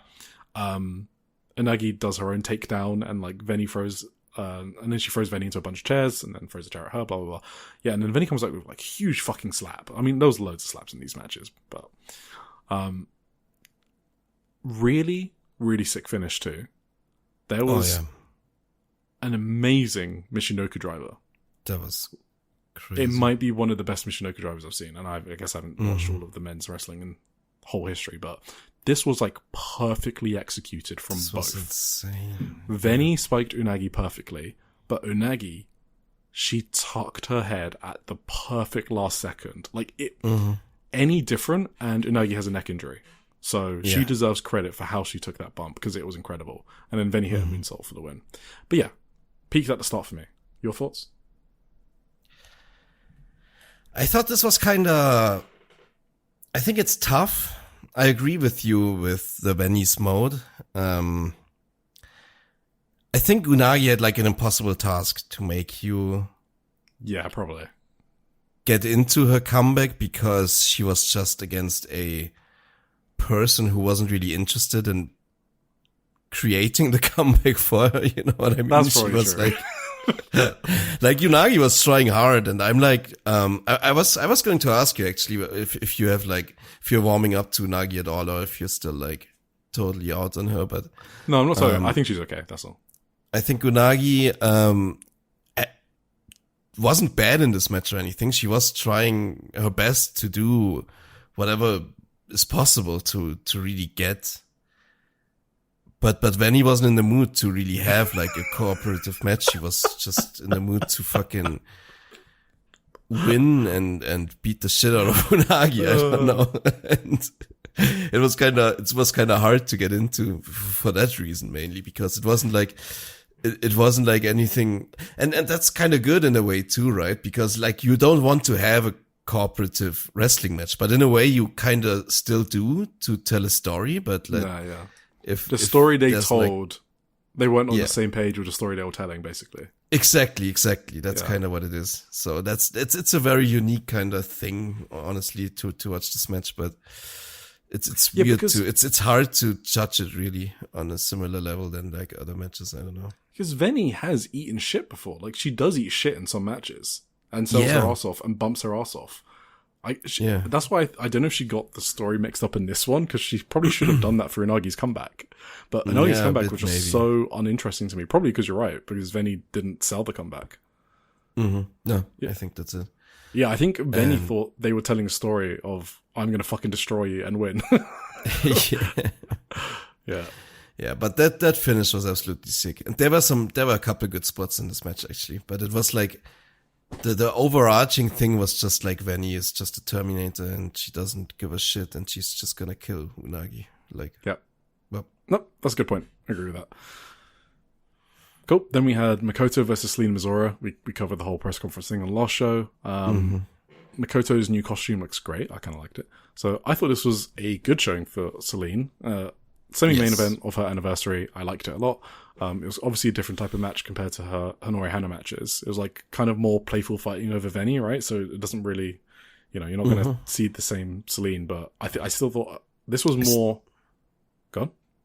I still think she didn't take any shit though from... I mean, do you remember the spot where she slapped Makoto in the face and then booted her in the face as if she's like a veteran? Like, you mean that?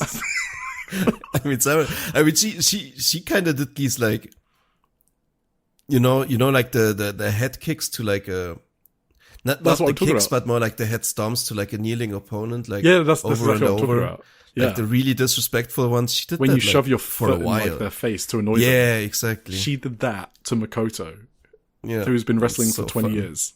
It's so funny. It's fucking crazy. Like, you only see Celine doing this shit.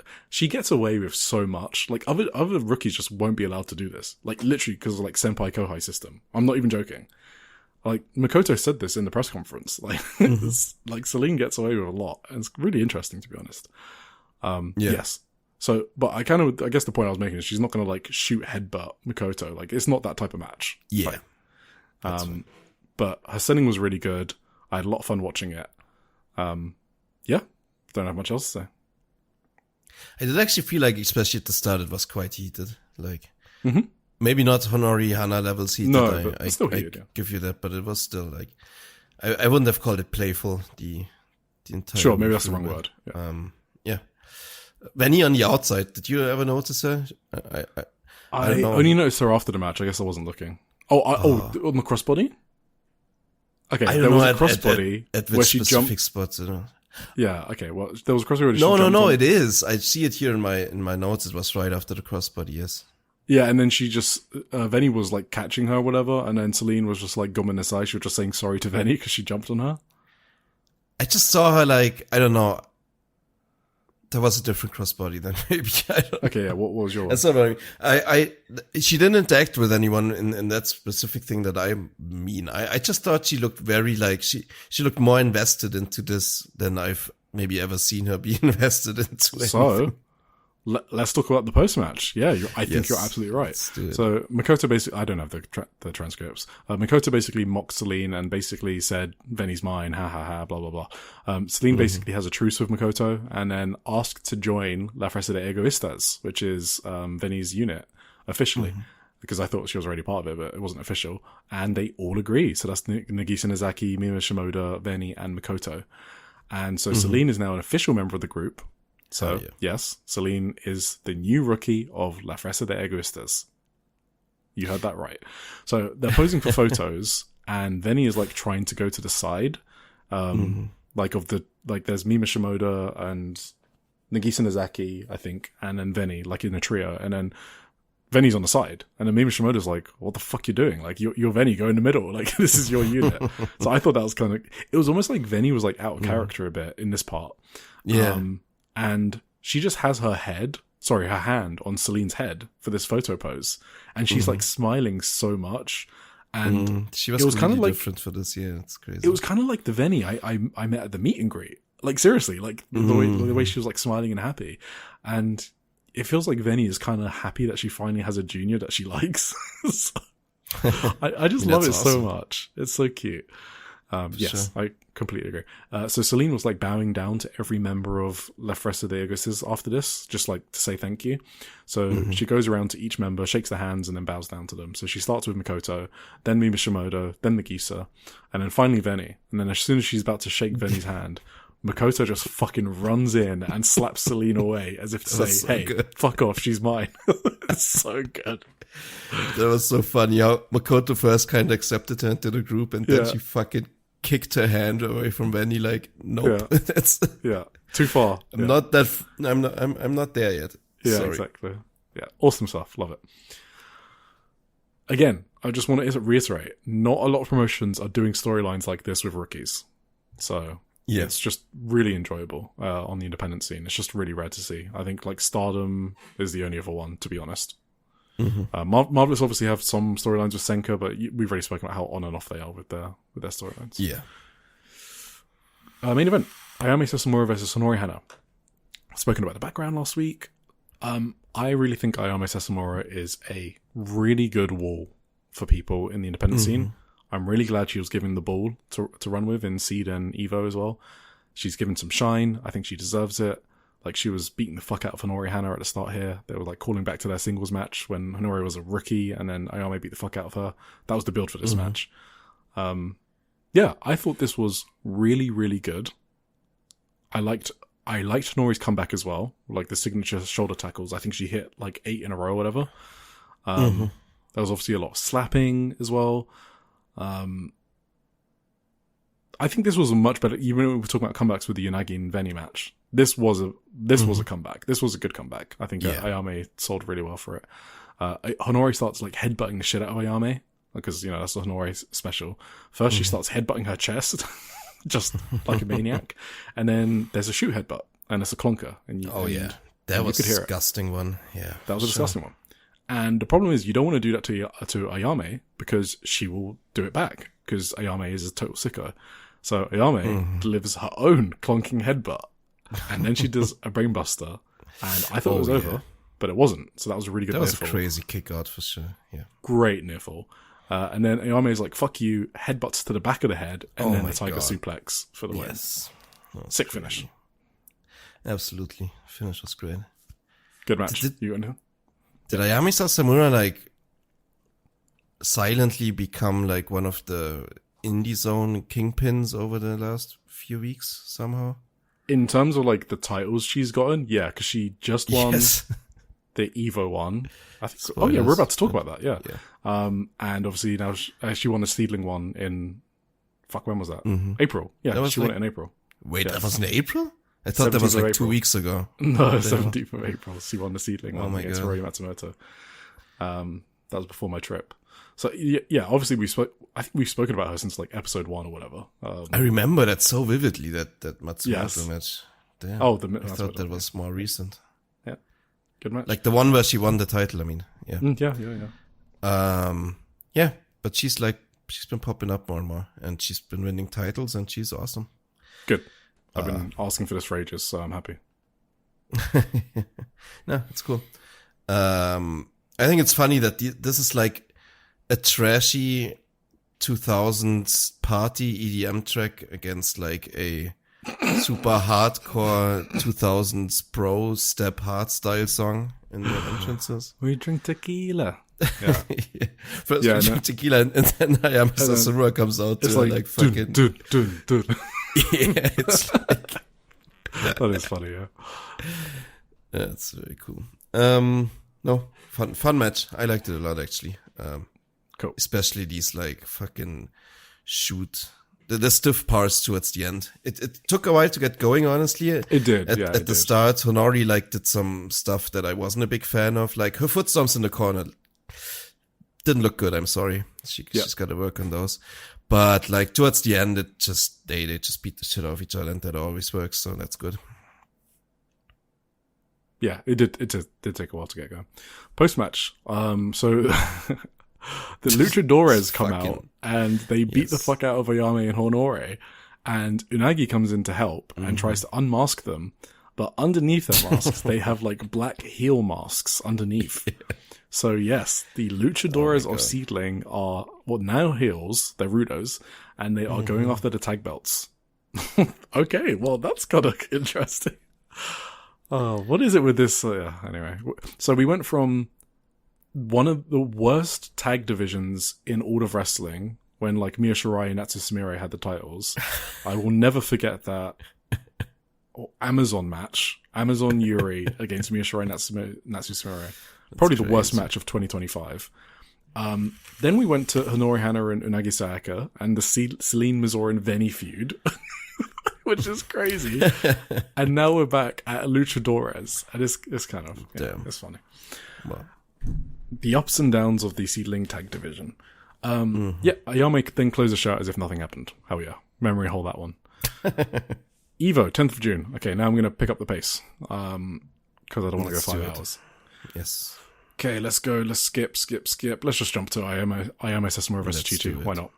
That's the title match, the Evo title. So Chi-Chi had the title, and obviously the backdrop here is Evo got integrated under the parent company of 2AW, which is Ayame Sasamura's parent company.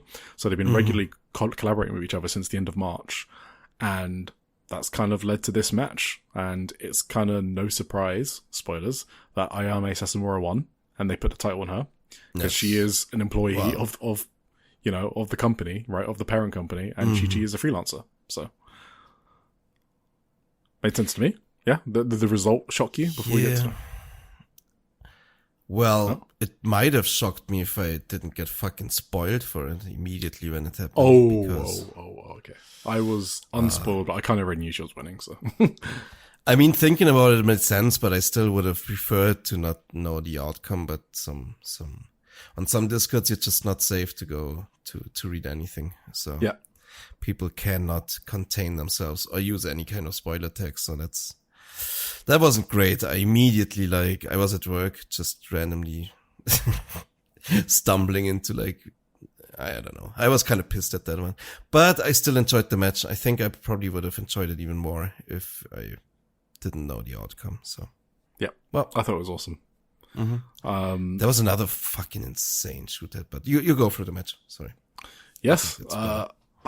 let's see, where do we want to go for this? So, so some other background is obviously in Shupro 2402, right? We spoke about Ayame and Chi-Chi having a match on the 11th of February.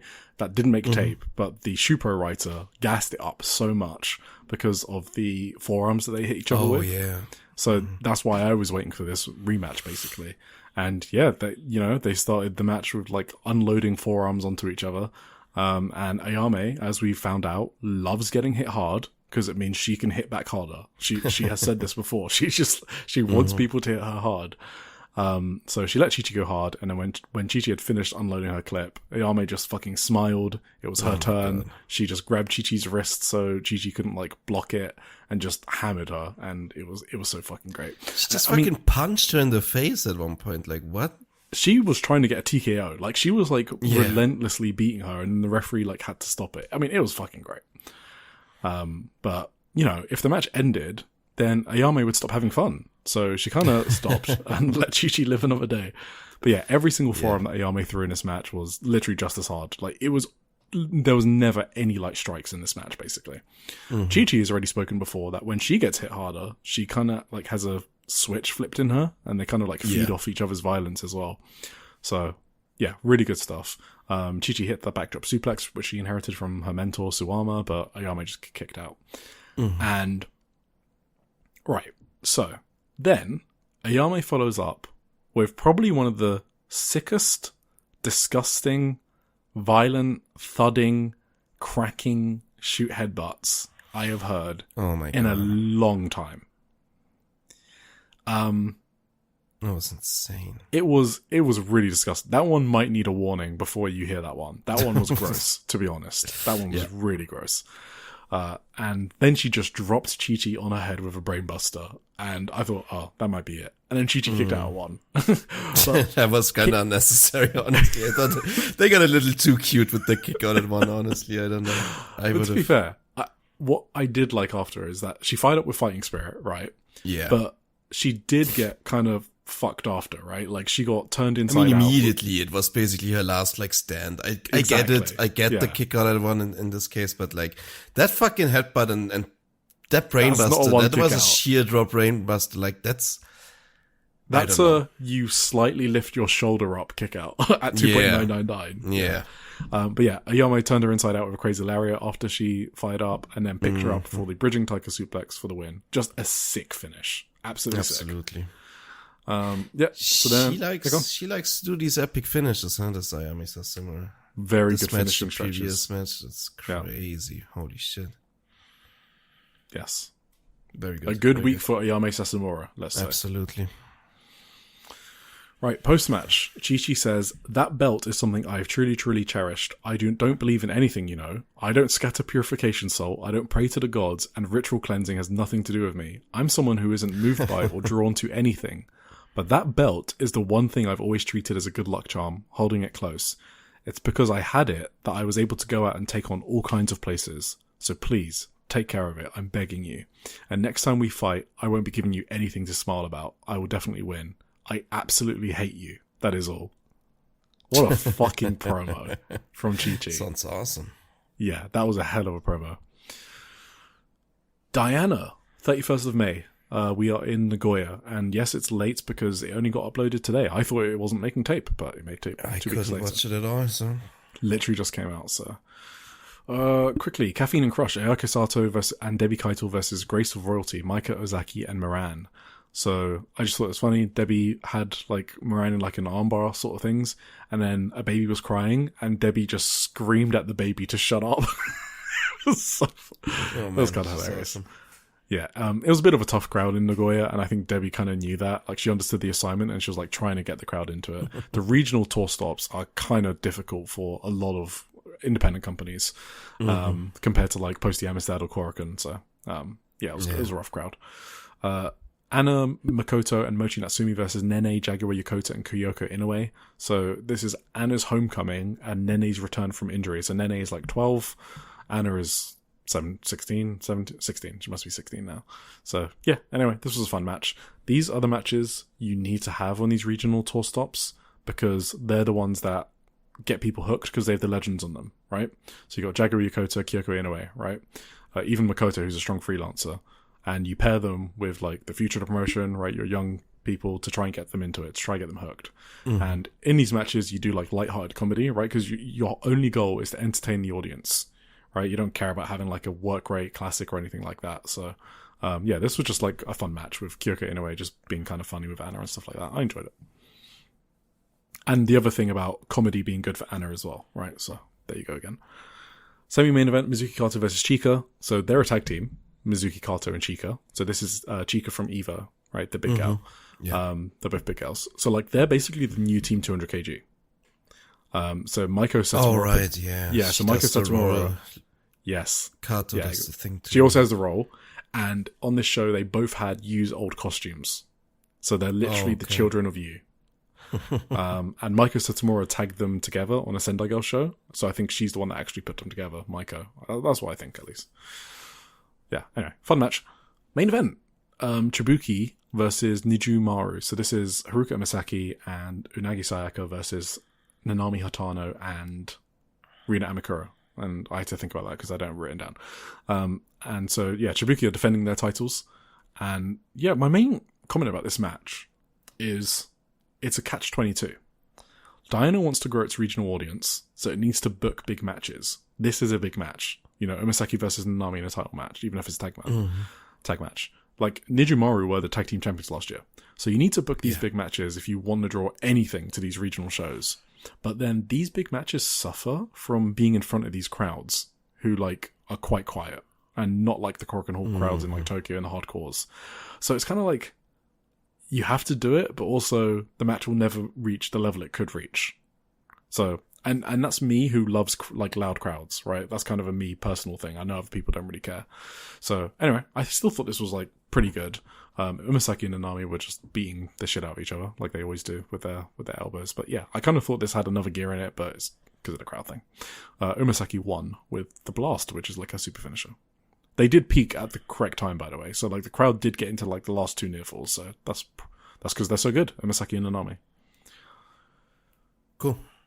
Wave. All right, this one I'm going to speed through. Miku Kanai versus. So this is the 6th of June. So Miku Kanai versus Saito. Miku won with the fucking turtle senton. That was fun to watch. Anna versus Miria Koga. Did Anna win this? I have no idea. No, she didn't. Anna did not win this one. Miria Koga won this one. Yeah, I really liked what Anna did. Miria was a fucking sicko in this one, by the way. Oh yeah, she bicycle kicked the fuck out of Anna. It wasn't like Veni style, but it was crazy, the bicycle kick. And then afterwards, it was absolutely a Veni style missile drop kick. As in, I think Anna like sort of like buckled with how hard she got hit with a missile drop kick from the top rope. It was disgusting. So Miria Koga is a sicko, and she won that match. Arisa Shinose versus Zonez. Zonez won. Mirai versus Yuko Sakurai. Mirai won. Blah, blah, blah. Kakeru Sakaguchi versus Saki. Huh? Mirai. He says it's a time limit draw. Fuck, it was a time limit draw. Yeah. Thank you for having the results open. Kakeru Sakaguchi versus Saki. Kakeru won because, so basically what happened is Saki had an injury. I think her thigh, because she was holding it. So I think she must have tweaked a muscle or something on her left hamstring or whatever on a random move. And then the VOD skips. So I'm like, oh shit. And then but then the match continues. So I think Saki thinks she can continue, but then she buckles and then the referee like instantly stops it. So I assume she got like medical attention during the time skip. So there you go. Damn. Yeah. And then Saran versus Yuri. All the best to Saki. Yes, all the best to all cap Saki. Did you watch Saran versus Yuri? I did. Thoughts? Well, you know, a wise man on this podcast once said, I'm not into Yuri. So, I was kind of surprised. Oh, is that your answer?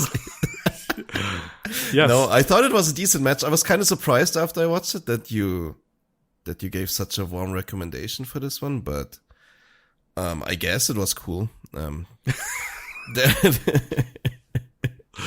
were a couple of cool, like, release German suplexes, a big kick from Yuri. That was good. She has a good, like, super kick type thing. No, it was like more a roundhouse. I'm not sure.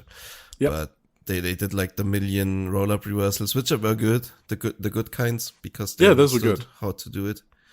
They understood that they have to put some emphasis into some of them. And yeah, in the end, a good choke. I thought, well, just before the choke, I thought like the leg clutch that like Sareee had, because it was like the back and forth you just said, right? But it ended with a leg clutch, which I thought was a good twist on it. And Yuri kicked out literally at the last second, and then choked Sareee out right after, which I thought was really cool. So I like the finish.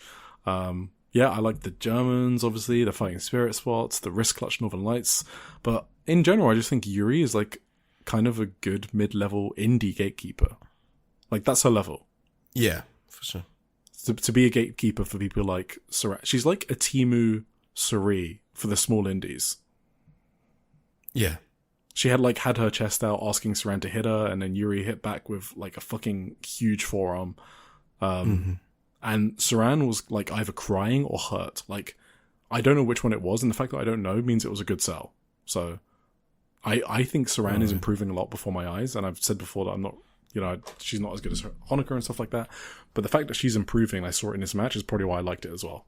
Because I could see Saree's improvement, and Yuri kind of clicked for me in like what level she's at.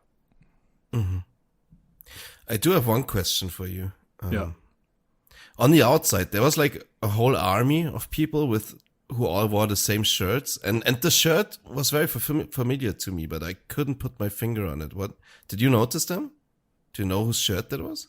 Like the referee, the one the referee was wearing? No, fans outside of the ring. There was like a whole row, and every single one of them had the same shirt on the left side of the ring. It was like an anime style shirt. Oh yeah, okay, yeah. That's the I have that one. That's the Catch the Wave shirt. I thought you have that one. Yes, that's why it was so familiar. Oh, you probably saw it in one of the photos that I posted. Yes, maybe. Yeah. Yeah, that's just a general Catch the Wave. Is the official Catch the Wave shirt for this year? They release a new one every year. Okay. So sometimes you see the referee wear it as well, but they didn't in the show. No, those are fans. I thought maybe it was a family of someone and it was her shirt, but it was just. They just bought it probably on the day or whatever. Cool. 10th of June, Tokyo Square. So another Wave show. So Anna versus Saito. And Anna won. This is the one that Anna won. This is her first ever career win. So Diana's Anna picked up her first ever career win against Saito on a Wave show. Kind of cool. Strange. I mean, I don't know if I would do it that way, but hey, whatever. So she also debuted her new finisher, obviously, in a Wave show. And it's like a middle rope drop kick. And I think that's cool because for anyone that's read my exclusive, one of the things I said that Anna does really well is her drop kick. Like, that is by far her best thing. So I thought it was interesting that they gave her a drop kick as a finisher. So there you go. Yeah, makes sense. Yeah. Yeah, it was so cute because she had no idea what to do that she won. Like, she was like standing there after she won, just like staring at her opponent and like looking around because she'd never won before. It was so adorable. I loved it. This was a cute moment. Awesome. I like this. Konomi Hori versus Miku Kanai. Miku won. Not much to talk about. Konomi just does very basic matches. I just never have anything to say about her matches. Miku is doing well here, in this tournament. I'll do the standings after. Yes, is the answer. Cherry versus Miyako, Matsumoto versus Mochi Natsumi in the Elizabeth block. Mochi Natsumi won. We don't talk about Elizabeth block. Rianne versus Yuri. This was alright. There were a lot of dead times between spots. Like, a lot. Like the dreaded one person clapping for these 1 minute submission holds. You know what I mean? It was like, not good vibes. But Yuri ended Rianne's reign of terror. Damn. I always believed in Yuri. She's the only person who hadn't had a tournament match in like a month. We were just waiting for her arrival. The Prophet Yuri. Thank you, Yuri. Big Bushi Road not having a grasp on our Yuri, huh? No, exactly. They can't handle Yuri, who just appeared on the TJPW Korakuen show. Haruka Umisaki versus Yuko Sakurai. Umisaki won. Fine. Yeah, it was actually her first win in the tournament, Haruka Umisaki, which is kind of wild to me. And Yuko Sakurai... Huh? Sorry, you got to finish your point. Yuko Sakurai is 0-3-2, which is kind of crazy. So it's like 3 losses, 2 draws. Because she is a Wave Tag Team Champion, just so you know. I was just gonna say, wasn't Yuri randomly on a Stardom show the other day too? Or am I imagining things? That you must be imagining that. I don't remember that. She was on the TJPW show. Yeah, I know that. But... Oh, okay. Yeah, I don't think she was on a Stardom show. Okay. Yeah, okay. I was... if you figure out what that was, then let me know.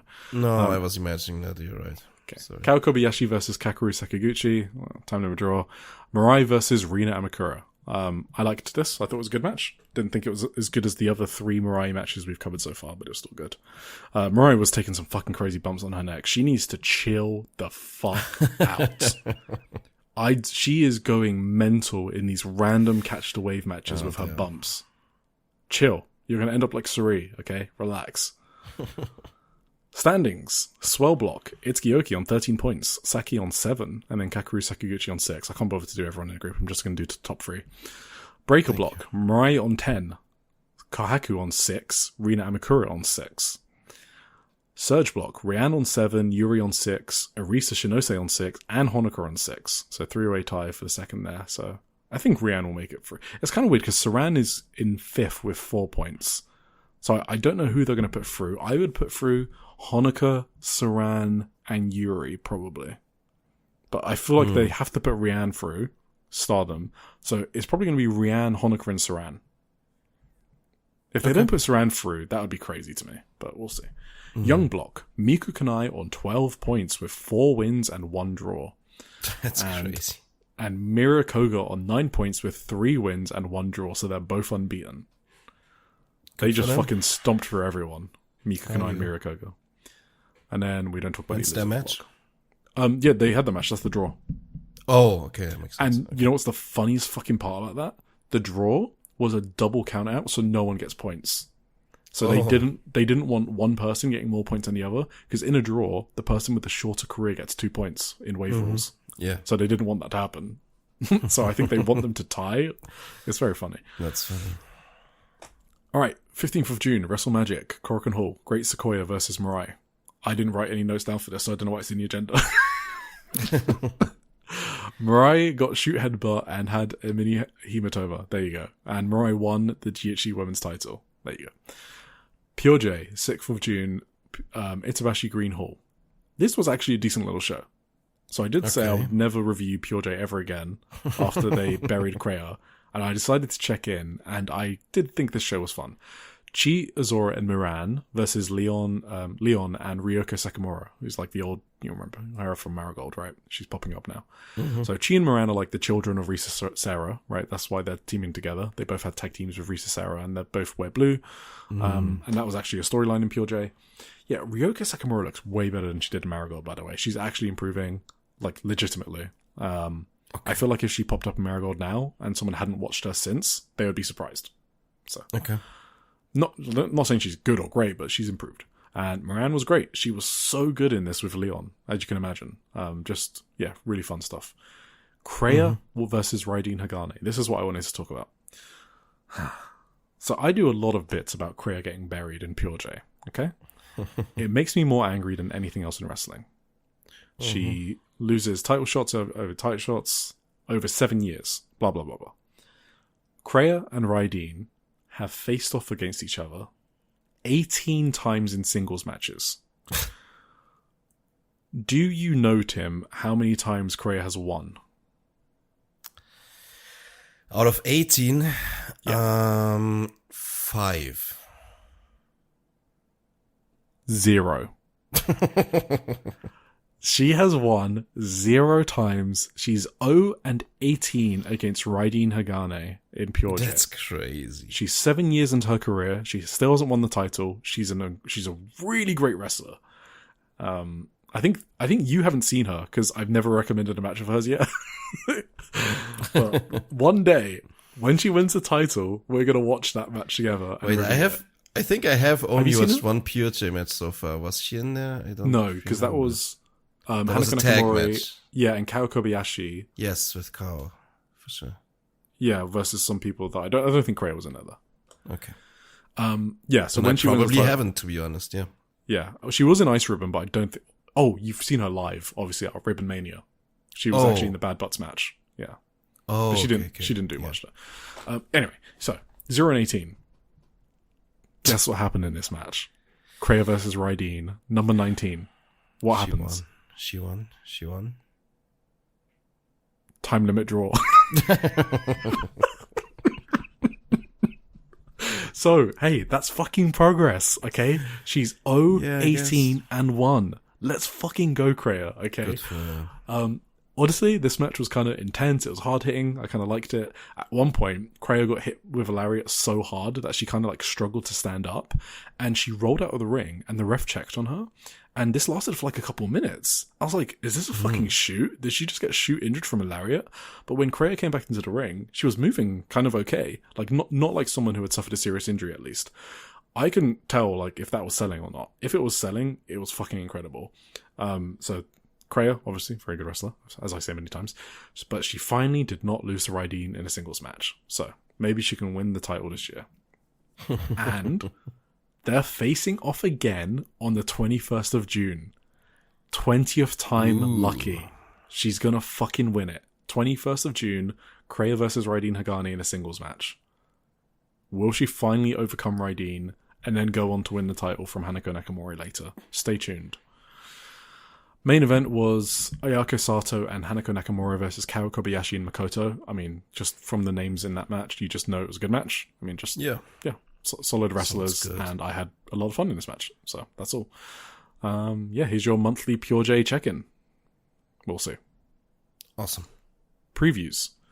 Shinkiba Sendai Girls, 20th of June. We have Miyamono versus Yuna. Fun. Hiroyu Matsumoto and Miku Kanai versus Stephanie Mays and Yura Suzuki. I'm looking forward to seeing Yura and Miku, so I hope they have a lot of time together. Chi-Chi and Yurika Oka versus Chihiro Hashimoto and Ryu Mizunami. Okay. Manami versus Spike Nishimura in a singles match. And then its main event is Hyperactive versus Red Energy. Okay. That sounds good. 21st of June, Marvelous, Takumi's Homecoming. We've spoken about this before. It's Spark Rush against Nightshade and Nyla Rose for the AAAW Tag Team title. And you can expect a Spark Rush win, or they do some American-ass storyline with Sareee getting Pillmanized, and you're not going to see that. So, if you want to see Spark Rush win, then watch that. 20th of June, Evo. I've got no idea if this makes tape, so I'm just going to say quickly. We have a three-way between Ayame Sasamura, Shuji Ishikawa, and Yuka Satsuki. I mean, that just sounds fun. And then the main event is Chi-Chi and Zonas versus Chika and Soy. Ice Ribbon 20th anniversary on the 20th of June from Kitazawa Town Hall. So let's do the full card for this one. We got Benny, Oikawa, Saito, and Yappy versus Kyuri, Masahiro, and Moehiro. Kyuri comes out for, like, the big shows, so, like, once or twice a year, basically. And Benny Okawa as well. She's actually a referee most of the time. So, there you go. Then we have Ayako Sato from Diana and Misa Kagura versus Karari Wakana and Miyako Matsumoto. Karari and Misa interacting, very good. And Ayako and Karari, actually. So, that sounds fun for a second on the card. Minami Katsu! Yeah. It's fucking Minami Katsu! She's back. She's back! We found Minami Katsu. She's returned. Awesome. She has returned. My second favorite wrestler. Second or third. She's somewhere there. She has been away since the 12th of April, since the tag team tournament. And then before that, it was only when she lost the tag title on 23rd of February. And she'd done basically no dojo shows this year. I was pretty sure she's going to fucking retire. And do you remember I reviewed a live show in January? No. Yeah, January. And everyone was crying. And I was like, why is everyone crying? Is she retiring right now? I honestly think they knew she was like taking a long break or something. Okay. And that's why everyone was so sad. Like, Tsukasa Fujimoto in the stands crying, like in the dark. I was like, fuck. So she is back. I don't know how, I don't know. She might not be back until fucking Ribbon Mania. So I have to enjoy this match. And then they pair her with Mio Shirai. Minami Katsu and Mio Shirai versus Totoro Satsuki and Yuri. Are you kidding me? That's the Minami Katsu match. Whatever. Anyway, happy she's back. Fantastice and Triangle Ribbon Championship. So both titles are on the line. It's Akane Fujita defending her Fantastice title against Arisa Shinose and Tsukino Umino. Sorry. Akane is the Triangle Champion and Tsukino Umino is defending her Fantastice Champion. Whatever. Three-way. don't remember what the rules are. I don't think they've been decided yet. But Fantastic's champion titles have their own rules. I don't know what this one is. International Ribbon title. Semi-main event. Hikari, Minami, and Riko versus Makoto and Sumiki Yanagawa. Who's defending. Fun. That would be fun. This is definitely Riko's biggest match of her career. She's 12. So, really interested how that goes. Yeah. The main event is what we're all here for. Except Minami Katsu's return. Kahu Matsushita versus Yuka. The Ice Xfinity title. This match is going to absolute bang. If you've never watched Ice Ribbon before, you will want to watch this match. I am confident of that. There is no way this can be bad. Kaho, she maybe struggled a bit last year. In the past 6 months, she's actually just gotten so much better. Where she's just kind of flawless now. Like she's tidied up everything. Really clean wrestler. And Yuka is obviously one of the hardest hit wrestlers in the scene. And Yuka is going to go fucking all out. Because, it's a title match. And Yuka doesn't fuck about. So, definitely watch that. For sure. 12th of June, so it's already happened, but it's on VOD, 19th of June on Wrestle Universe. Michinoku Pro, Korakuen Hall. The only reason I mentioned this, because it's got Koko and Kao Kobayashi versus Mei Suruga and Mirai. Must-watch match. That's crazy. Yeah. I will 100% be watching and reviewing that. Just to see Koko and Mei Suruga team up again.